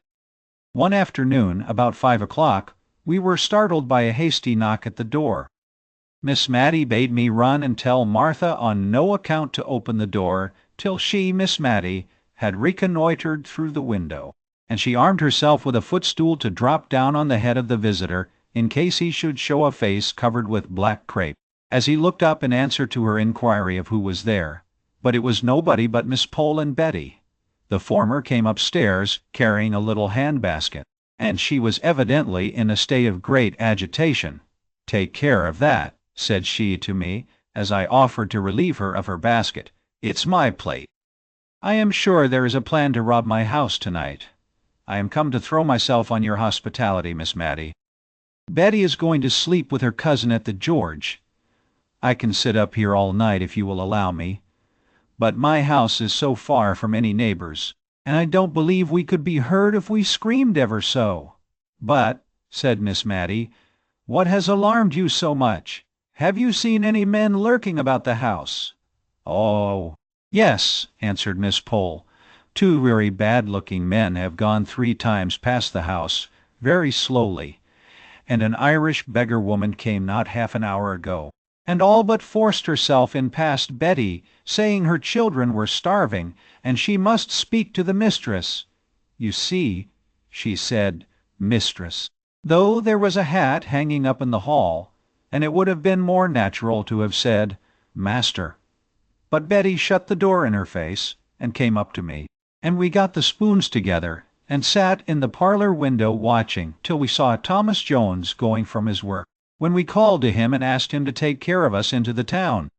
We might have triumphed over Miss Pole, who had professed such bravery until she was frightened, but we were too glad to perceive that she shared in the weaknesses of humanity to exult over her, and I gave up my room to her very willingly, and shared Miss Matty's bed for the night. But before we retired, the two ladies rummaged up, out of the recesses of their memory, such horrid stories of robbery and murder that I quite quaked in my shoes. Miss Pole was evidently anxious to prove that such terrible events had occurred within her experience, that she was justified in her sudden panic, and Miss Matty did not like to be outdone, and capped every story with one yet more horrible, till it reminded me, oddly enough, of an old story I had read somewhere, of a nightingale and a musician, who strove one against the other, which could produce the most admirable music, till poor Philomel dropped down dead. One of the stories that haunted me for a long time afterwards was of a girl who was left in charge of a great house in Cumberland on some particular fair day, when the other servants all went off to the gaieties.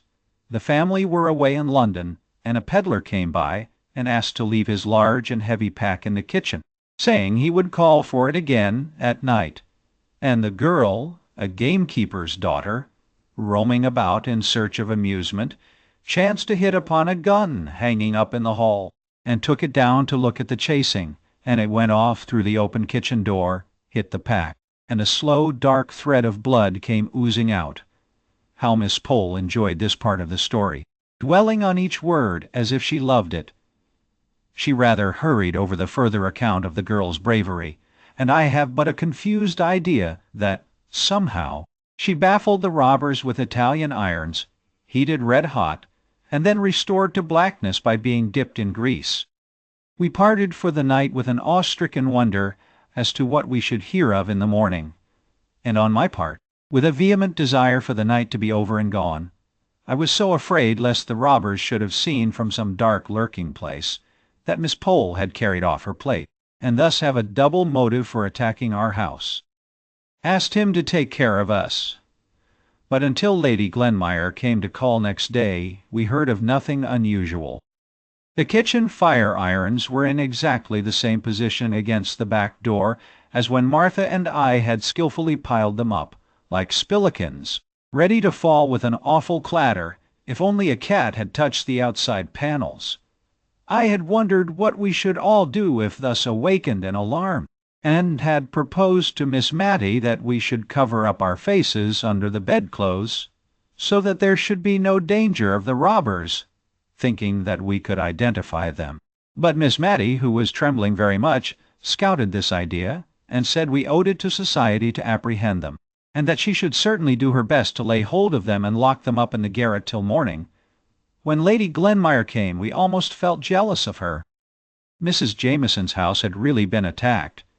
At least there were men's footsteps to be seen on the flower borders, underneath the kitchen windows, where nay men should be, and Carlo had barked all through the night as if strangers were abroad. Mrs. Jamieson had been awakened by Lady Glenmire, and they had rung the bell which communicated with Mr. Mulliner's room in the third story, and when his night-capped head had appeared over the banisters, in answer to the summons, they had told him of their alarm, and the reasons for it, whereupon he retreated into his bedroom, and locked the door, for fear of draughts, as he informed them in the morning, and opened the window and called out valiantly to say, if the supposed robbers would come to him he would fight them, but, as Lady Glenmire observed, that was but poor comfort, since they would have to pass by Mrs. Jamieson's room and her own before they could reach him, and must be of a very pugnacious disposition indeed if they neglected the opportunities of robbery presented by the unguarded lower stories to go up to a garret. and there force a door in order to get at the champion of the house.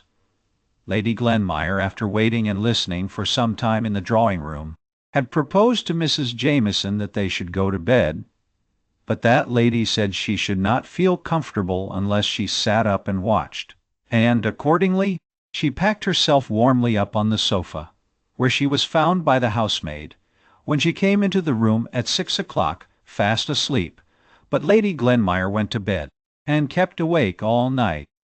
When Miss Pole heard of this, she nodded her head in great satisfaction. She had been sure we should hear of something happening in Cranford that night, and we had heard. It was clear enough they had first proposed to attack her house, but when they saw that she and Betty were on their guard, and had carried off the plate, they had changed their tactics and gone to Mrs. Jameson's, and no one knew what might have happened if Carlo had not barked, like a good dog as he was. Poor Carlo! His barking days were nearly over. Whether the gang who infested the neighborhood were afraid of him, or whether they were revengeful enough, for the way in which he had baffled them on the night in question, to poison him, or whether, as some among the more uneducated people thought, he died of apoplexy, brought on by too much feeding and too little exercise. At any rate, it is certain that 2 days after this eventful night, Carlo was found dead, with his poor legs stretched out stiff in the attitude of running, as if by such unusual exertion he could escape the sure pursuer, death. We were all sorry for Carlo, the old familiar friend who had snapped at us for so many years, and the mysterious mode of his death made us very uncomfortable. Could Signor Brunoni be at the bottom of this? He had apparently killed a canary with only a word of command. His will seemed of deadly force. Who knew but what he might yet be lingering in the neighborhood, willing all sorts of awful things? We whispered these fancies among ourselves in the evenings, but in the mornings our courage came back with the daylight, and in a week's time we had got over the shock of Carlo's death, all but Mrs. Jameson. She, poor thing, felt it as she had felt no event since her husband's death. Indeed, Miss Pole said that as the Honorable Mr. Jameson drank a good deal and occasioned her much uneasiness, it was possible that Carlo's death might be the greater affliction. But there was always a tinge of cynicism in Miss Pole's remarks. However, one thing was clear and certain. It was necessary for Mrs. Jameson to have some change of scene, and Mr. Mulliner was very impressive on this point, shaking his head whenever we inquired after his mistress, and speaking of her loss of appetite and bad nights very ominously, and with justice too, for if she had two characteristics in her natural state of health, they were a facility of eating and sleeping. If she could neither eat nor sleep, she must be indeed out of spirits and out of health. Lady Glenmire, who had evidently taken very kindly to Cranford, did not like the idea of Mrs. Jameson's going to Cheltenham, and more than once insinuated pretty plainly that it was Mr. Mulliner's doing, who had been much alarmed on the occasion of the house being attacked, and since had said more than once that he felt it a very responsible charge to have to defend so many women. Be that as it might, Mrs. Jameson went to Cheltenham, escorted by Mr. Mulliner, and Lady Glenmire remained in possession of the house, her ostensible office being to take care that the maidservants did not pick up followers. She made a very pleasant-looking dragon, and as soon as it was arranged for her stay in Cranford, she found out that Mrs. Jameson's visit to Cheltenham was just the best thing in the world. She had let her house in Edinburgh, and was for the time houseless, so the charge of her sister-in-law's comfortable abode was very convenient and acceptable. Miss Pole was very much inclined to install herself as a heroine because of the decided steps she had taken in flying from the 2 men and 1 woman, whom she entitled that murderous gang. She described their appearance in glowing colors, and I noticed that every time she went over the story some fresh trait of villainy was added to their appearance. One was tall. He grew to be gigantic in height before we had done with him. He of course had black hair, and by it hung in elf-locks over his forehead and down his back. The other was short and broad, and a hump sprouted out on his shoulder before we heard the last of him. He had red hair, which deepened into carroty, and she was almost sure he had a cast in the eye, a decided squint. As for the woman, her eyes glared, and she was masculine-looking, a perfect virago, most probably a man dressed in woman's clothes. Afterwards we heard of a beard on her chin, and a manly voice and a stride. If Miss Pole was delighted to recount the events of that afternoon to all inquirers, others were not so proud of their adventures in the robbery line. Mr. Hoggins, the surgeon, had been attacked at his own door by two ruffians who were concealed in the shadow of the porch, and so effectually silenced him that he was robbed in the interval between ringing his bell and the servants answering it. Miss Pole was sure it would turn out that this robbery had been committed by her men, and went the very day she heard the report to have her teeth examined, and to question Mr. Hoggins. She came to us afterwards, so we heard what she had heard straight and direct from the source, while we were yet in the excitement and flutter of the agitation caused by the first intelligence, for the event had only occurred the night before. "Well," said Miss Pole, sitting down with the decision of a person who has made up her mind as to the nature of life and the world, and such people never tread lightly, or seat themselves without a bump. "Well, Miss Matty, men will be men. Every mother's son of them wishes to be considered Samson and Solomon rolled into one, too strong ever to be beaten or discomfited, too wise ever to be outwitted. If you will notice, they have always foreseen events, though they never tell one for one's warning before the events happen. My father was a man, and I know the sex pretty well." She had talked herself out of breath, and we should have been very glad to fill up the necessary pause as chorus, but we did not exactly know what to say, or which man had suggested this diatribe against the sex. So we only joined in generally, with a grave shake of the head, and a soft murmur of "They are very incomprehensible." "Certainly. Now only think," said she, "there I have undergone the risk of having one of my remaining teeth drawn, for one is terribly at the mercy of any surgeon-dentist, and I, for one, always speak them fair till I have got my mouth out of their clutches. And after all, Mr. Hoggins is too much of a man to own that he was robbed last night." "Not robbed!" exclaimed the chorus. "Don't tell me!" Miss Pole exclaimed, angry that we could be for a moment imposed upon. "I believe he was robbed, just as Betty told me, and he is ashamed to own it. And, to be sure, it was very silly of him to be robbed just at his own door. I dare say he feels that such a thing won't raise him in the eyes of Cranford society, and is anxious to conceal it. But he need not have tried to impose upon me by saying I must have heard an exaggerated account of some petty theft of a neck of mutton, which, it seems, was stolen out of a safe in his yard last week. He had the impertinence to add he believed that that was taken by the cat. I have no doubt, if I could get at the bottom of it, it was that Irishman dressed up in woman's clothes who came spying about my house, with the story about the starving children.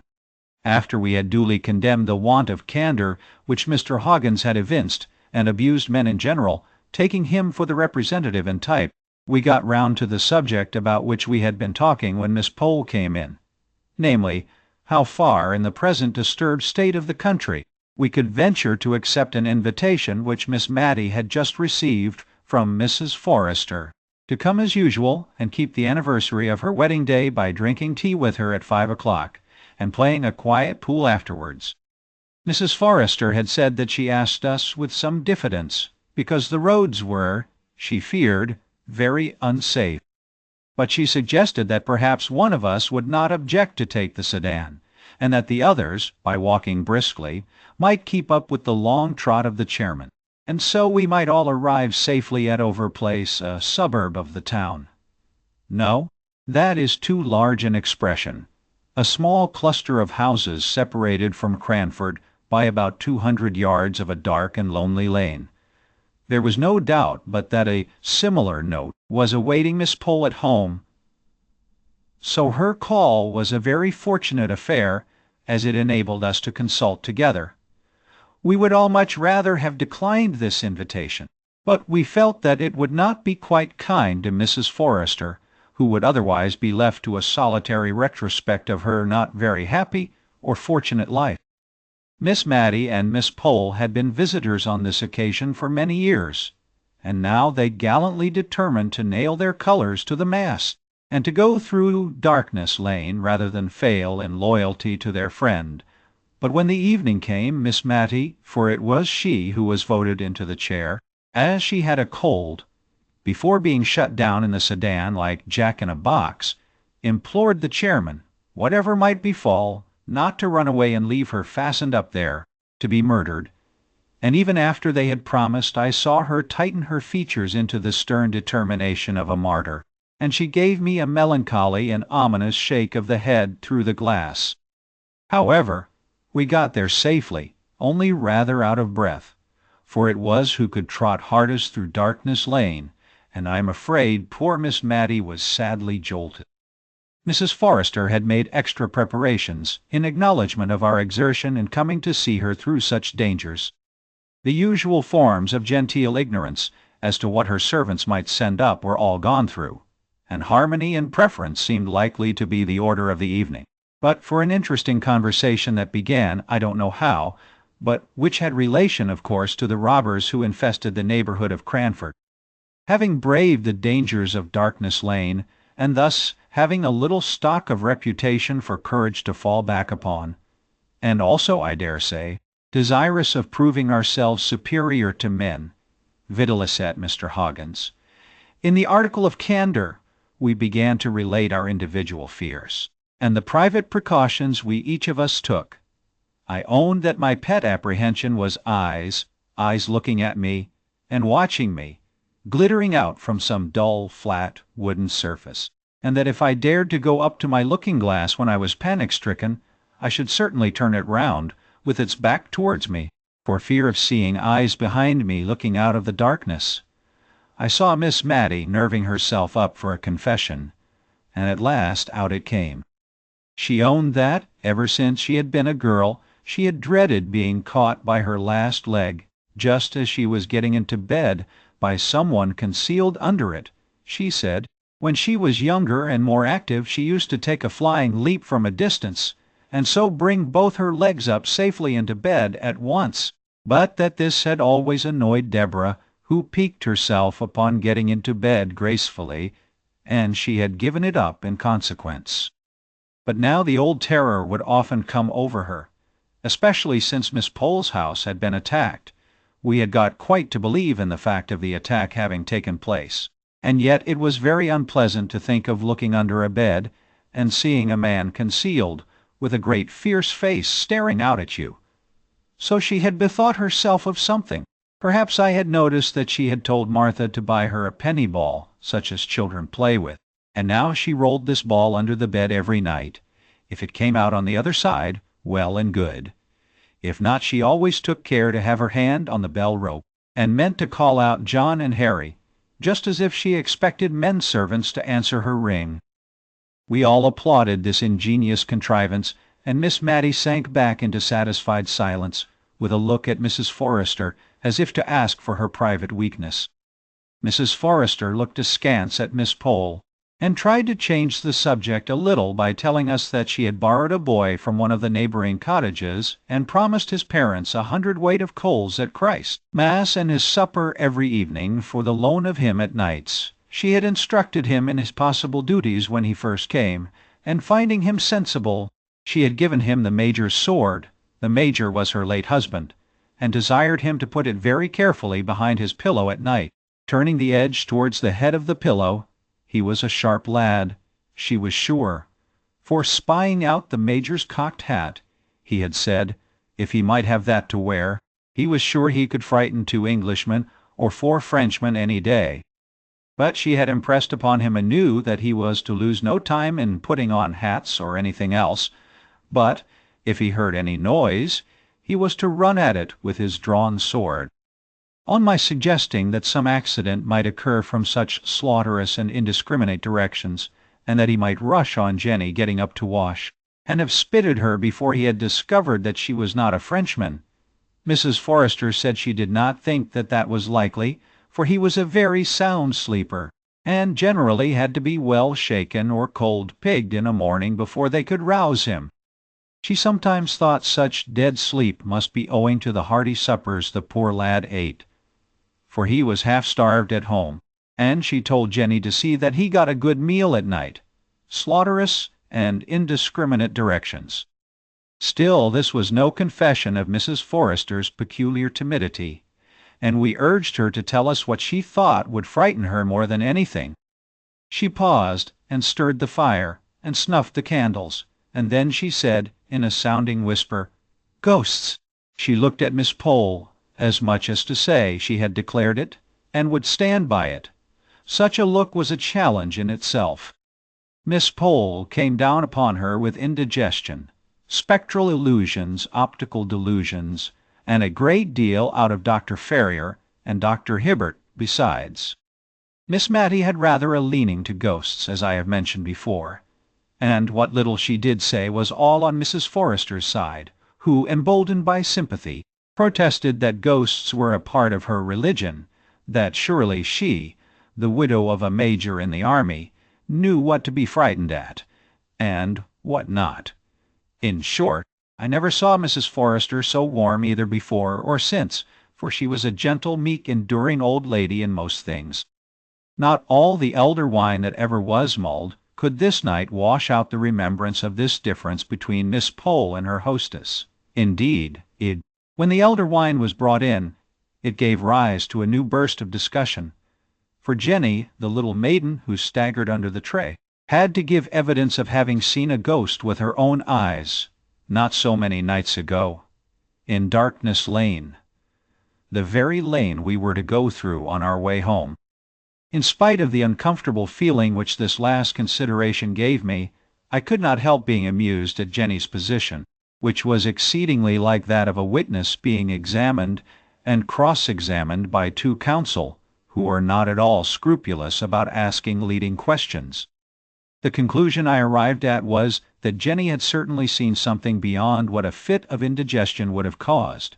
A lady all in white and without her head was what she deposed and adhered to, supported by a consciousness of the secret sympathy of her mistress under the withering scorn with which Miss Pole regarded her. And not only she, but many others had seen this headless lady, who sat by the roadside wringing her hands as in deep grief.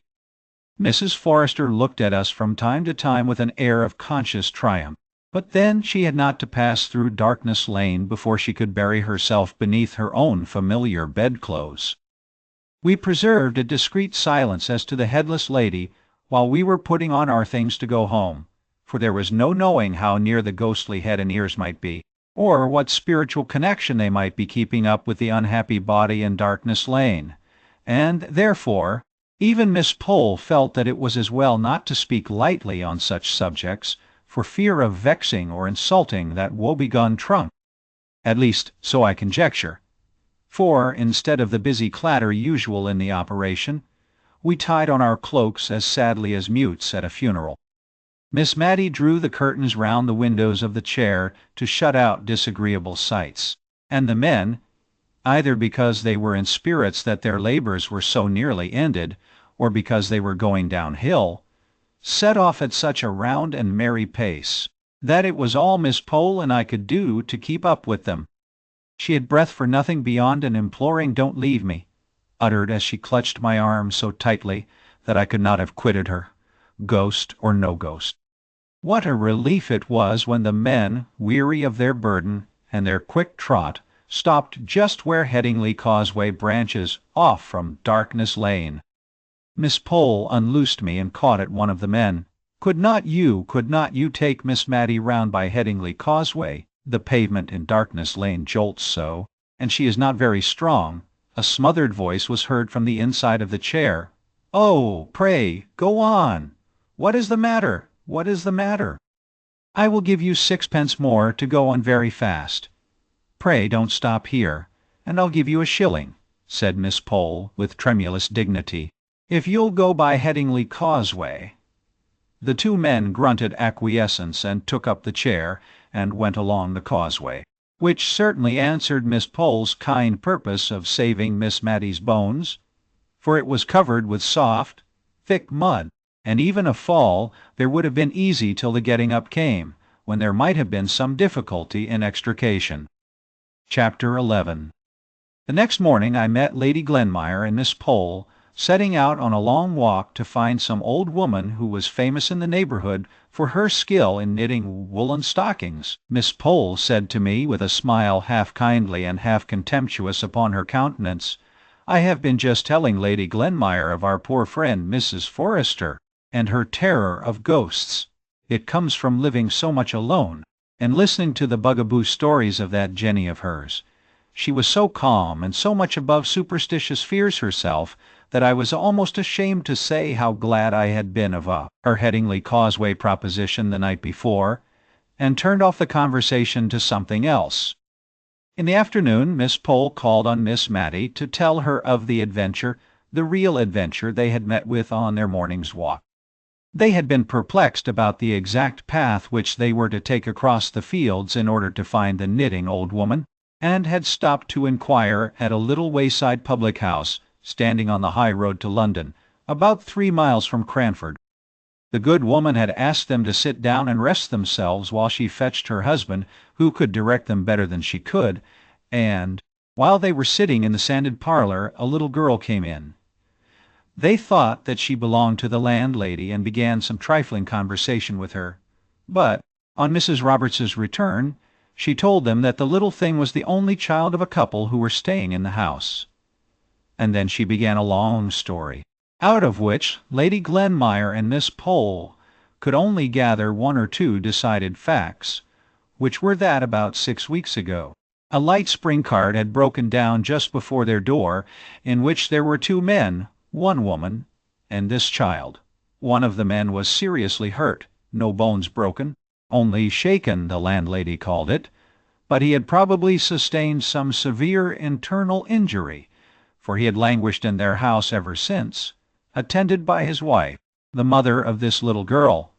Miss Pole had asked what he was, what he looked like, and Mrs. Roberts had made answer that he was not like a gentleman, nor yet like a common person. If it had not been that he and his wife were such decent, quiet people, she could almost have thought he was a mountebank, or something of that kind, for they had a great box in the cart, full of she did not know what. She had helped to unpack it, and take out their linen and clothes, when the other man, his twin brother, she believed he was, had gone off with the horse and cart. Miss Pole had begun to have her suspicions at this point, and expressed her idea that it was rather strange that the box and cart and horse and all should have disappeared. But good Mrs. Roberts seemed to have become quite indignant at Miss Pole's implied suggestion. In fact, Miss Pole said she was as angry as if Miss Pole had told her that she herself was a swindler. As the best way of convincing the ladies, she bethought her of begging them to see the wife. And, as Miss Pole said, there was no doubting the honest, worn, bronzed face of the woman, who at the first tender word from Lady Glenmire burst into tears, which she was too weak to check until some word from the landlady made her swallow down her sobs, in order that she might testify to the Christian kindness shown by Mr. and Mrs. Roberts. Miss Pole came round with a swing to as vehement a belief in the sorrowful tale as she had been sceptical before, and as a proof of this, her energy in the poor sufferer's behalf was nothing daunted when she found out that he, and no other, was our Signor Brunoni, to whom all Cranford had been attributing all manner of evil this 6 weeks past. Yes, his wife said his proper name was Samuel Brown. Sam, she called him, but to the last we preferred calling him the Signor. It sounded so much better. The end of their conversation with the Signora Brunoni was that it was agreed that he should be placed under medical advice, and for any expense incurred in procuring this Lady Glenmire promised to hold herself responsible, and had accordingly gone to Mr. Hoggins to beg him to ride over to the Rising Sun that very afternoon, and examine into the Signor's real state, and, as Miss Pole said, if it was desirable to remove him to Cranford to be more immediately under Mr. Hoggins's eye, she would undertake to see for lodgings and arrange about the rent. Mrs. Roberts had been as kind as could be all throughout, but it was evident that their long residence there had been a slight inconvenience. Before Miss Pole left us, Miss Matty and I were as full of the morning's adventure as she was. We talked about it all the evening, turning it in every possible light, and we went to bed anxious for the morning, when we should surely hear from someone what Mr. Hoggins thought and recommended, for, as Miss Matty observed, though Mr. Hoggins did say Jack's up, a fig for his heels, and called preference pref. She believed he was a very worthy man and a very clever surgeon. Indeed, we were rather proud of our doctor at Cranford, as a doctor. We often wished, when we heard of Queen Adelaide or the Duke of Wellington being ill, that they would send for Mr. Hoggins, but on consideration we were rather glad they did not, for, if we were ailing, what should we do? If Mr. Hoggins had been appointed physician in ordinary to the royal family. As a surgeon we were proud of him, but as a man, or rather, I should say, as a gentleman, we could only shake our heads over his name and himself, and wish that he had read Lord Chesterfield's letters in the days when his manners were susceptible of improvement. Nevertheless, we all regarded his dictum in the signor's case as infallible, and when he said that with care and attention he might rally, we had no more fear for him. But, although we had no more fear, everybody did as much as if there was great cause for anxiety, as indeed there was until Mr. Hoggins took charge of him. Miss Pole looked out clean and comfortable, if homely lodgings. Miss Matty sent the sedan chair for him, and Martha and I aired it well before it left Cranford by holding a warming pan full of red-hot coals in it, and then shutting it up close, smoke and all, until the time when he should get into it at the rising sun. Lady Glenmire undertook the medical department under Mr. Hoggins's directions, and rummaged up all Mrs. Jamieson's medicine glasses and spoons and bed-tables in a free and easy way. That made Miss Matty feel a little anxious as to what that lady and Mr. Mulliner might say if they knew. Mrs. Forrester made some of the bread jelly for which she was so famous to have ready as a refreshment in the lodgings when he should arrive. A present of this bread jelly was the highest mark of favor dear Mrs. Forrester could confer.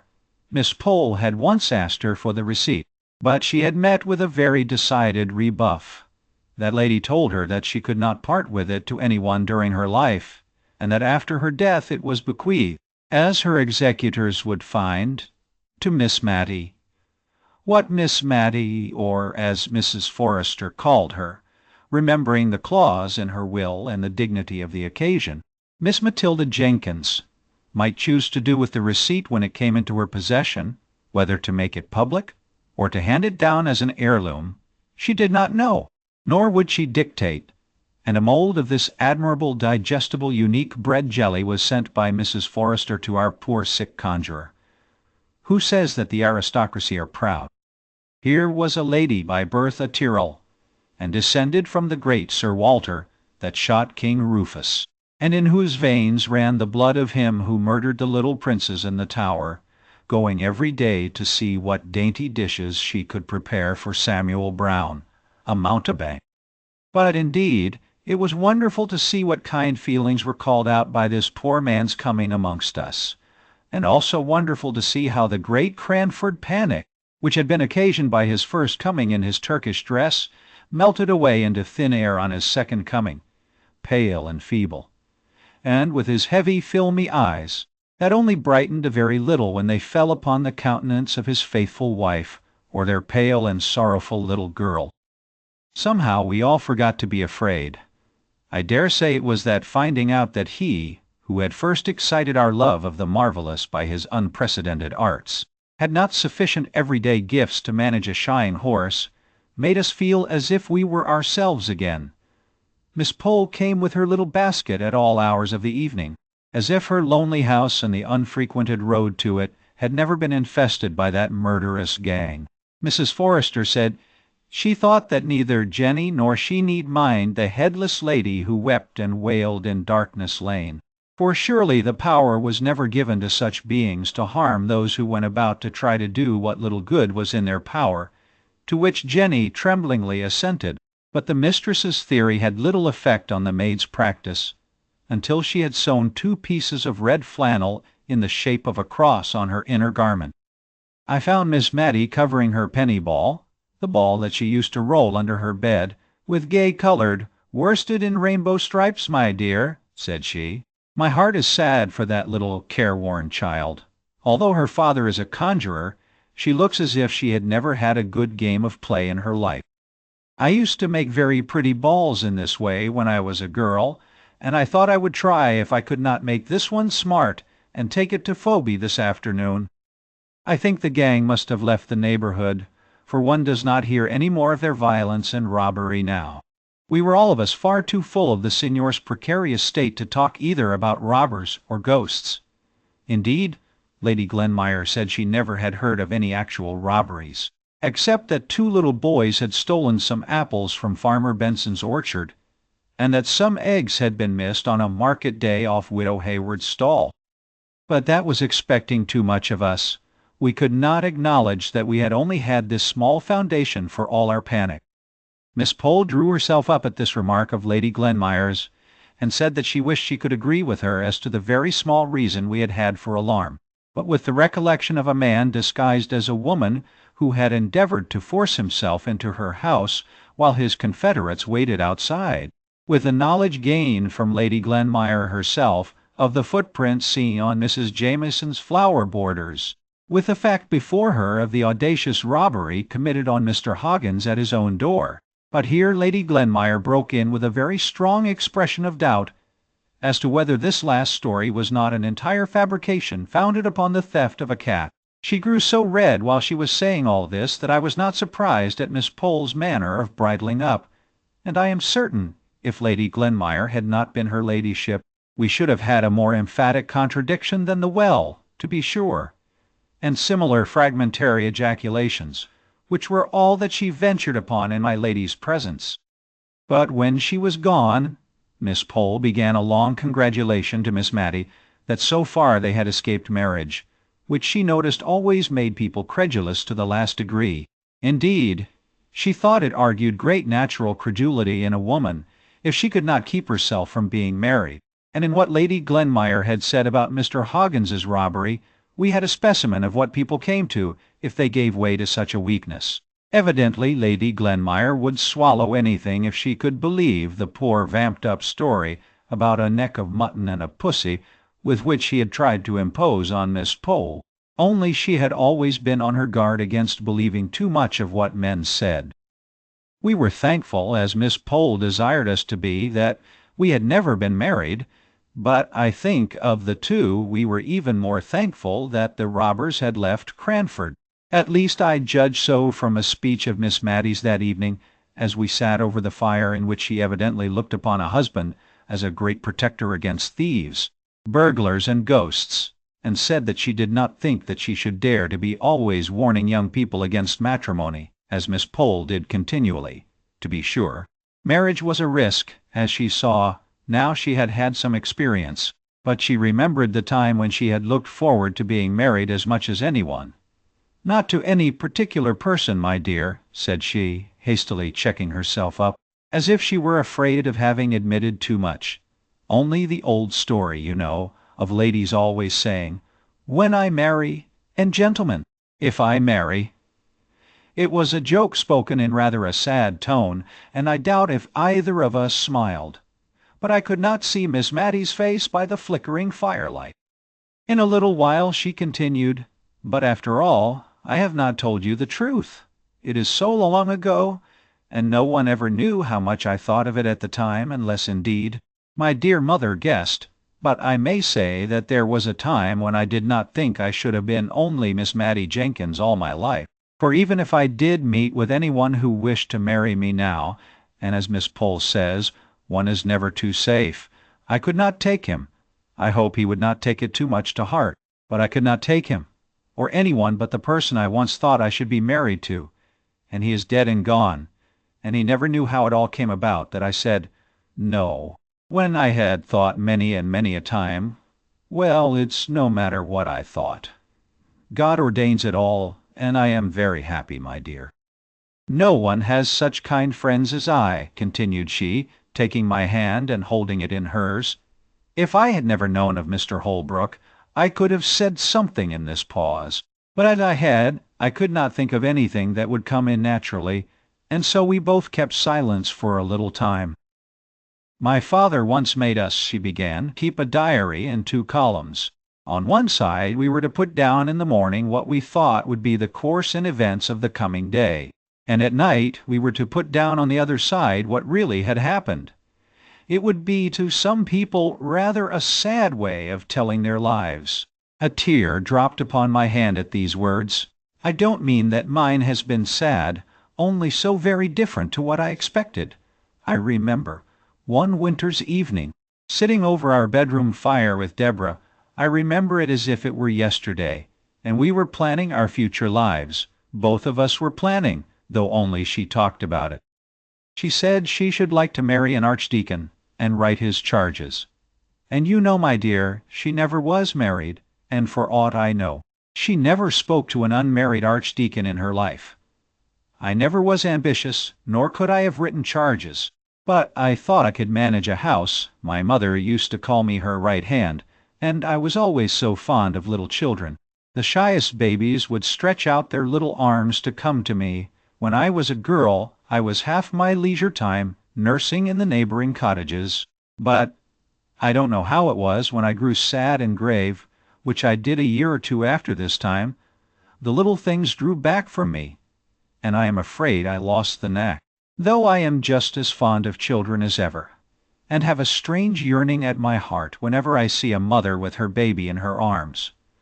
Nay, my dear," and by a sudden blaze which sprang up from a fall of the unstirred coals, I saw that her eyes were full of tears, gazing intently on some vision of what might have been, "do you know, I dream sometimes that I have a little child, always the same, a little girl of about 2 years old. She never grows older, though I have dreamt about her for many years. I don't think I ever dream of any words or sound she makes.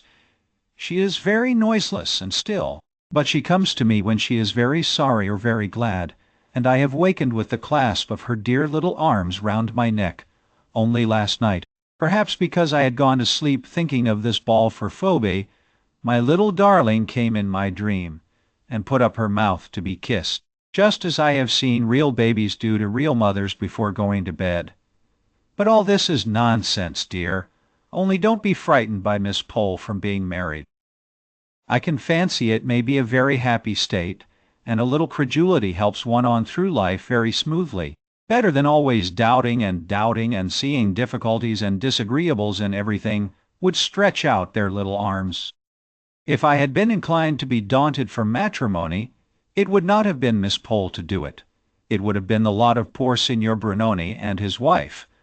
And yet again, it was an encouragement to see how, through all their cares and sorrows, they thought of each other and not of themselves, and how keen were their joys if they only passed through each other, or through the little Phoebe.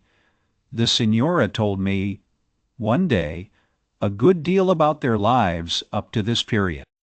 It began by my asking her whether Miss Pole's story of the twin brothers were true. It sounded so wonderful a likeness that I should have had my doubts, if Miss Pole had not been unmarried. But the Signora, or as we found out she preferred to be called, Mrs. Brown, said it was quite true, that her brother-in-law was by many taken for her husband, which was of great assistance to them in their profession, though, she continued, how people can mistake Thomas for the real Signor Brunoni I can't conceive, but he says they do. So I suppose I must believe him. Not but what he is a very good man. I am sure I don't know how we should have paid our bill at the Rising Sun but for the money he sends. But people must know very little about art if they can take him for my husband. Why, miss, in the ball trick, where my husband spreads his fingers wide, and throws out his little finger with quite an air and a grace, Thomas just clumps up his hand like a fist, and might have ever so many balls hidden in it. Besides, he has never been in India, and knows nothing of the proper sit of a turban. Have you been in India? Said I, rather astonished. Oh, yes, many a year, ma'am, Sam was a sergeant in the 31st, and when the regiment was ordered to India, I drew a lot to go, and I was more thankful than I can tell, for it seemed as if it would only be a slow death to me to part from my husband. But, indeed, ma'am, if I had known all, I don't know whether I would not rather have died there and then, than gone through what I have done since. To be sure, I've been able to comfort Sam, and to be with him. But, ma'am, I've lost 6 children, said she, looking up at me with those strange eyes that I've never noticed but in mothers of dead children, with a kind of wild look in them, as if seeking for what they never more might find. Yes, 6 children died off, like little buds nipped untimely, in that cruel India. I thought, as each died, I never could, I never would love a child again, and when the next came, it had not only its own love, but the deeper love that came from the thoughts of its little dead brothers and sisters. And when Phoebe was coming, I said to my husband, Sam, when the child is born, and I am strong, I shall leave you. It will cut my heart cruel. But if this baby dies too, I shall go mad. The madness is in me now. But if you let me go down to Calcutta, carrying my baby step by step, it will, maybe, work itself off, and I will save, and I will hoard, and I will beg, and I will die, to get a passage home to England, where our baby may live. God bless him. He said I might go, and he saved up his pay, and I saved every pice I could get for washing or any way, and when Phoebe came and I grew strong again, I set off. It was very lonely, through the thick forests, dark again with their heavy trees, along by the riverside, but I had been brought up near the Avon in Warwickshire, so that flowing noise sounded like home. From station to station, from Indian village to village, I went along, carrying my child. I had seen one of the officers' ladies with a little picture, ma'am, done by a Catholic foreigner, ma'am, of the Virgin and the little Saviour, ma'am. She had him on her arm, and her form was softly curled round him, and their cheeks touched.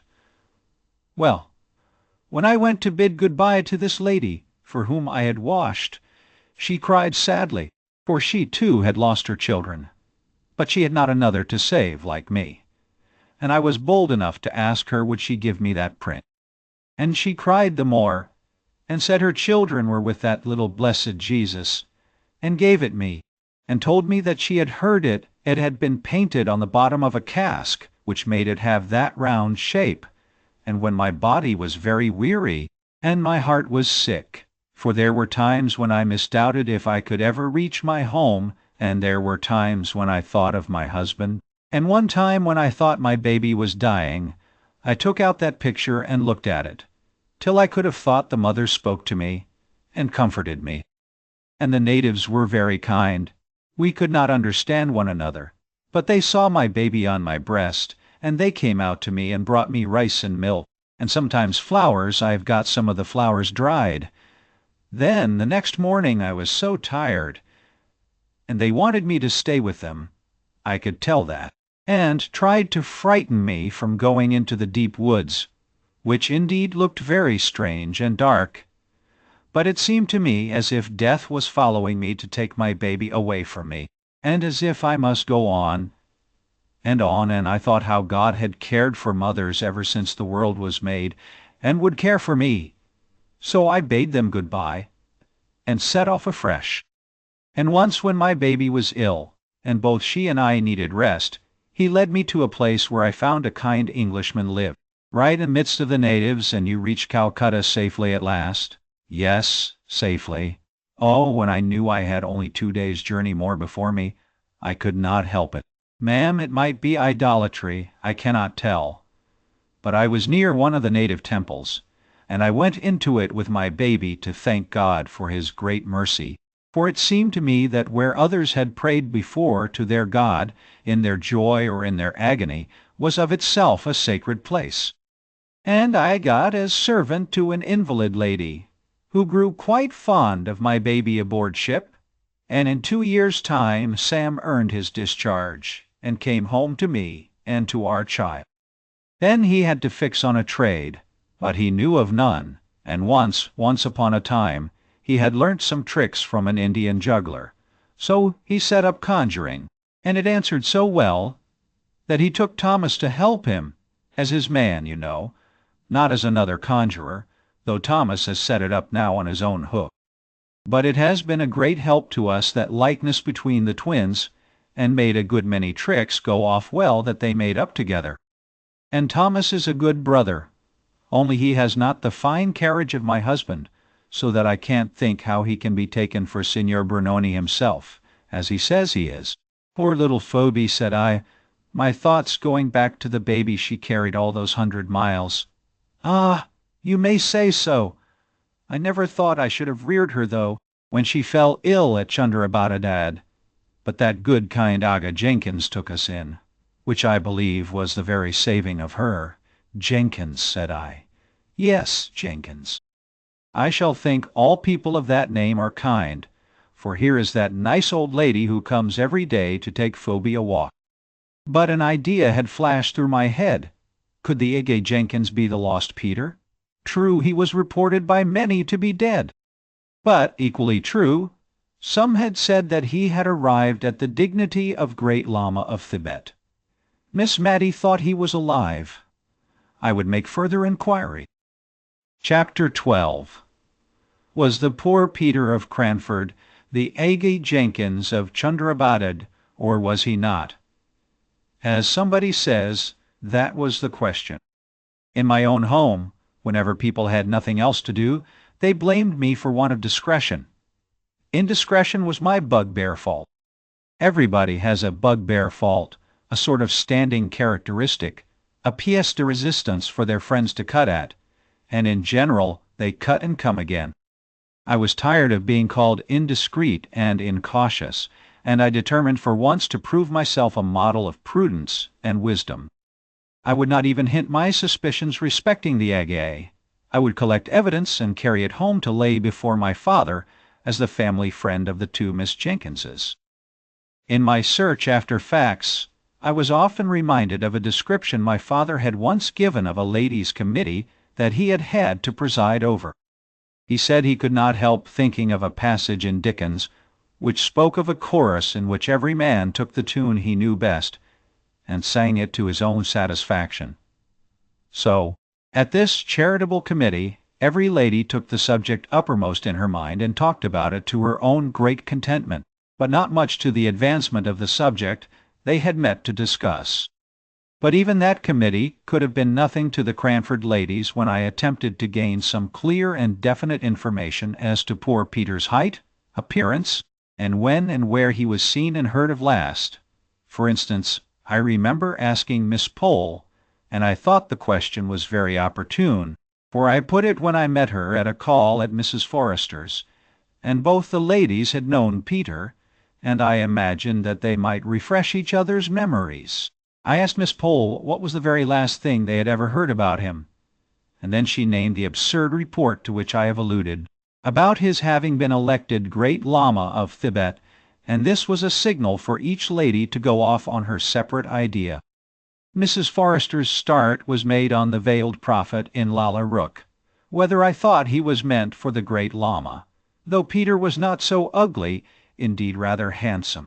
If he had not been freckled, I was thankful to see her double upon Peter, but in a moment the delusive lady was off upon Roland's Calidore, and the merits of cosmetics and hair oils in general, and holding forth so fluently that I turned to listen to Miss Pole, who, through the llamas, the beasts of burden, had got to Peruvian bonds, and the share market, and her poor opinion of joint stock banks in general, and of that one in particular in which Miss Mattie's money was invested.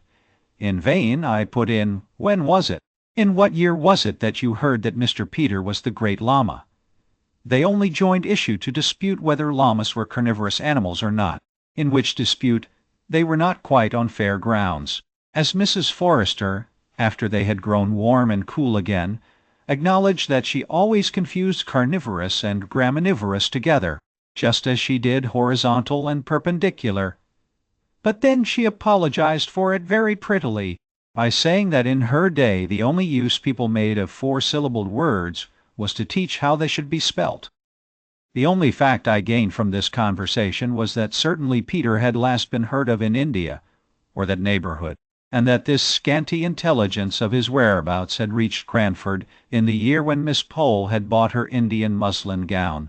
Long since worn out, we washed it and mended it, and traced its decline and fall into a window blind before we could go on, and in a year when Wombwell came to Cranford, because Miss Matty had wanted to see an elephant in order that she might the better imagine Peter riding on one, and had seen a boa constrictor too, which was more than she wished to imagine in her fancy pictures of Peter's locality, and in a year when Miss Jenkins had learnt some piece of poetry off by heart, and used to say, at all the Cranford parties, how Peter was surveying mankind from China to Peru, which everybody had thought very grand, and rather appropriate, because India was between China and Peru, if you took care to turn the globe to the left instead of the right. I suppose all these inquiries of mine, and the consequent curiosity excited in the minds of my friends, made us blind and deaf to what was going on around us. It seemed to me as if the sun rose and shone, and as if the rain rained on Cranford, just as usual, and I did not notice any sign of the times that could be considered as a prognostic of any uncommon event. And to the best of my belief, not only Miss Matty and Mrs. Forrester, but even Miss Pole herself, whom we looked upon as a kind of prophetess from the knack she had of foreseeing things before they came to pass, although she did not like to disturb her friends by telling them her foreknowledge, even Miss Pole herself was breathless with astonishment when she came to tell us of the astounding piece of news. But I must recover myself. The contemplation of it, even at this distance of time, has taken away my breath and my grammar, and unless I subdue my emotion, my spelling will go too. We were sitting, Miss Matty and I, much as usual, she in the blue chintz easy-chair with her back to the light and her knitting in her hand, I reading aloud the St. James's Chronicle. A few minutes more, and we should have gone to make the little alterations in dress usual before calling time, 12 o'clock, in Cranford. I remember the scene and the date well. We had been talking of the signor's rapid recovery since the warmer weather had set in, and praising Mr. Hoggins's skill, and lamenting his want of refinement and manner. It seems a curious coincidence that this should have been our subject, but so it was, when a knock was heard, a caller's knock, 3 distinct taps, and we were flying. That is to say, Miss Matty could not walk very fast, having had a touch of rheumatism, to our rooms to change cap and collars, when Miss Pole arrested us by calling out as she came up the stairs, "Don't go. I can't wait. It is not 12, I know, but never mind your dress. I must speak to you." We did our best to look as if it was not we who had made the hurried movement, the sound of which she had heard, for, of course, we did not like to have it supposed that we had any old clothes that it was convenient to wear out in the sanctuary of home, as Miss Jenkins once prettily called the back parlor, where she was tying up preserves. So we threw our gentility with double force into our manners, and very genteel we were for 2 minutes while Miss Pole recovered breath, and excited our curiosity strongly by lifting up her hands in amazement, and bringing them down in silence, as if what she had to say was too big for words, and could only be expressed by pantomime. "What do you think, Miss Matty? What do you think?" "Lady Glenmire is to be married, I mean.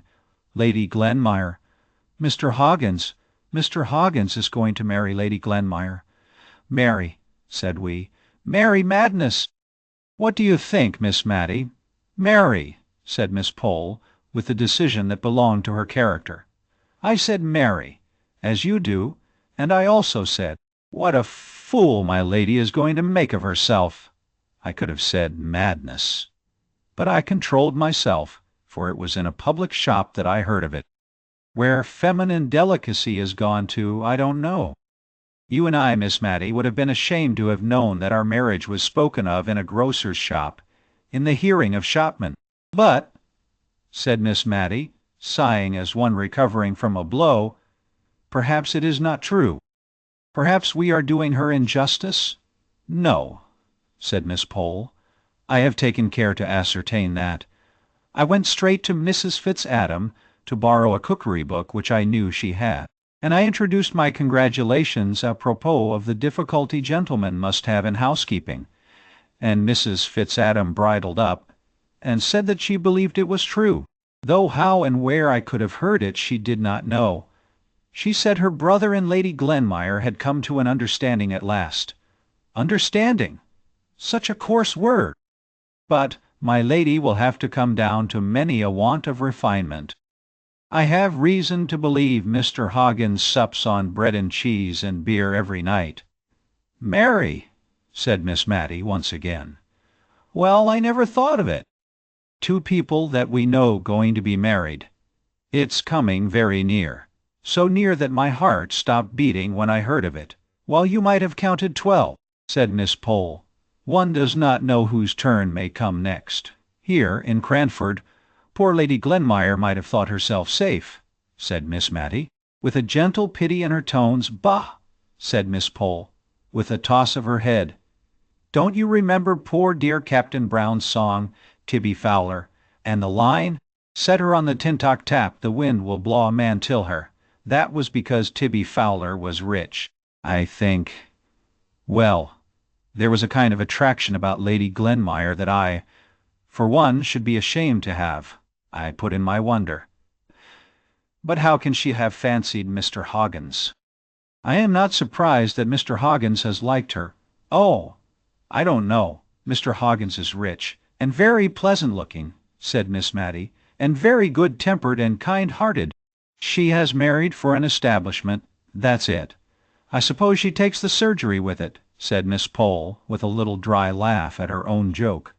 But, like many people who think they have made a severe and sarcastic speech, which yet is clever of its kind, she began to relax in her grimness from the moment when she made this allusion to the surgery, and we turned to speculate on the way in which Mrs. Jameson would receive the news. The person whom she had left in charge of her house to keep off followers from her maids to set up a follower of her own, and that follower a man whom Mrs. Jameson had tabooed as vulgar and inadmissible to Cranford society, not merely on account of his name, but because of his voice, his complexion, his boots, smelling of the stable, and himself, smelling of drugs. Had he ever been to see Lady Glenmire at Mrs. Jameson's? Chloride of lime would not purify the house in its owner's estimation if he had. Or had their interviews been confined to the occasional meetings in the chamber of the poor sick conjurer, to whom, with all our sense of the mésalliance, we could not help allowing that they had both been exceedingly kind? And now it turned out that a servant of Mrs. Jameson's had been ill, and Mr. Hoggins had been attending her for some weeks. So the wolf had got into the fold, and now he was carrying off the shepherdess. What would Mrs. Jameson say? We looked into the darkness of futurity as a child gazes after a rocket up in the cloudy sky, full of wondering expectation of the rattle, the discharge, and the brilliant shower of sparks and light. Then we brought ourselves down to earth in the present time by questioning each other, being all equally ignorant, and all equally without the slightest data to build any conclusions upon, as to when it would take place, where, how much a year Mr. Hoggins had, whether she would drop her title, and how Martha and the other correct servants in Cranford would ever be brought to announce a married couple as Lady Glenmire and Mr. Hoggins. But would they be visited? Would Mrs. Jameson let us? Or must we choose between the Honourable Mrs. Jameson and the degraded Lady Glenmire? We all liked Lady Glenmire the best. She was bright and kind and sociable and agreeable, and Mrs. Jameson was dull and inert and pompous and tiresome. But we had acknowledged the sway of the latter so long that it seemed like a kind of disloyalty now even to meditate disobedience to the prohibition we anticipated. Mrs. Forrester surprised us in our darned caps and patched collars, and we forgot all about them in our eagerness to see how she would bear the information which we honorably left to Miss Pole to impart, although, if we had been inclined to take unfair advantage, we might have rushed in ourselves, for she had a most out-of-place fit of coughing for 5 minutes after Mrs. Forrester entered the room. I shall never forget the imploring expression of her eyes as she looked at us over her pocket-handkerchief. They said as plain as words could speak, "Don't let nature deprive me of the treasure which is mine, although for a time I can make no use of it." And we did not. Mrs. Forrester's surprise was equal to ours, and her sense of injury rather greater, because she had to feel for her order, and saw more fully than we could do how such conduct brought stains on the aristocracy. When she and Miss Pole left us, we endeavored to subside into calmness, but Miss Matty was really upset by the intelligence she had heard. She reckoned it up, and it was more than 15 years since she had heard of any of her acquaintance going to be married, with the one exception of Miss Jessie Brown, and as she said, it gave her quite a shock, and made her feel as if she could not think what would happen next. I don't know whether it is a fancy of mine or a real fact, but I have noticed that just after the announcement of an engagement in any set, the unmarried ladies in that set flutter out in an unusual gaiety and newness of dress, as much as to say, in a tacit and unconscious manner, "We also are spinsters." Miss Matty and Miss Pole talked and thought more about bonnets, gowns, caps, and shawls, during the fortnight that succeeded this call, than I had known them do for years before. But it might be the spring weather, for it was a warm and pleasant March, and merinos and beavers, and woolen materials of all sorts were but ungracious receptacles of the bright sun's glancing rays. It had not been Lady Glenmire's dress that had won Mr. Hoggins's heart, for she went about on her errands of kindness more shabby than ever, although in the hurried glimpses I caught of her at church or elsewhere she appeared rather to shun meeting any of her friends. Her face seemed to have almost something of the flush of youth in it. Her lips looked redder and more trembling full than in their old compressed state, and her eyes dwelt on all things with a lingering light, as if she was learning to love Cranford and its belongings. Mr. Hoggins looked broad and radiant, and creaked up the middle aisle at church in a brand-new pair of top boots, an audible as well as visible sign of his purposed change of state, for the tradition went that the boots he had worn till now were the identical pair in which he first set out on his rounds in Cranford 25 years ago, only they had been new-pieced high and low, top and bottom, heel and sole, black leather and brown leather, more times than anyone could tell. None of the ladies in Cranford chose to sanction the marriage by congratulating either of the parties. We wished to ignore the whole affair until our liege lady, Mrs. Jameson, returned, till she came back to give us our cue. We felt that it would be better to consider the engagement in the same light as the Queen of Spain's legs, facts which certainly existed, but the less said about the better. This restraint upon our tongues, for you see if we did not speak about it to any of the parties concerned, how could we get answers to the questions that we longed to ask, was beginning to be irksome, and our idea of the dignity of silence was paling before our curiosity, when another direction was given to our thoughts by an announcement on the part of the principal shopkeeper of Cranford, who ranged the trades from grocer and cheesemonger to man-milliner, as occasion required, that the spring fashions were arrived, and would be exhibited on the following Tuesday at his rooms in High Street. Now Miss Matty had been only waiting for this before buying herself a new silk gown. I had offered, it is true, to send to Drumble for patterns, but she had rejected my proposal, gently implying that she had not forgotten her disappointment about the sea-green turban. I was thankful that I was on the spot now, to counteract the dazzling fascination of any yellow or scarlet silk. I must say a word or two here about myself. I have spoken of my father's old friendship for the Jenkins family. Indeed, I am not sure if there was not some distant relationship. He had willingly allowed me to remain all the winter at Cranford, in consideration of a letter which Miss Matty had written to him about the time of the panic, in which I suspect she had exaggerated my powers and my bravery as a defender of the house. But now that the days were longer and more cheerful, he was beginning to urge the necessity of my return, and I only delayed in a sort of odd forlorn hope that if I could obtain any clear information, I might make the account given by the Signora of the Jenkins tally with that of poor Peter, his appearance and disappearance, which I had winnowed out of the conversation of Miss Pole and Mrs. Forrester. Chapter 13.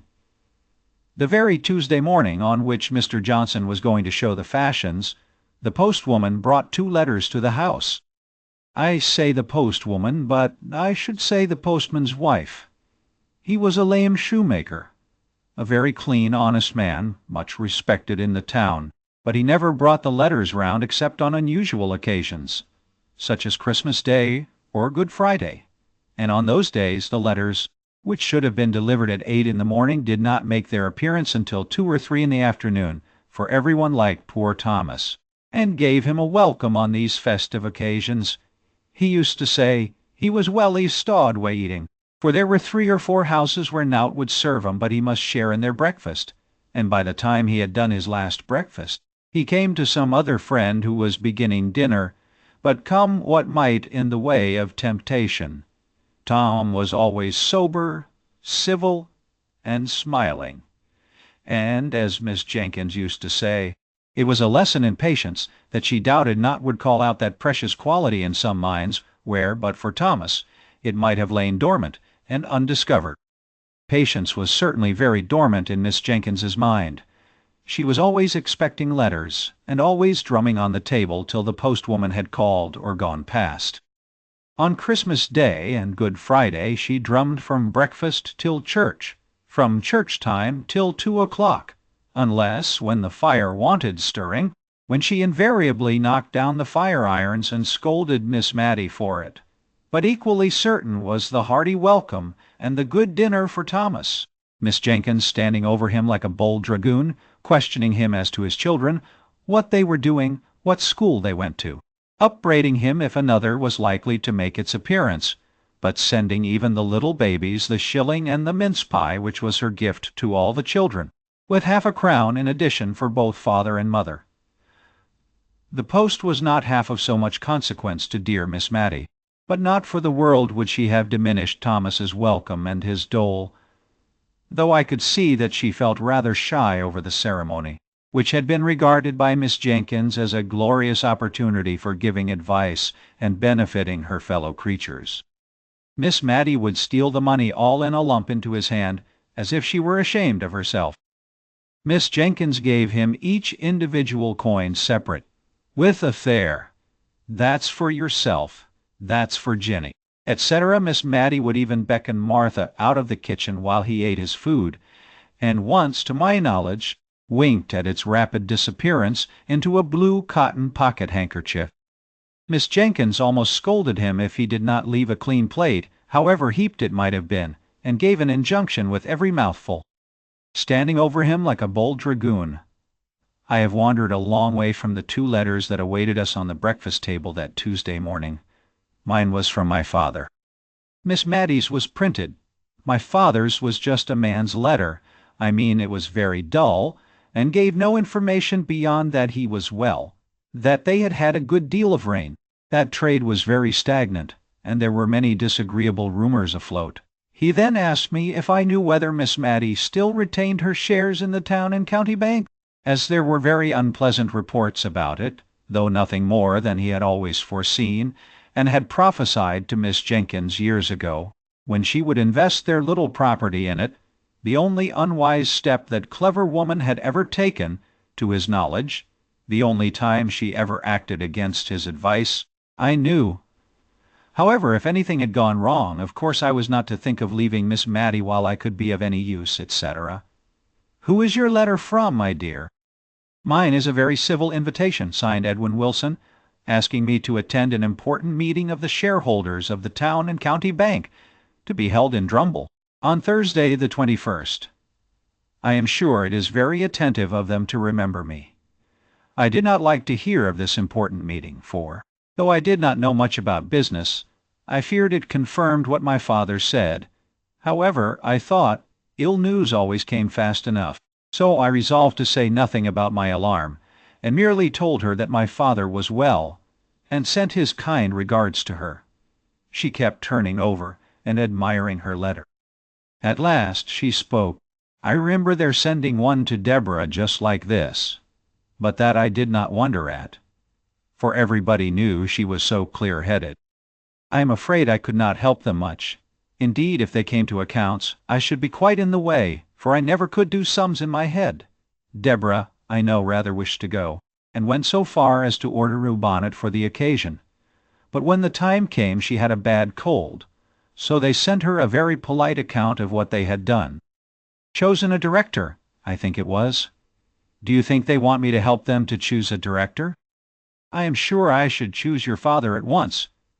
"My father has no shares in the bank," said I. "Oh, no, I remember. He objected very much to Deborah's buying any, I believe.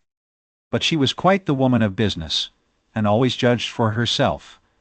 And here, you see, they have paid 8%. All these years." It was a very uncomfortable subject to me with my half-knowledge, so I thought I would change the conversation, and I asked at what time she thought we had better go and see the fashions. "Well, my dear," she said, "the thing is this. It is not etiquette to go till after 12. But then, you see, all Cranford will be there, and one does not like to be too curious about dress and trimmings and caps with all the world looking on. It is never genteel to be over-curious on these occasions." Deborah had the knack of always looking as if the latest fashion was nothing new to her, a manner she had caught from Lady Arley, who did see all the new modes in London, you know. So I thought we would just slip down this morning, soon after breakfast, for I do want half a pound of tea, and then we could go up and examine the things at our leisure, and see exactly how my new silk gown must be made, and then, after 12, we could go with our minds disengaged, and free from thoughts of dress. We began to talk of Miss Mattie's new silk gown. I discovered that it would be really the first time in her life that she had had to choose anything of consequence for herself, for Miss Jenkins had always been the more decided character, whatever her taste might have been, and it is astonishing how such people carry the world before them by the mere force of will. Miss Mattie anticipated the sight of the glossy folds with as much delight as if the 5 sovereigns set apart for the purchase could buy all the silks in the shop, and, remembering my own loss of 2 hours in a toy shop before I could tell on what wonder to spend a silver 3d, I was very glad that we were going early, that dear Miss Mattie might have leisure for the delights of perplexity. If a happy sea green could be met with, the gown was to be sea green. If not, she inclined to maize, and I to silver grey, and we discussed the requisite number of breadths until we arrived at the shop door. We were to buy the tea, select the silk, and then clamber up the iron corkscrew stairs that led into what was once a loft, though now a fashion showroom. Young men at Mr. Johnson's had on their best looks and their best cravats, and pivoted themselves over the counter with surprising activity. They wanted to show us upstairs at once, but on the principle of business first and pleasure afterwards, we stayed to purchase the tea. Here Miss Mattie's absence of mind betrayed itself. If she was made aware that she had been drinking green tea at any time, she always thought it her duty to lie awake half through the night afterward. I have known her take it in ignorance many a time without such effects, and consequently green tea was prohibited the house. Yet today she herself asked for the obnoxious article, under the impression that she was talking about the silk. However, the mistake was soon rectified, and then the silks were unrolled in good truth. By this time the shop was pretty well filled, for it was Cranford market day, and many of the farmers and country people from the neighborhood round came in, sleeking down their hair and glancing shyly about from under their eyelids, as anxious to take back some notion of the unusual gaiety to the mistress or the lasses at home, and yet feeling that they were out of place among the smart shopmen and gay shawls and summer prints. One honest-looking man, however, made his way up to the counter at which we stood, and boldly asked to look at a shawl or two. The other country folk confined themselves to the grocery side, but our neighbor was evidently too full of some kind intention towards mistress, wife, or daughter to be shy, and it soon became a question with me whether he or Miss Mattie would keep their shopman the longest time. He thought each shawl more beautiful than the last, and, as for Miss Matty, she smiled and sighed over each fresh bale that was brought out. One colour set off another, and the heap together would, as she said, make even the rainbow look poor. I am afraid, said she, hesitating, whichever I choose I shall wish I had taken another. Look at this lovely crimson. It would be so warm in winter. But spring is coming on, you know. I wish I could have a gown for every season, said she, dropping her voice, as we all did in Cranford whenever we talked of anything we wished for, but could not afford. However, she continued in a louder and more cheerful tone, it would give me a great deal of trouble to take care of them if I had them. So, I think, I'll only take one. But which must it be, my dear? And now she hovered over a lilac with yellow spots, while I pulled out a quiet sage green that had faded into insignificance under the more brilliant colors, but which was nevertheless a good silk in its humble way. Our attention was called off to our neighbor. He had chosen a shawl of about 30 shillings value, and his face looked broadly happy, under the anticipation, no doubt, of the pleasant surprise he would give to some Molly or Jenny at home. He had tugged a leathern purse out of his breeches pocket, and had offered a £5 note in payment for the shawl, and for some parcels which had been brought round to him from the grocery counter, and it was just at this point that he attracted our notice. The shopman was examining the note with a puzzled, doubtful air. Town and County Bank. I am not sure, sir, but I believe we have received a warning against notes issued by this bank only this morning. I will just step and ask Mr. Johnson, sir, but I'm afraid I must trouble you for payment in cash or in a note of a different bank. I never saw a man's countenance fall so suddenly into dismay and bewilderment. It was almost piteous to see the rapid change. Dang it, said he, striking his fist down on the table, as if to try which was the harder. The chap talks as if notes and gold were to be had for the picking up. Miss Matty had forgotten her silk gown in her interest for the man.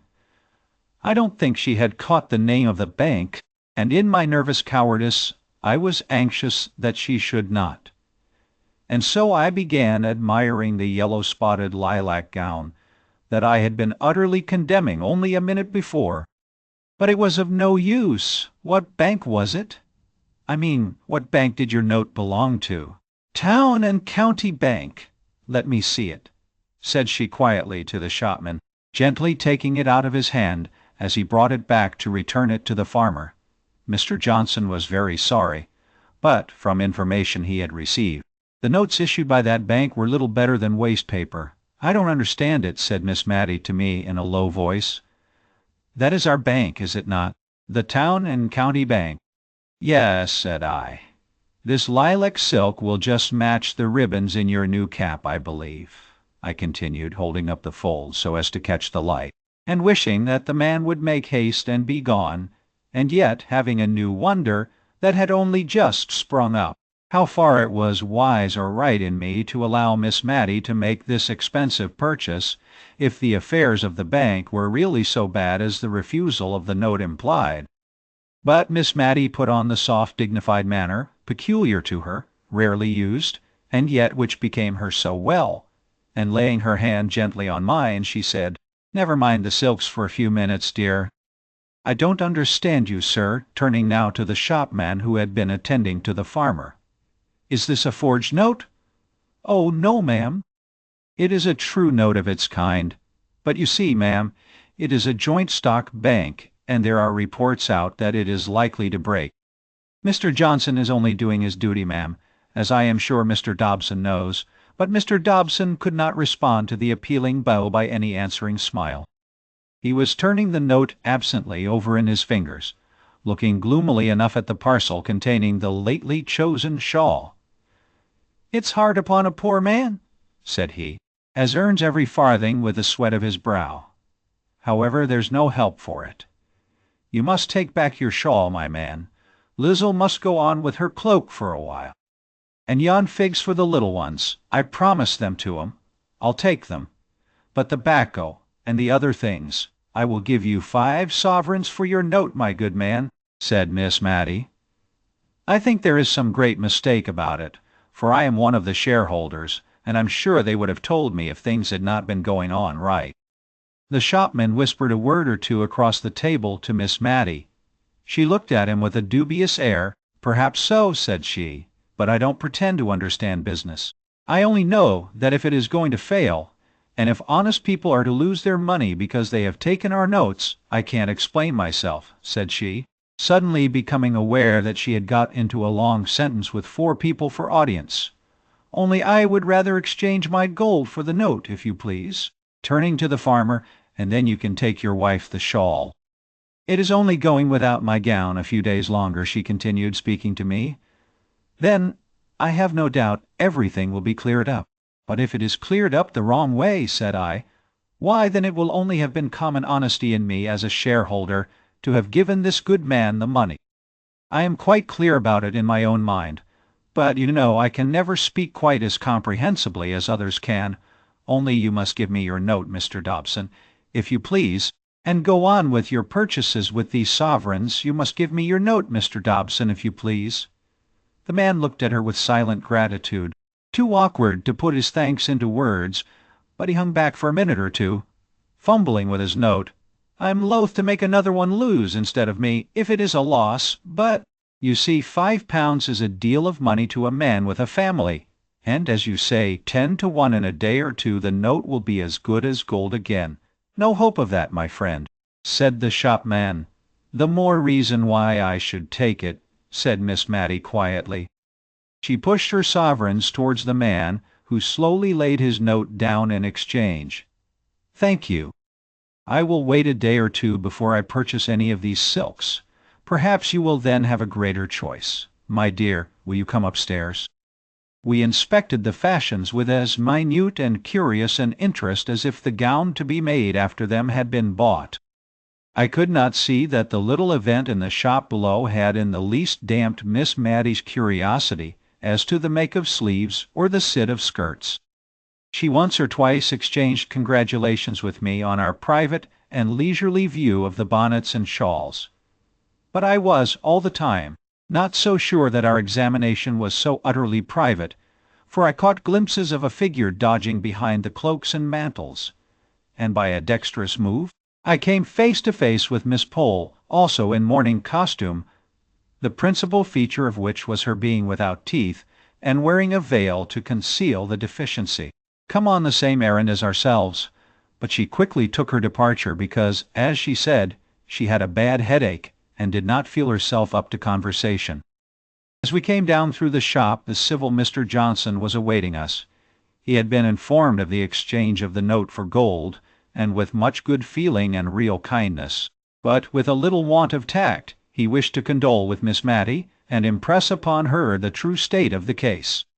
I could only hope that he had heard an exaggerated rumor, for he said that her shares were worse than nothing, and that the bank could not pay a shilling in the pound.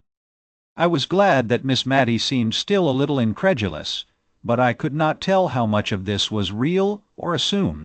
With that self-control which seemed habitual to ladies of Miss Matty's standing in Cranford, who would have thought their dignity compromised by the slightest expression of surprise, dismay, or any similar feeling to an inferior in station or in a public shop. However, we walked home very silently.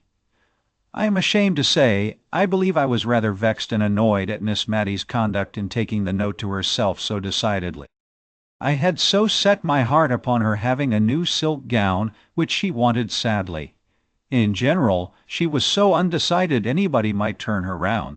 In this case I had felt that it was no use attempting it, but I was not the less put out at the result somehow after 12 o'clock. We both acknowledged to a sated curiosity about the fashions, and to a certain fatigue of body, which was in fact depression of mind, that indisposed us to go out again. But still we never spoke of the note, till, all at once, something possessed me to ask Miss Matty if she would think it her duty to offer sovereigns for all the notes of the town and county bank she met with. I could have bitten my tongue out the minute I had said it. She looked up rather sadly, and as if I had thrown a new perplexity into her already distressed mind, and for a minute or two she did not speak. Then she said, "My own dear Miss Matty, without a shade of reproach in her voice. "My dear, I never feel as if my mind was what people call very strong. And it's often hard enough work for me to settle what I ought to do with the case right before me. I was very thankful that I saw my duty this morning, with the poor man standing by me. But it's rather a strain upon me to keep thinking and thinking what I should do if such and such a thing happened. And I believe I had rather wait and see what really does come. And I don't doubt I shall be helped then if I don't fidget myself and get too anxious beforehand. You know, love, I'm not like Deborah. If Deborah had lived, I've no doubt she would have seen after them before they had got themselves into this state. We had neither of us much appetite for dinner, though we tried to talk cheerfully about indifferent things. When we returned into the drawing-room, Miss Matty unlocked her desk and began to look over her account books. I was so penitent for what I had said in the morning that I did not choose to take upon myself the presumption to suppose that I could assist her. I rather left her alone, as with puzzled brow her eye followed her pen up and down the ruled page. By and by she shut the book, locked the desk, and came and drew a chair to mine, where I sat in moody sorrow over the fire. I stole my hand into hers. She clasped it, but did not speak a word. At last she said, with forced composure in her voice, "If that bank goes wrong, I shall lose £149 13 shillings and 4 pence a year. I shall only have £13 a year left." I squeezed her hand hard and tight. I did not know what to say. Presently it was too dark to see her face. I felt her fingers work convulsively in my grasp, and I knew she was going to speak again. I heard the sobs in her voice as she said, "I hope it's not wrong, not wicked, but, oh, I am so glad poor Deborah is spared this. She could not have borne to come down in the world, she had such a noble, lofty spirit." This was all she said about the sister who had insisted upon investing their little property in that unlucky bank. We were later in lighting the candle than usual that night, and until that light shamed us into speaking, we sat together very silently and sadly. However, we took to our work after tea with a kind of forced cheerfulness, which soon became real as far as it went, talking of that never-ending wonder, Lady Glenmire's engagement. Miss Matty was almost coming round to think it a good thing.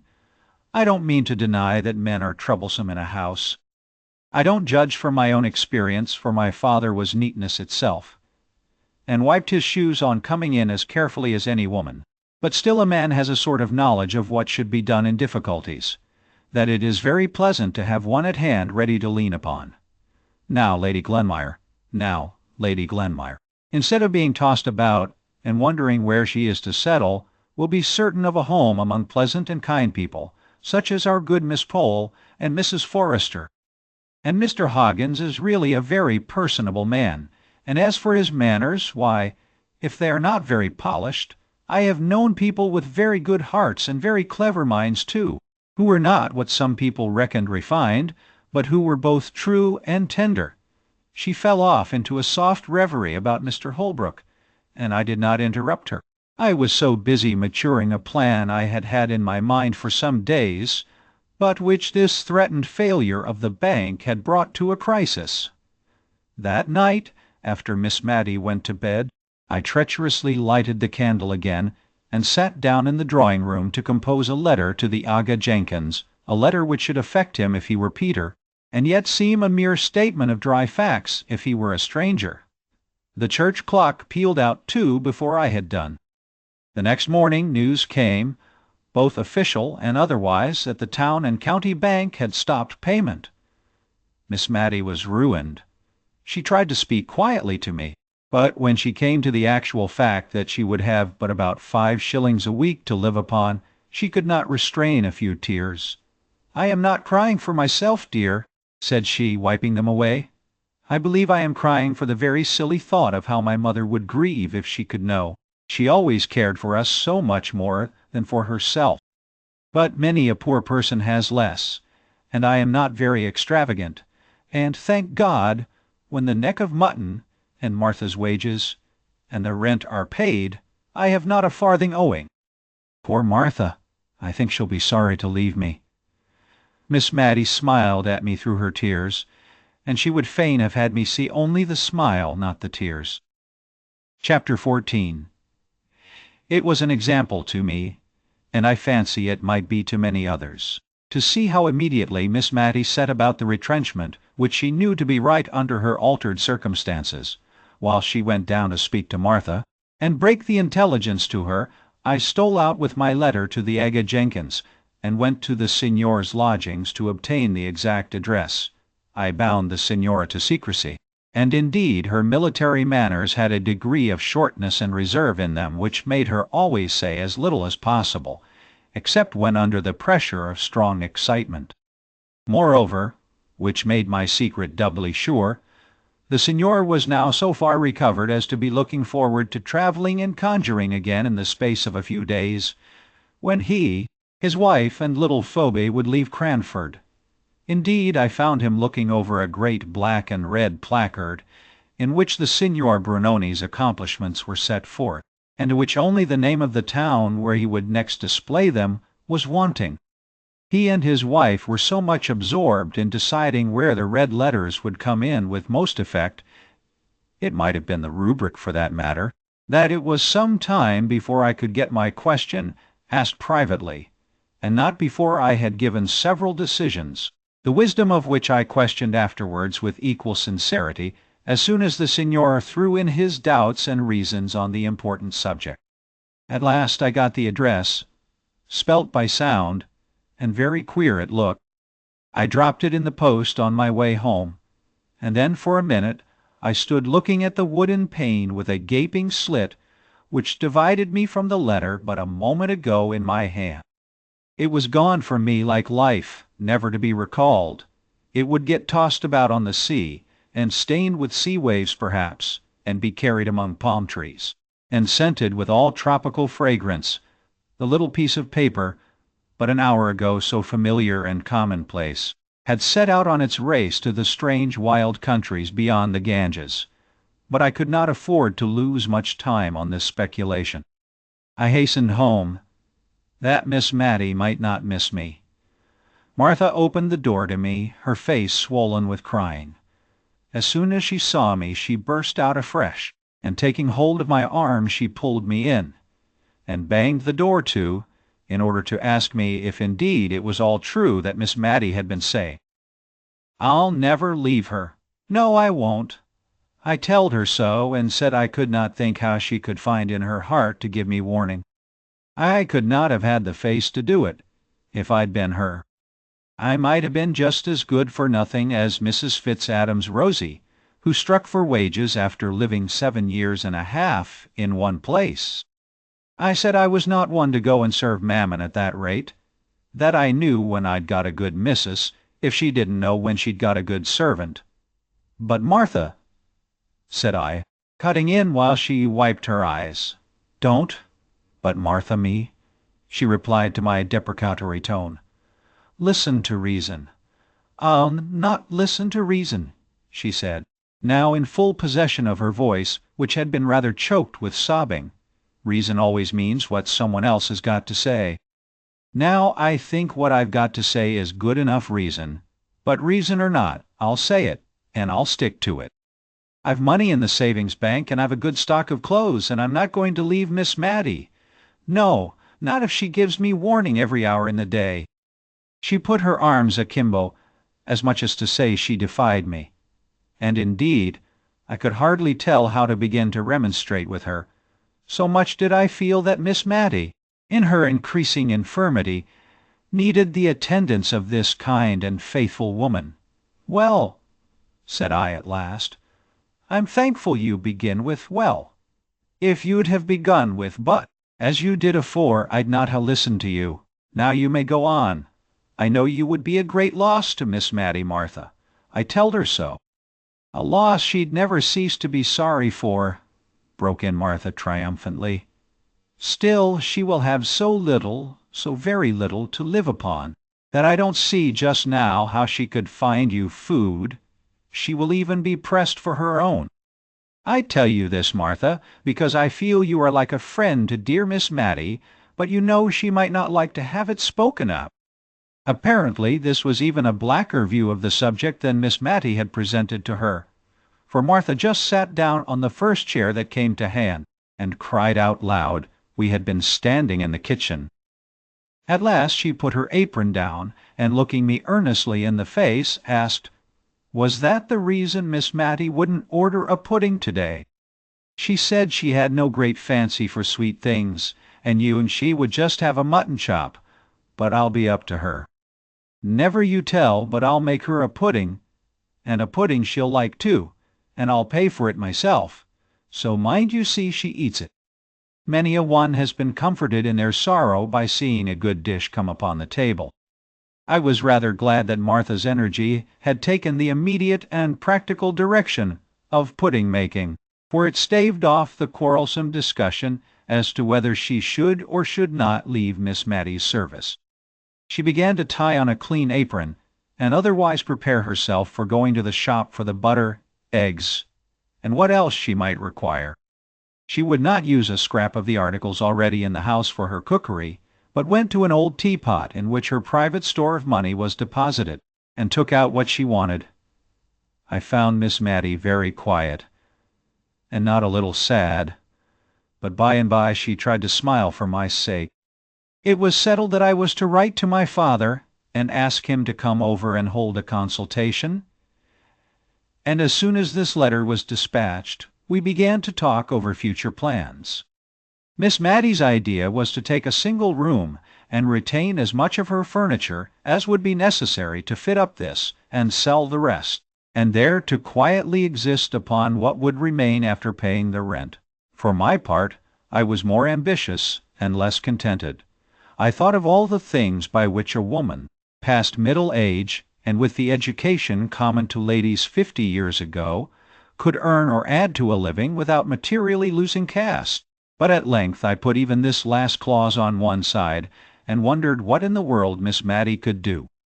Teaching was, of course, the first thing that suggested itself.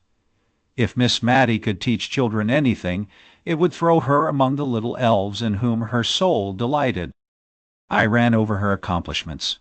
Once upon a time I had heard her say she could play vous dirai-je, maman, on the piano, but that was long, long ago. That faint shadow of musical acquirement had died out years before. She had also once been able to trace out patterns very nicely for muslin embroidery, by dint of placing a piece of silver paper over the design to be copied, and holding both against the window pane while she marked the scallop and eyelet holes. But that was her nearest approach to the accomplishment of drawing, and I did not think it would go very far. Then again, as to the branches of a solid English education, fancy work and the use of the globes, such as the mistress of the ladies' seminary, to which all the tradespeople in Cranford sent their daughters, professed to teach.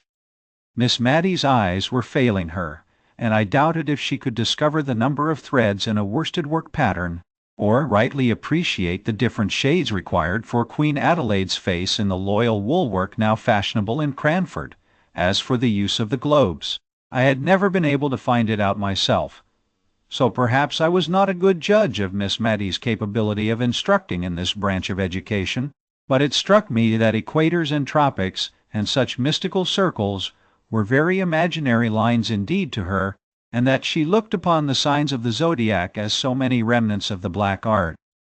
What she piqued herself upon as arts in which she excelled was making candle-lighters, or spills, as she preferred calling them, of colored paper, cut so as to resemble feathers, and knitting garters in a variety of dainty stitches. I had once said, on receiving a present of an elaborate pair, that I should feel quite tempted to drop one of them in the street, in order to have it admired. But I found this little joke, and it was a very little one, was such a distress to her sense of propriety, and was taken with such anxious, earnest alarm, lest the temptation might some day prove too strong for me, that I quite regretted having ventured upon it. A present of these delicately wrought garters, a bunch of gay spills, or a set of cards on which sewing silk was wound in a mystical manner, were the well-known tokens of Miss Matty's favour. But would anyone pay to have their children taught these arts? Or, indeed, would Miss Matty sell, for filthy lucre, the knack and the skill with which she made trifles of value to those who loved her? I had to come down to reading, writing, and arithmetic, and in reading the chapter every morning, she always coughed before coming to long words. I doubted her power of getting through a genealogical chapter, with any number of coughs. Writing she did well and delicately, but spelling! She seemed to think that the more out of the way this was, and the more trouble it cost her, the greater the compliment she paid to her correspondent, and words that she would spell quite correctly in her letters to me became perfect enigmas when she wrote to my father. No, there was nothing she could teach to the rising generation of Cranford, unless they had been quick learners and ready imitators of her patience, her humility, her sweetness, her quiet contentment with all that she could not do. I pondered and pondered until dinner was announced by Martha, with a face all blubbered and swollen with crying. Miss Matty had a few little peculiarities which Martha was apt to regard as whims below her attention, and appeared to consider as childish fancies of which an old lady of 58 should try and cure herself. But today everything was attended to with the most careful regard. The bread was cut to the imaginary pattern of excellence that existed in Miss Matty's mind, as being the way which her mother had preferred. The curtain was drawn so as to exclude the dead brick wall of a neighbor's stable, and yet left so as to show every tender leaf of the poplar which was bursting into spring beauty. Martha's tone to Miss Matty was just such as that good, rough-spoken servant usually kept sacred for little children, and which I had never heard her use to any grown-up person. I had forgotten to tell Miss Matty about the pudding, and I was afraid she might not do justice to it, for she had evidently very little appetite this day.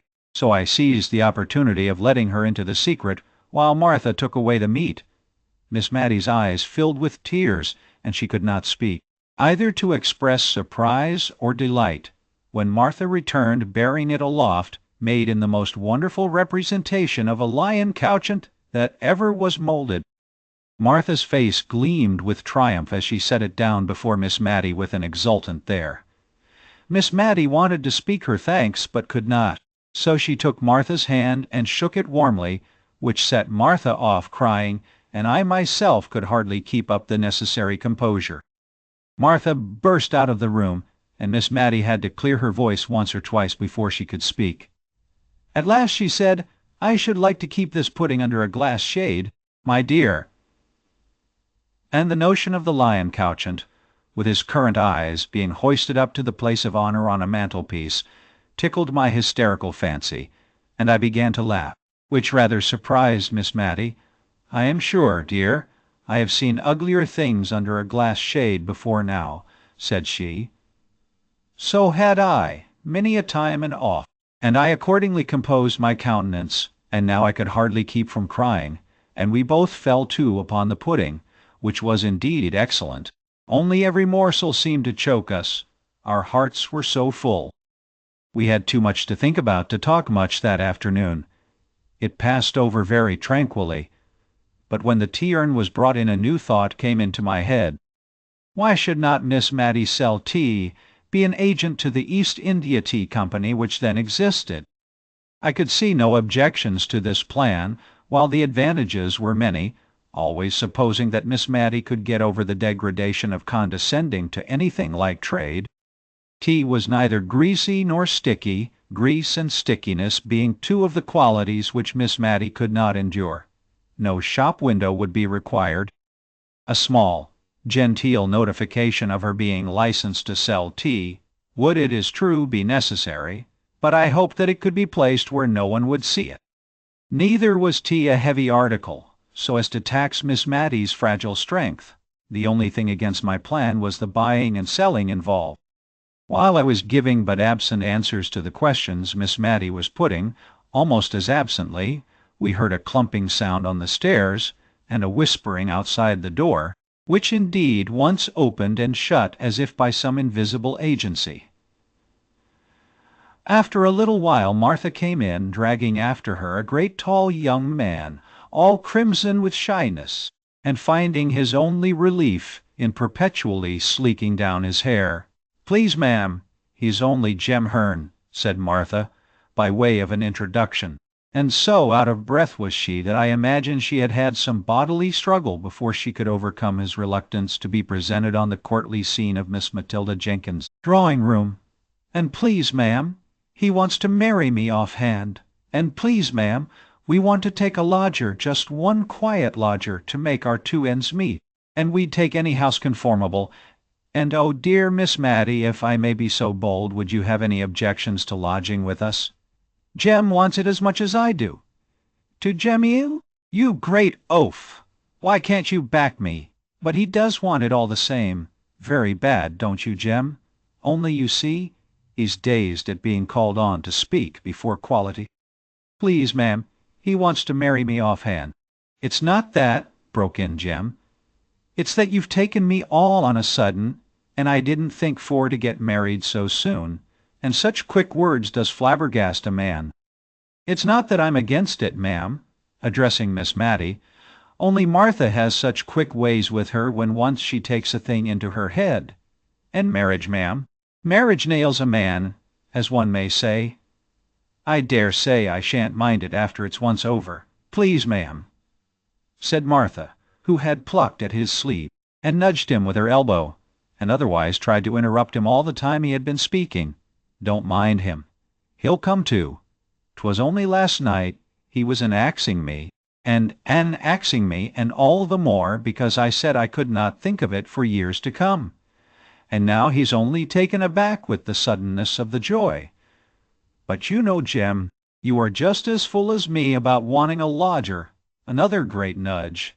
Aye, if Miss Matty would lodge with us. Otherwise I've no mind to be cumbered with strange folk in the house," said Jem, with a want of tact which I could see enraged Martha, who was trying to represent a lodger as the great object they wished to obtain, and that, in fact, Miss Matty would be smoothing their path, and conferring a favour.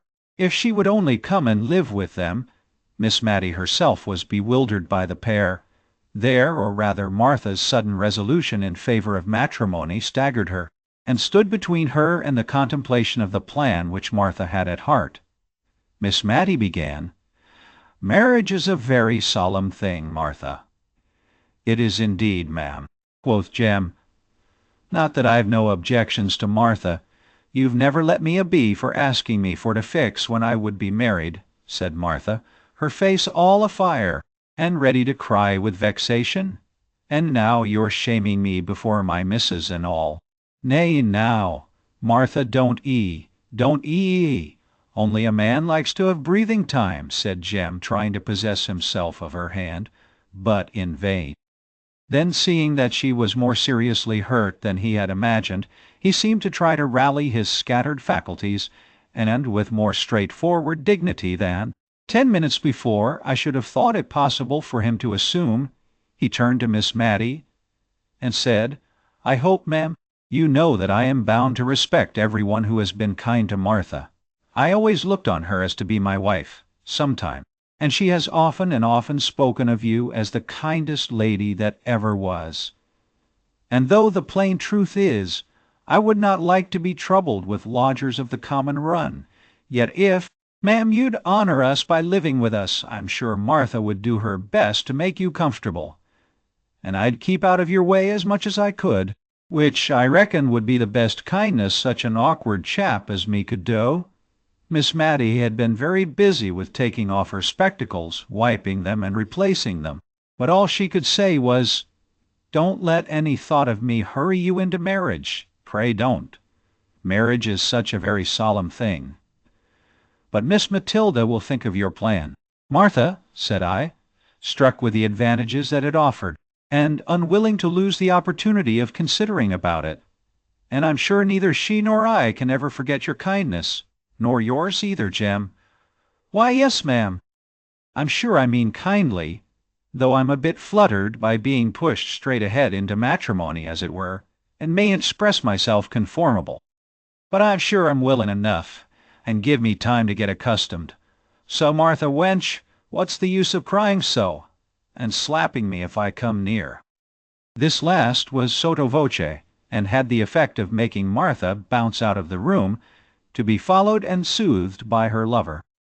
Whereupon Miss Matty sat down and cried very heartily, and accounted for it by saying that the thought of Martha being married so soon gave her quite a shock, and that she should never forgive herself if she thought she was hurrying the poor creature.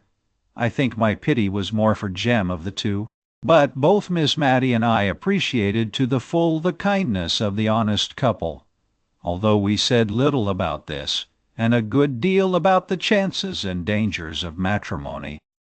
The next morning, very early, I received a note from Miss Pole, so mysteriously wrapped up, and with so many seals on it to secure secrecy, that I had to tear the paper before I could unfold it, and when I came to the writing I could hardly understand the meaning, it was so involved and oracular.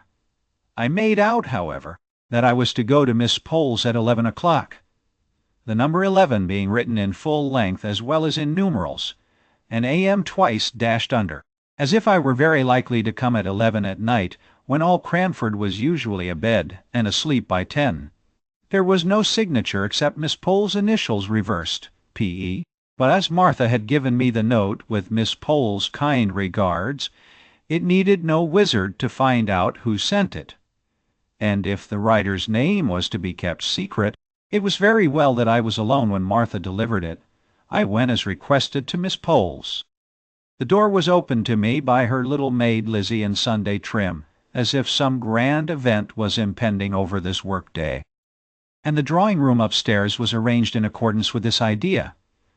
The table was set out with the best green card-cloth, and writing materials upon it. On the little chiffonier was a tray with a newly decanted bottle of cowslip wine and some ladies' finger biscuits. Miss Pole herself was in solemn array, as if to receive visitors, although it was only 11 o'clock. Mrs. Forrester was there, crying quietly and sadly, and my arrival seemed only to call forth fresh tears. Before we had finished our greetings, performed with lugubrious mystery of demeanor, there was another rat-tat-tat, and Mrs. Fitz-Adam appeared, crimson with walking and excitement. It seemed as if this was all the company expected, for now Miss Pole made several demonstrations of being about to open the business of the meeting by stirring the fire, opening and shutting the door and coughing and blowing her nose. Then she arranged us all round the table, taking care to place me opposite to her, and last of all, she inquired of me if the sad report was true, as she feared it was that Miss Matty had lost all her fortune. Of course, I had but one answer to make, and I never saw more unaffected sorrow depicted on any countenances than I did there on the three before me. "I wish Mrs. Jameson was here," said Mrs. Forrester at last, but to judge from Mrs. Fitz-Adam's face, she could not second the wish. "But without Mrs. Jameson," said Miss Pole, with just a sound of offended merit in her voice, "we, the ladies of Cranford in my drawing-room assembled, can resolve upon something.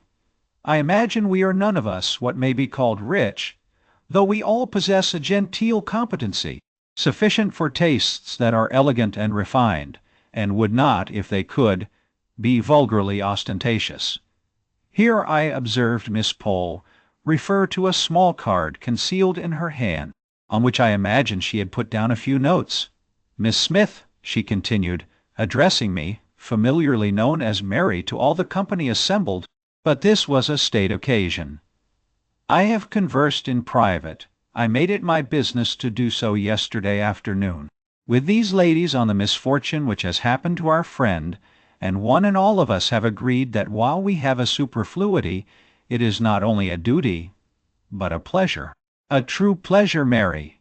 Her voice was rather choked just here, and she had to wipe her spectacles before she could go on, to give what we can to assist her, Miss Matilda Jenkins.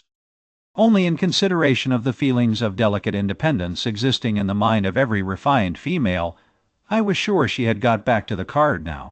We wish to contribute our mites in a secret and concealed manner, so as not to hurt the feelings I have referred to.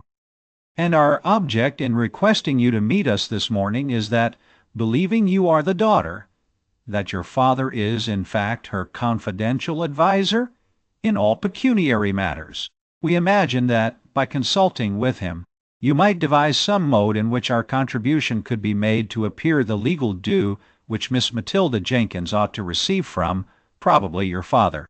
Knowing her investments can fill up the blank, Miss Pole concluded her address, and looked round for approval and agreement.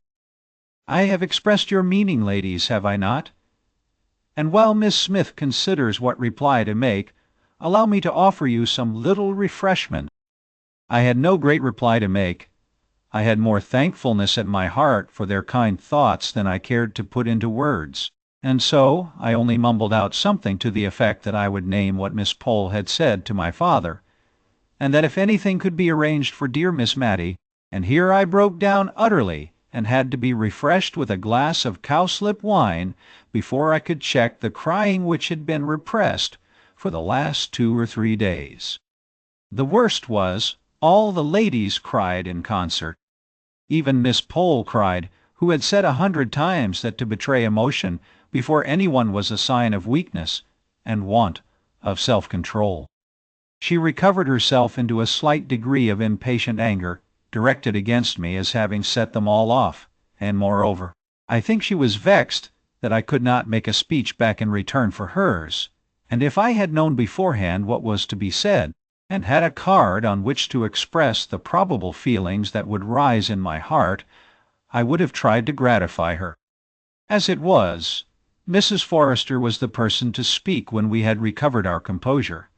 I don't mind, among friends, stating that no, I'm not poor, exactly, but I don't think I'm what you may call rich. I wish I were, for dear Miss Matty's sake.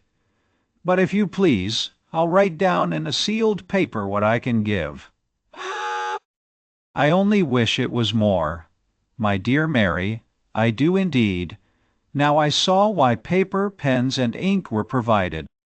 Every lady wrote down the sum she could give annually, signed the paper, and sealed it mysteriously. If their proposal was acceded to, my father was to be allowed to open the papers under pledge of secrecy. If not, they were to be returned to their writers. When the ceremony had been gone through, I rose to depart, but each lady seemed to wish to have a private conference with me. Miss Pole kept me in the drawing-room to explain why. In Mrs. Jameson's absence, she had taken the lead in this movement, as she was pleased to call it, and also to inform me that she had heard from good sources that Mrs. Jameson was coming home directly in a state of high displeasure against her sister-in-law, who was forthwith to leave her house, and was, she believed, to return to Edinburgh that very afternoon. Of course, this piece of intelligence could not be communicated before Mrs. Fitzadam, more especially as Miss Pole was inclined to think that Lady Glenmire's engagement to Mr. Hoggins could not possibly hold against the blaze of Mrs. Jameson's displeasure. A few hearty inquiries after Miss Matty's health concluded my interview with Miss Pole. On coming downstairs, I found Mrs. Forrester waiting for me at the entrance to the dining parlour. She drew me in, and when the door was shut, she tried 2 or 3 times to begin on some subject which was so unapproachable, apparently, that I began to despair of our ever getting to a clear understanding. At last out it came. The poor old lady, trembling all the time as if it were a great crime which she was exposing to daylight, in telling me how very, very little she had to live upon, a confession which she was brought to make from a dread lest we should think that the small contribution named in her paper bore any proportion to her love and regard for Miss Matt. Why? And yet that sum which she so eagerly relinquished was, in truth, more than a 20th part of what she had to live upon, and keep house, and a little serving-maid, all as became one born a Tyrol. And when the whole income does not nearly amount to £100, to give up a 20th of it will necessitate many careful economies, and many pieces of self-denial, small and insignificant in the world's account, but bearing a different value in another account book that I have heard of. She did so wish she was rich, she said, and this wish she kept repeating, with no thought of herself in it, only with a longing, yearning desire to be able to heap up Miss Matty's measure of comforts. It was some time before I could console her enough to leave her, and then, on quitting the house, I was waylaid by Mrs. Fitzadam, who had also her confidence to make of pretty nearly the opposite description. She had not liked to put down all that she could afford and was ready to give. She told me she thought she never could look Miss Matty in the face again if she presumed to be giving her so much as she should like to do. Miss Matty, continued she, that I thought was such a fine young lady when I was nothing but a country girl, coming to market with eggs and butter and such like things. For my father, though well-to-do, would always make me go on as my mother had done before me, and I had to come into Cranford every Saturday, and see after sales and prices and what not. And one day, I remember, I met Miss Matty in the lane that leads to Combhurst. She was walking on the footpath, which, you know, is raised a good way above the road, and a gentleman rode beside her, and was talking to her, and she was looking down at some primroses she had gathered, and pulling them all to pieces, and I do believe she was crying. But after she had passed, she turned round and ran after me to ask, oh, so kindly about my poor mother, who lay on her deathbed, and when I cried she took hold of my hand to comfort me, and the gentleman waiting for her all the time, and her poor heart very full of something, I am sure. And I thought it such an honor to be spoken to in that pretty way by the rector's daughter, who visited at Arley Hall. I have loved her ever since, though perhaps I'd no right to do it. But if you can think of any way in which I might be allowed to give a little more without anyone knowing it, I should be so much obliged to you, my dear.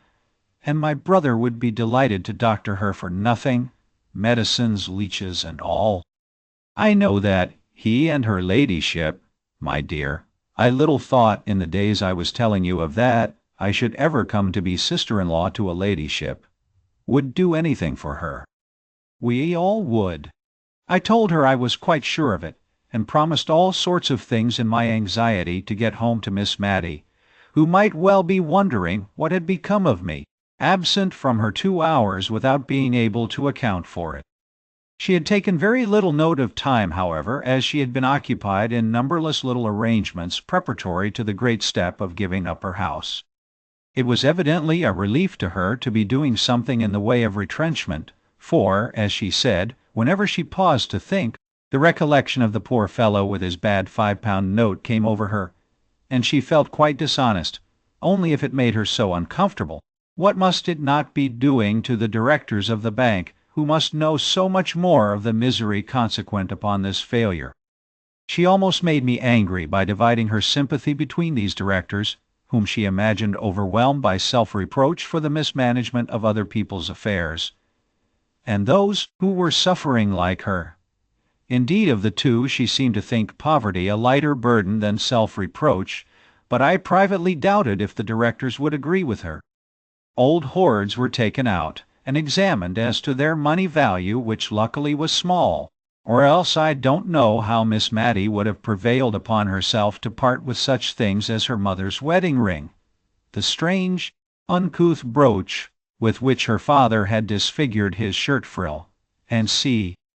However, we arranged things a little in order as to their pecuniary estimation, and were all ready for my father when he came the next morning. I am not going to weary you with the details of all the business we went through, and one reason for not telling about them is that I did not understand what we were doing at the time, and cannot recollect it now. Miss Matty and I sat assenting to accounts, and schemes, and reports, and documents, of which I do not believe we either of us understood a word, for my father was clear-headed and decisive, and a capital man of business, and if we made the slightest inquiry, or expressed the slightest want of comprehension, he had a sharp way of saying, "Eh? It's as clear as daylight. What's your objection?" And as we had not comprehended anything of what he had proposed, we found it rather difficult to shape our objections. In fact, we never were sure if we had any. So presently Miss Matty got into a nervously acquiescent state, and said yes, and certainly, at every pause, whether required or not. But when I once joined in as chorus to a decidedly pronounced by Miss Matty in a tremblingly dubious tone, my father fired round at me and asked me what there was to decide. and I am sure to this day I have never known. But, in justice to him, I must say he had come over from Drumble to help Miss Matty when he could ill spare the time, and when his own affairs were in a very anxious state. Miss Matty and I sat assenting to accounts, while Miss Matty was out of the room giving orders for luncheon, and sadly perplexed between her desire of honoring my father by a delicate, dainty meal, and her conviction that she had no right, now that all her money was gone, to indulge this desire. I told him of the meeting of the Cranford ladies at Miss Pole's the day before. He kept brushing his hand before his eyes as I spoke, and when I went back to Martha's offer the evening before of receiving Miss Matty as a lodger, he fairly walked away from me to the window, and began drumming with his fingers upon it. Then he turned abruptly round and said, "See, Mary, how a good innocent life makes friends all around. Confound it! I could make a good lesson out of it if I were a parson. But as it is, I can't get a tail to my sentences, only I'm sure you feel what I want to say. You and I will have a walk after lunch and talk a bit more about these plans." The lunch, a hot savory mutton chop, and a little of the cold loin sliced and fried, was now brought in. Every morsel of this last dish was finished, to Martha's great gratification. Then my father bluntly told Miss Matty he wanted to talk to me alone, and that he would stroll out and see some of the old places, and then I could tell her what plan we thought desirable. Just before we went out she called me back and said, "Remember, dear, I'm the only one left. I mean, there's no one to be hurt by what I do. I'm willing to do anything that's right and honest, and I don't think if Deborah knows where she is she'll care so very much if I'm not genteel, because, you see, she'll know all, dear. Only let me see what I can do, and pay the poor people as far as I'm able." I gave her a hearty kiss, and ran after my father. The result of our conversation was this. If all parties were agreeable, Martha and Jem were to be married with as little delay as possible, and they were to live on in Miss Matty's present abode, the sum which the Cranford ladies had agreed to contribute annually being sufficient to meet the greater part of the rent, and leaving Martha free to appropriate what Miss Matty should pay for her lodgings to any little extra comforts required. About the sale, my father was dubious at first. He said the old rectory furniture, however carefully used and reverently treated, would fetch very little, and that little would be but as a drop in the sea of the debts of the town and county bank. But when I represented how Miss Matty's tender conscience would be soothed by feeling that she had done what she could, he gave way, especially after I had told him the £5 note adventure, and he had scolded me well for allowing it. I then alluded to my idea that she might add to her small income by selling tea, and to my surprise, for I had nearly given up the plan, my father grasped at it with all the energy of a tradesman. I think he reckoned his chickens before they were hatched, for he immediately ran up the profits of the sales that she could effect in Cranford to more than £20 a year. The small dining parlour was to be converted into a shop, without any of its degrading characteristics. A table was to be the counter, one window was to be retained unaltered, and the other changed into a glass door. I evidently rose in his estimation for having made this bright suggestion. I only hoped we should not both fall in Miss Matty's. But she was patient and content with all our arrangements. She knew, she said, that we should do the best we could for her, and she only hoped, only stipulated, that she should pay every farthing that she could be said to owe, for her father's sake, who had been so respected in Cranford. My father and I had agreed to say as little as possible about the bank, indeed never to mention it again, if it could be helped. Some of the plans were evidently a little perplexing to her, but she had seen me sufficiently snubbed in the morning for want of comprehension to venture on too many inquiries now, and all passed over well with a hope on her part that no one would be hurried into marriage on her account. When we came to the proposal that she should sell tea, I could see it was rather a shock to her, not on account of any personal loss of gentility involved, but only because she distrusted her own powers of action in a new line of life, and would timidly have preferred a little more privation to any exertion for which she feared she was unfitted. However, when she saw my father was bent upon it, she sighed and said she would try, and if she did not do well, of course she might give it up. One good thing about it was, she did not think men ever bought tea, and it was of men particularly she was afraid. They had such sharp, loud ways with them, and did up accounts, and counted their change so quickly. Now she might only sell comfits to children, she was sure she could please them. Chapter 15. Before I left Miss Matty at Cranford, everything had been comfortably arranged for her. Even Mrs. Jamieson's approval of her selling tea had been gained. That oracle had taken a few days to consider whether by so doing Miss Matty would forfeit her right to the privileges of society in Cranford. I think she had some little idea of mortifying Lady Glenmire by the decision she gave at last, which was to this effect, that whereas a married woman takes her husband's rank by the strict laws of precedence, an unmarried woman retains the station her father occupied. So Cranford was allowed to visit Miss Matty, and whether allowed or not, it intended to visit Lady Glenmire. But what was our surprise, our dismay, when we learnt that Mr. and Mrs. Hoggins were returning on the following Tuesday. Mrs. Hoggins! Had she absolutely dropped her title, and so, in a spirit of bravado, cut the aristocracy to become a Hoggins? She who might have been called Lady Glenmire to her dying day. Mrs. Jamieson was pleased. She said it only convinced her of what she had known from the first, that the creature had a low taste. But the creature looked very happy on Sunday at church, nor did we see it necessary to keep our veils down on that side of our bonnets on which Mr. and Mrs. Hoggins sat, as Mrs. Jamieson did, thereby missing all the smiling glory of his face, and all the becoming blushes of hers. I am not sure if Martha and Jem looked more radiant in the afternoon when they too made their first appearance. Mrs. Jamieson soothed the turbulence of her soul by having the blinds of her windows drawn down as if for a funeral, on the day when Mr. and Mrs. Hoggins received callers, and it was with some difficulty that she was prevailed upon to continue the St. James's Chronicle, so indignant was she with its having inserted the announcement of the marriage. Smiling glory! And becoming blushes. Miss Matty's sale went off famously.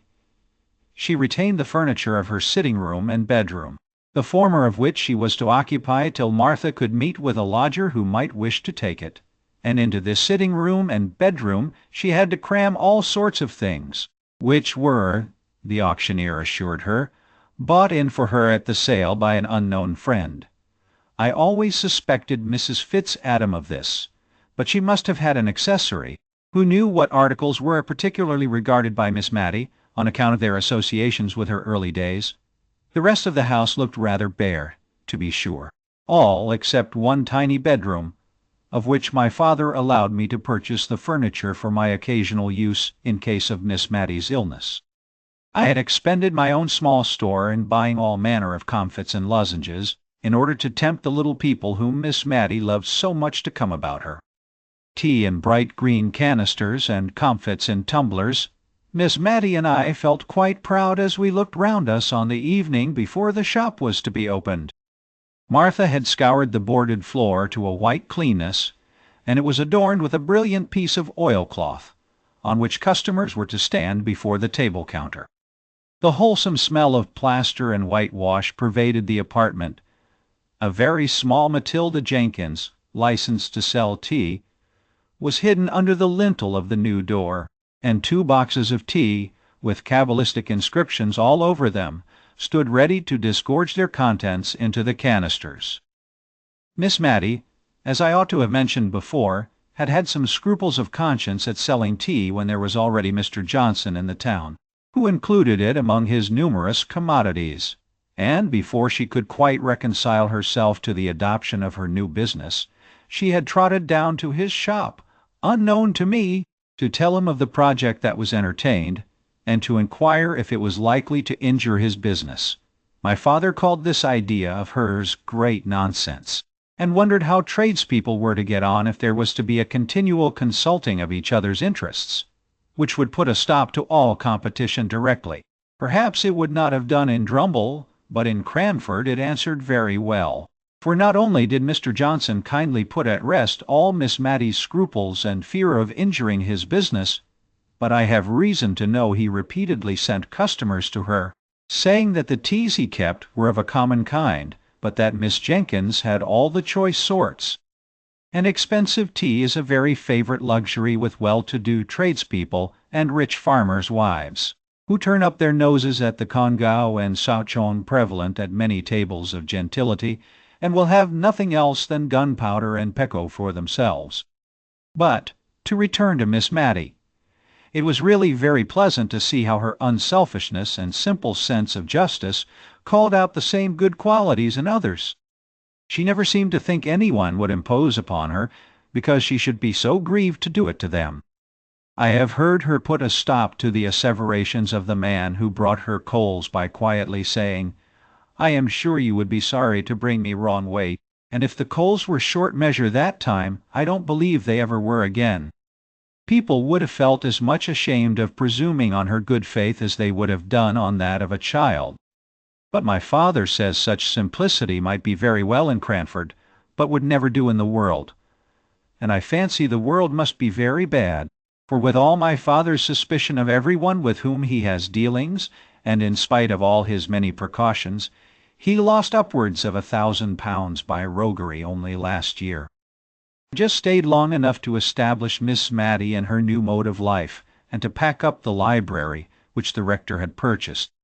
He had written a very kind letter to Miss Matty, saying how glad he should be to take a library, so well selected as he knew that the late Mr. Jenkins must have been, at any valuation put upon them, and when she agreed to this, with a touch of sorrowful gladness that they would go back to the rectory and be arranged on the accustomed walls once more, he sent word that he feared that he had not room for them all, and perhaps Miss Matty would kindly allow him to leave some volumes on her shelves. But Miss Matty said that she had her Bible and Johnson's dictionary, and should not have much time for reading, she was afraid. Still, I retained a few books out of consideration for the rector's kindness. The money which he had paid, and that produced by the sale, was partly expended in the stock of tea, and part of it was invested against a rainy day, that is, old age or illness. It was but a small sum, it is true, and it occasioned a few evasions of truth and white lies, all of which I think very wrong indeed in theory, and would rather not put them in practice. For we knew Miss Matty would be perplexed as to her duty if she were aware of any little reserve fund being made for her, while the debts of the bank remained unpaid. Moreover, she had never been told of the way in which her friends were contributing to pay the rent. I should have liked to tell her this, but the mystery of the affair gave a piquancy to their deed of kindness which the ladies were unwilling to give up, and at first Martha had to shirk many a perplexed question as to her ways and means of living in such a house. But by and by Miss Matty's prudent uneasiness sank down into acquiescence with the existing arrangement. I left Miss Matty with a good heart. Her sales of tea during the first 2 days had surpassed my most sanguine expectations. The whole country round seemed to be all out of tea at once. The only alteration I could have desired in Miss Matty's way of doing business was that she should not have so plaintively entreated some of her customers not to buy green tea, running it down as a slow poison, sure to destroy the nerves, and produce all manner of evil. Their pertinacity in taking it, in spite of all her warnings, distressed her so much that I really thought she would relinquish the sale of it, and so lose half her custom. And I was driven to my wits' end for instances of longevity entirely attributable to a persevering use of green tea. But the final argument, which settled the question, was a happy reference of mine to the train oil and tallow candles, which the Eskimo not only enjoy, but digest. After that, she acknowledged that one man's meat might be another man's poison, and contented herself thenceforward with an occasional remonstrance when she thought the purchaser was too young and innocent to be acquainted with the evil effects green tea produced on some constitutions, and an habitual sigh when people old enough to choose more wisely would prefer it. I went over from Drumble once a quarter at least to settle the accounts, and see after the necessary business letters. And speaking of letters, I began to be very much ashamed of remembering my letter to the Aga Jenkins, and very glad I had never named my writing to anyone. I only hoped the letter was lost. No answer came. No sign was made. About a year after Miss Matty set up shop, I received one of Martha's hieroglyphics, begging me to come to Cranford very soon. I was afraid that Miss Matty was ill, and went off that very afternoon, and took Martha by surprise when she saw me on opening the door. We went into the kitchen as usual, to have our confidential conference, and then Martha told me she was expecting her confinement very soon, in a week or two, and she did not think Miss Matty was aware of it, and she wanted me to break the news to her. For indeed, miss, continued Martha, crying hysterically, I'm afraid she won't approve of it, and I'm sure I don't know who is to take care of her, as she should be taken care of when I am laid up. I comforted Martha by telling her I would remain till she was about again, and only wished she had told me her reason for this sudden summons, as then I would have brought the requisite stock of clothes. But Martha was so tearful and tender-spirited, and unlike her usual self, that I said as little as possible about myself, and endeavored rather to comfort Martha under all the probable and possible misfortunes which came crowding upon her imagination. I then stole out of the house door and made my appearance as if I were a customer in the shop, just to take Miss Matty by surprise, and gain an idea of how she looked in her new situation. It was warm May weather, so only the little half-door was closed, and Miss Matty sat behind the counter, knitting an elaborate pair of garters. Elaborate they seemed to me, but the difficult stitch was no weight upon her mind, for she was singing in a low voice to herself as her needles went rapidly in and out. I call it singing, but I dare say a musician would not use that word to the tuneless yet sweet humming of the low, worn voice. I found out from the words, far more than from the attempt at the tune, that it was the old hundredth she was crooning to herself, but the quiet, continuous sound told of content, and gave me a pleasant feeling as I stood in the street just outside the door, quite in harmony with that soft May morning. I went in. At first she did not catch who it was, and stood up as if to serve me, but in another minute watchful pussy had clutched her knitting, which was dropped in eager joy at seeing me. I found, after we had had a little conversation, that it was as Martha said, and that Miss Matty had no idea of the approaching household event. So I thought I would let things take their course, secure that when I went to her with the baby in my arms, I should obtain that forgiveness for Martha which she was needlessly frightening herself into believing that Miss Matty would withhold, under some notion that the new claimant would require attentions from its mother, that it would be faithless treason to Miss Matty to render. But I was right. I think that must be an hereditary quality, for my father says he is scarcely ever wrong. One morning, within a week after I arrived, I went to call Miss Matty, with a little bundle of flannel in my arms. She was very much awestruck when I showed her what it was, and asked for her spectacles off the dressing-table, and looked at it curiously, with a sort of tender wonder at its small perfection of parts. She could not banish the thought of the surprise all day, but went about on tiptoe, and was very silent. But she stole up to see Martha, and they both cried with joy, and she got into a complimentary speech to Jem, and did not know how to get out of it again, and was only extricated from her dilemma by the sound of the shop bell, which was an equal relief to the shy, proud, honest Jem, who shook my hand so vigorously when I congratulated him that I think I feel the pain of it yet. I went to call Miss Matty.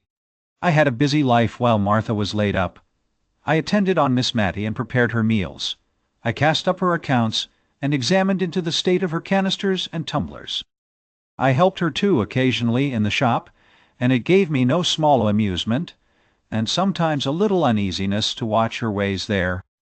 If a little child came in to ask for an ounce of almond comfits, and 4 of the large kind which Miss Matty sold weighed that much, she always added 1 more by way of make-weight, as she called it, although the scale was handsomely turned before, and when I remonstrated against this, her reply was, "The little things like it so much, There was no use in telling her that the fifth confit weighed 1/4 of an ounce, and made every sale into a loss to her pocket. So I remembered the green tea, and winged my shaft with a feather out of her own plumage. I told her how unwholesome almond comfits were, and how ill excess in them might make the little children. This argument produced some effect, for henceforward, instead of the fifth comfit, she always told them to hold out their tiny palms, into which she shook either peppermint or ginger lozenges, as a preventive to the dangers that might arise from the previous sale.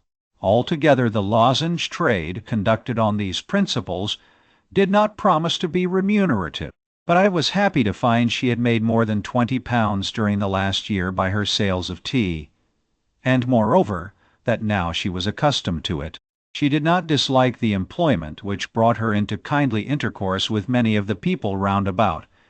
If she gave them good weight, they, in their turn, brought many a little country present to the old rector's daughter: a cream cheese, a few new-laid eggs, a little fresh ripe fruit, a bunch of flowers. The counter was quite loaded with these offerings sometimes, as she told me. As for Cranford in general, it was going on much as usual. The Jameson and Hoggins feud still raged, if a feud it could be called, when only one side cared much about it. Mr. and Mrs. Hoggins were very happy together, and like most very happy people, quite ready to be friendly. Indeed, Mrs. Hoggins was really desirous to be restored to Mrs. Jameson's good graces, because of the former intimacy. But Mrs. Jameson considered their very happiness an insult to the Glenmire family, to which she had still the honor to belong, and she doggedly refused and rejected every advance. Mr. Mulliner, like a faithful clansman, espoused his mistress's side with ardor. If he saw either Mr. or Mrs. Hoggins, he would cross the street and appear absorbed in the contemplation of life in general, and his own path in particular, until he had passed them by. Miss Pole used to amuse herself with wondering what in the world Mrs. Jameson would do, if either she or Mr. Mulliner or any other member of her household was taken ill. She could hardly have the face to call in Mr. Hoggins after the way she had behaved to them. Miss Pole grew quite impatient for some indisposition or accident to befall Mrs. Jameson or her dependents, in order that Cranford might see how she would act under the perplexing circumstances.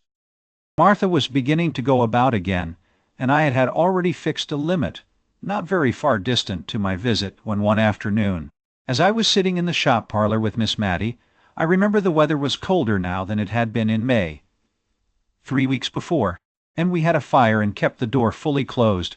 We saw a gentleman go slowly past the window and then stand opposite to the door, as if looking out for the name which we had so carefully hidden. He took out a double eyeglass and peered about for some time before he could discover it. Then he came in, and all on a sudden it flashed across me that it was the Aga himself, for his clothes had an out-of-the-way foreign cut about them, and his face was deep brown, as if tanned and re-tanned by the sun. His complexion contrasted oddly with his plentiful snow-white hair, his eyes were dark and piercing, and he had an odd way of contracting them and puckering up his cheeks into innumerable wrinkles when he looked earnestly at objects. He did so to Miss Matty when he first came in. His glance had first caught and lingered a little upon me, but then turned, with the peculiar searching look I have described, to Miss Matty. She was a little fluttered and nervous, but no more so than she always was when any man came into her shop. She thought that he would probably have a note, or a sovereign at least, for which she would have to give change, which was an operation she very much disliked to perform. But the present customer stood opposite to her, without asking for anything, only looking fixedly at her as he drummed upon the table with his fingers, just for all the world as Miss Jenkins used to do. Miss Matty was on the point of asking him what he wanted, as she told me afterwards, when he turned sharp to me. "Is your name Mary Smith?" "Yes," said I. All my doubts as to his identity were set at rest, and I only wondered what he would say or do next, and how Miss Matty would stand the joyful shock of what he had to reveal. Apparently he was at a loss how to announce himself, for he looked round at last in search of something to buy, so as to gain time, and, as it happened, his eye caught on the almond comfits, and he boldly asked for a pound of those things. I doubt if Miss Matty had a whole pound in the shop, and besides the unusual magnitude of the order, she was distressed with the idea of the indigestion they would produce, taken in such unlimited quantities. She looked up to remonstrate. Something of tender relaxation in his face struck home to her heart. She said, "It is, oh, sir, can you be Peter?" and trembled from head to foot. In a moment he was round the table and had her in his arms, sobbing the tearless cries of old age. I brought her a glass of wine, for indeed her color had changed so as to alarm me and Mr. Peter too.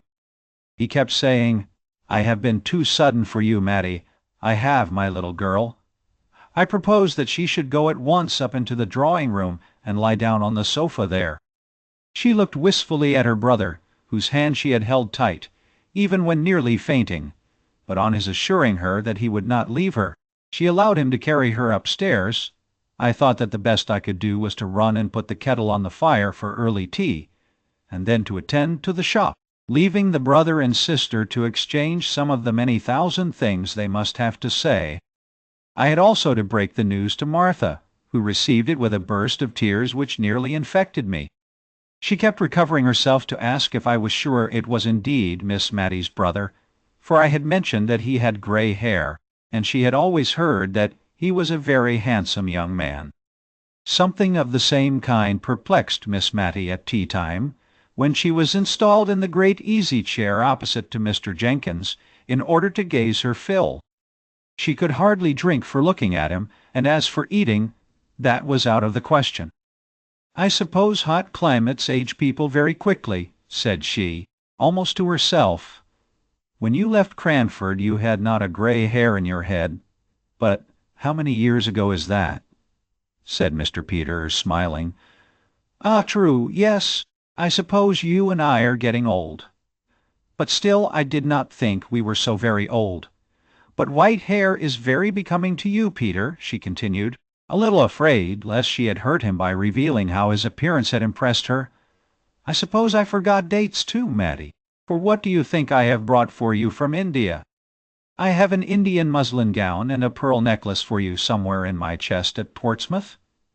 He smiled as if amused at the idea of the incongruity of his presence with the appearance of his sister, but this did not strike her all at once, while the elegance of the articles did. I could see that for a moment her imagination dwelt complacently on the idea of herself thus attired, and instinctively she put her hand up to her throat, that little delicate throat which, as Miss Pole had told me, had been one of her youthful charms. But the hand met the touch of folds of soft muslin, in which she was always swathed up to her chin, and the sensation recalled a sense of the unsuitableness of a pearl necklace to her age. She said, "I'm afraid I'm too old, but it was very kind of you to think of it. They are just what I should have liked years ago, when I was young. So I thought, my little Matty. I remembered your tastes. They were so like my dear mother's." At the mention of that name the brother and sister clasped each other's hands yet more fondly, and although they were perfectly silent, I fancied they might have something to say if they were unchecked by my presence, and I got up to arrange my room for Mr. Peter's occupation that night, intending myself to share Miss Matty's bed, but at my movement he started up. "I must go and settle about a room at the George." "My carpet-bag is there too." "No," said Miss Matty, in great distress, "you must not go. Please, dear Peter. Pray, Mary. Oh, you must not go." She was so much agitated that we both promised everything she wished. Peter sat down again and gave her his hand, which for better security she held in both of hers, and I left the room to accomplish my arrangements. Long into the night, far into the morning, did Miss Matty and I talk. She had much to tell me of her brother's life and adventures, which he had communicated to her as they had sat alone. She said all was thoroughly clear to her, but I never quite understood the whole story. And when after days, I lost my awe of Mr. Peter enough to question him myself, he laughed at my curiosity, and told me stories that sounded so very much like Baron Munchausen's that I was sure he was making fun of me. What I heard from Miss Mattie was that he had been a volunteer at the siege of Rangoon, had been taken prisoner by the Burmese, and somehow obtained favor and eventual freedom from knowing how to bleed a chief of the small tribe in some case of dangerous illness, that on his release from years of captivity he had had his letters returned from England with the ominous word "dead" marked upon them, and, believing himself to be the last of his race, he had settled down as an indigo planter, and had proposed to spend the remainder of his life in the country to whose inhabitants and modes of life he had become habituated when my letter had reached him, and, with the odd vehemence which characterized him in age as it had done in youth, he had sold his land and all his possessions to the first purchaser, and come home to the poor old sister, who was more glad and rich than any princess when she looked at him. She talked me to sleep at last, and then I was awakened by a slight sound at the door, for which she begged my pardon as she crept penitently into bed. But it seems that when I could no longer confirm her belief that the long-lost was really here, under the same roof, she had begun to fear lest it was only a waking dream of hers, that there never had been a Peter sitting by her all that blessed evening, but that the real Peter lay dead far away beneath some wild sea-wave, or under some strange stern tree. And so strong had this nervous feeling of hers become that she was fain to get up and go and convince herself that he was really there by listening through the door to his even, regular breathing. I don't like to call it snoring, but I heard it myself through 2 closed doors, and by it soothed Miss Mattie to sleep. I don't believe Mr. Peter came home from India as rich as a nabob. He even considered himself poor, but neither he nor Miss Mattie cared much about that. At any rate, he had enough to live upon very genteelly at Cranford, he and Miss Mattie together. And a day or 2 after his arrival, the shop was closed, while troops of little urchins gleefully awaited the shower of comfits and lozenges that came from time to time down upon their faces as they stood up gazing at Miss Mattie's drawing-room windows.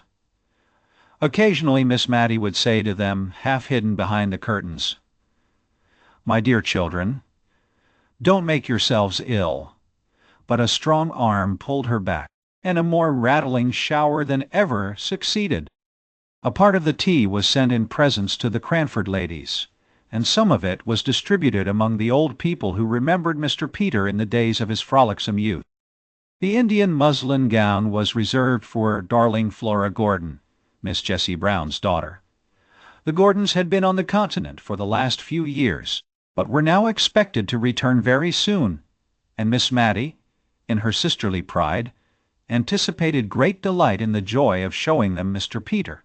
The pearl necklace disappeared, and about that time many handsome and useful presents made their appearance in the households of Miss Pole and Mrs. Forrester, and some rare and delicate Indian ornaments graced the drawing-rooms of Mrs. Jamieson and Mrs. Fitzadam.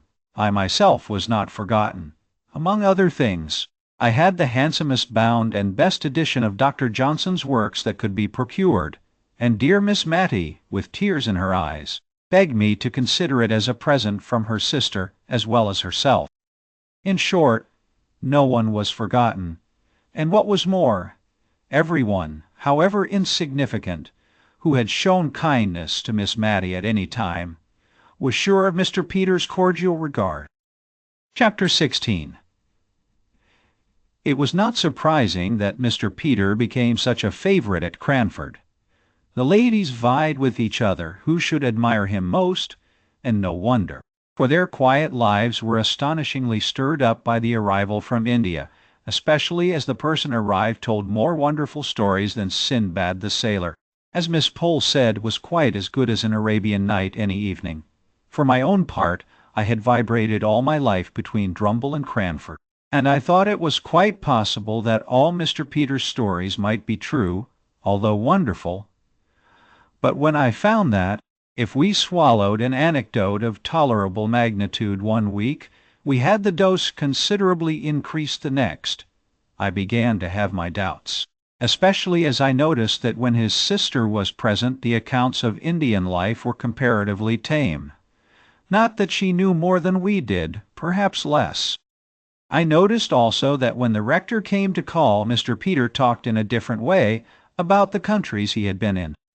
But I don't think the ladies in Cranford would have considered him such a wonderful traveler if they had only heard him talk in the quiet way he did to him.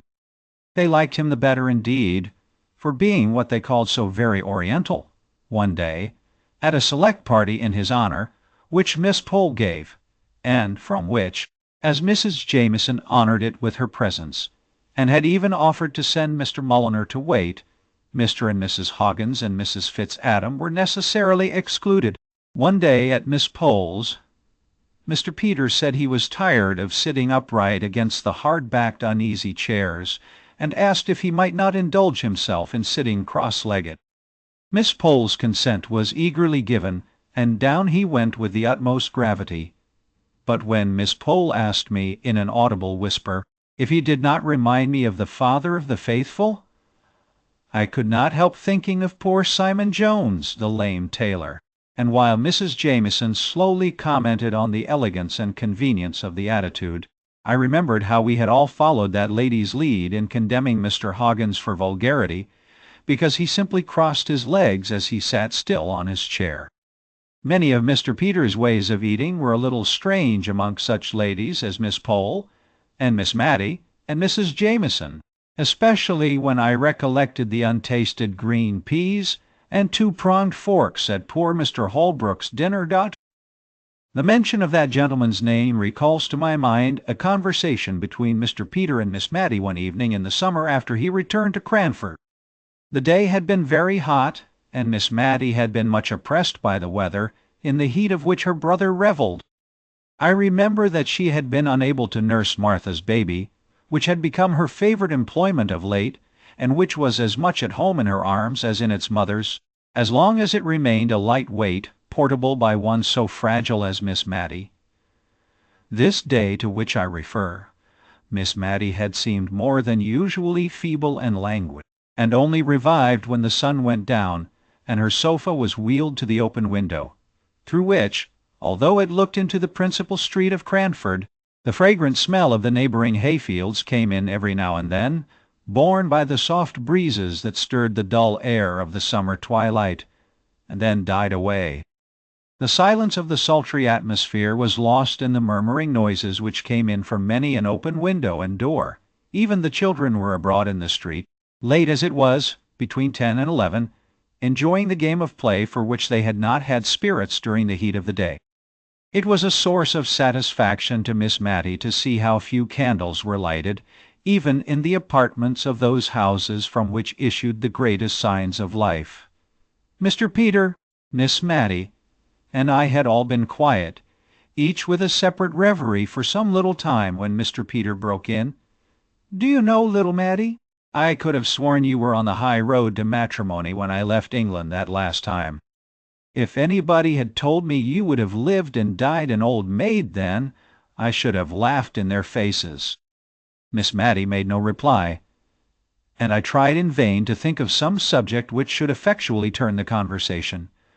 But I was very stupid, and before I spoke, he went on. "It was Holbrook, that fine manly fellow who lived at Woodley, that I used to think would carry off my little Matty. You would not think it now, I dare say, Mary. But this sister of mine was once a very pretty girl, at least, I thought so, and so I've a notion did poor Holbrook. What business had he to die before I came home to thank him for all his kindness to a good-for-nothing cub as I was? It was that made me first think he cared for you. For in all our fishing expeditions it was Matty we talked about. Poor Deborah, poor Deborah. What a lecture she read me on having asked him home to lunch one day, when she had seen the Arley carriage in the town, and thought that my lady might call. Well, that's long years ago, more than half a lifetime, and yet it seems like yesterday. I don't know a fellow I should have liked better as a brother-in-law.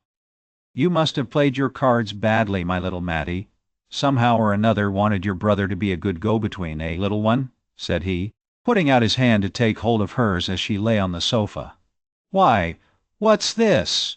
You're shivering and shaking, Matty, with that confounded open window. Shut it, Mary, this minute." I did so, and then stooped down to kiss Miss Matty and see if she really were chilled. She caught at my hand and gave it a hard squeeze, but unconsciously, I think, for in a minute or two she spoke to us quite in her usual voice, and smiled our uneasiness away, although she patiently submitted to the prescriptions we enforced of a warm bed and a glass of weak negus. I was to leave Cranford the next day, and before I went, I saw that all the effects of the open window had quite vanished. I had superintended most of the alterations necessary in the house and household during the latter weeks of my stay. The shop was once more a parlor, the empty resounding rooms again furnished up to the very garrets. There had been some talk of establishing Martha and Jem in another house, but Miss Matty would not hear of this. Indeed, I never saw her so much roused as when Miss Pole had assumed it to be the most desirable arrangement, as long as Martha would remain with Miss Matty. Miss Matty was only too thankful to have her about her. Yes, and Jem too, who was a very pleasant man to have in the house, for she never saw him from week's end to week's end. And as for the probable children, if they would all turn out such little darlings as her goddaughter Matilda, she should not mind the number, if Martha didn't.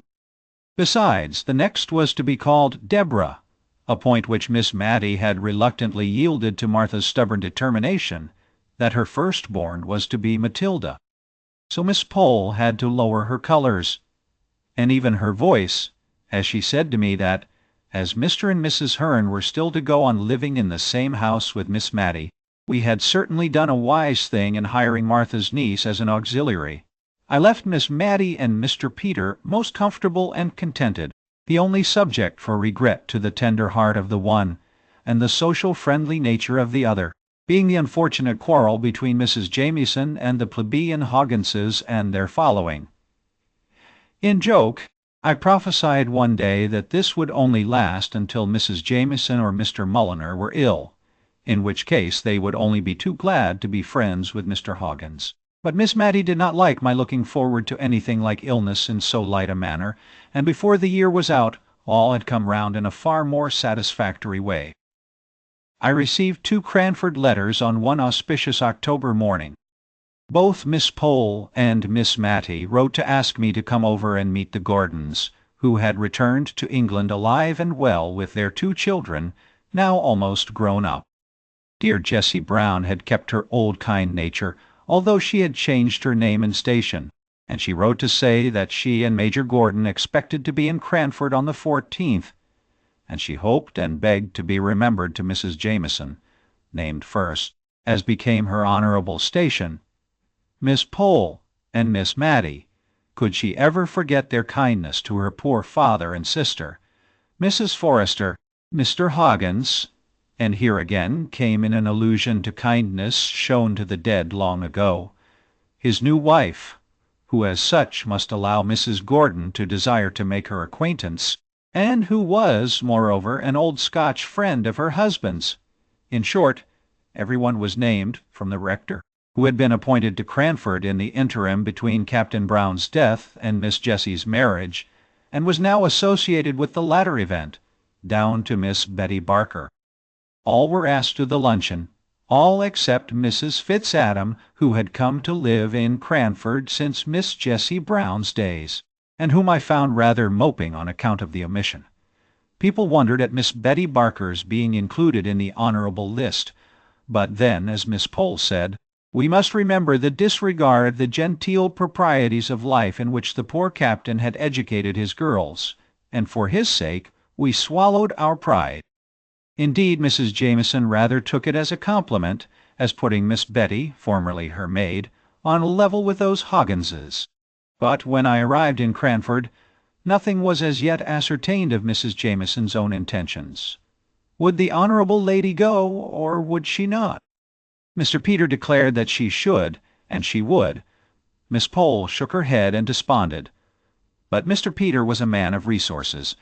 In the first place, He persuaded Miss Matty to write to Mrs. Gordon, and to tell her of Mrs. Fitzadam's existence, and to beg that one so kind, and cordial, and generous, might be included in the pleasant invitation. An answer came back by return of post with a pretty little note for Mrs. Fitzadam, and a request that Miss Matty would deliver it herself and explain the previous omission.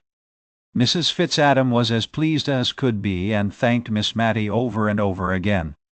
Mr. Peter had said, "Leave Mrs. Jameson to me," so we did, especially as we knew nothing that we could do to alter her determination if once formed. I did not know, nor did Miss Matty, how things were going on until Miss Pole asked me, just the day before Mrs. Gordon came, if I thought there was anything between Mr. Peter and Mrs. Jameson in the matrimonial line, for that Mrs. Jameson was really going to the lunch at the George. She had sent Mr. Mulliner down to desire that there might be a footstool put to the warmest seat in the room, as she meant to come, and knew that their chairs were very high. Miss Pole had picked this piece of news up, and from it she conjectured all sorts of things, and bemoaned yet more. If Peter should marry, what would become of poor dear Miss Matty? And Mrs. Jameson, of all people. Miss Pole seemed to think there were other ladies in Cranford who would have done more credit to his choice, and I think she must have had someone who was unmarried in her head, for she kept saying it was so wanting in delicacy in a widow to think of such a thing. When I got back to Miss Matty's, I really did begin to think that Mr. Peter might be thinking of Mrs. Jameson for a wife, and I was as unhappy as Miss Pole about it. He had the proof-sheet of a great placard in his hand. Signor BRUNONI, magician to the King of Delhi, the Rajah of Oude, and the great Lama of Thibet, and C&C, was going to perform in Cranford for one night only, the very next night, and Miss Matty, exultant, showed me a letter from the Gordons, promising to remain over this gaiety, which Miss Matty said was entirely Peter's doing. He had written to ask the Signor to come, and was to be at all the expenses of the affair. Tickets were to be sent gratis to as many as the room would hold. In short, Miss Matty was charmed with the plan, and said that tomorrow Cranford would remind her of the Preston Guild to which she had been in her youth, a luncheon at the George, with the dear Gordons, and the Signor in the assembly room in the evening. But I looked only at the fatal words, under the patronage of the Honourable Mrs. Jameson. She, then, was chosen to preside over this entertainment of Mr. Peter's. She was perhaps going to displace my dear Miss Matty in his heart, and make her life lonely once more. I could not look forward to the morrow with any pleasure, and every innocent anticipation of Miss Matty's only served to add to my annoyance. So, angry and irritated, and exaggerating every little incident which could add to my irritation, I went on till we were all assembled in the great parlour at the George. Major and Mrs. Gordon, and pretty Flora, and Mr. Ludovic were all as bright and handsome and friendly as coal. But I could hardly attend to them for watching Mr. Peter, and I saw that Miss Pole was equally busy. I had never seen Mrs. Jameson so roused and animated before. Her face looked full of interest in what Mr. Peter was saying. I drew near to listen. My relief was great when I caught that his words were not words of love, but that, for all his grave face, he was at his old tricks. He was telling her of his travels in India, and describing the wonderful height of the Himalaya mountains. One touch after another added to their size, and each exceeded the former in absurdity. But Mrs. Jameson really enjoyed all in perfect good faith. I suppose she required strong stimulants to excite her to come out of her apathy. Mr. Peter wound up his account by saying that of course at that altitude there were none of the animals to be found that existed in the lower regions. The game, everything was different. Firing one day at some flying creature, he was very much dismayed when it fell, to find that he had shot a cherubim. Mr. Peter caught my eye at this moment, and gave me such a funny twinkle that I felt sure he had no thoughts of Mrs. Jameson as a wife from that time. She looked uncomfortably amazed. But Mr. Peter, shooting a cherubim, don't you think I am afraid that was sacrilege? Mr. Peter composed his countenance in a moment, and appeared shocked at the idea, which, as he said truly enough, was now presented to him for the first time. But then Mrs. Jameson must remember that he had been living for a long time among savages, all of whom were heathens. Some of them, he was afraid, were downright dissenters. Then, seeing Miss Matty draw near, he hastily changed the conversation, and after a little while, turning to me, he said, "Don't be shocked, prim little Mary, at all my wonderful stories. I consider Mrs. Jameson fair game, and besides I am bent on propitiating her, and the first step towards it is keeping her well awake. I bribed her here by asking her to let me have her name as patroness for my poor conjurer this evening, and I don't want to give her time enough to get up her rancour against the Hogginses, who are just coming in. I want everybody to be friends, for it harasses Matty so much to hear of these quarrels. I shall go at it again by and by, so you need not look shocked. I intend to enter the assembly room tonight with Mrs. Jameson on one side and my lady Mrs. Hoggins on the other. You see if I don't—" Somehow or another he did, and fairly got them into conversation together.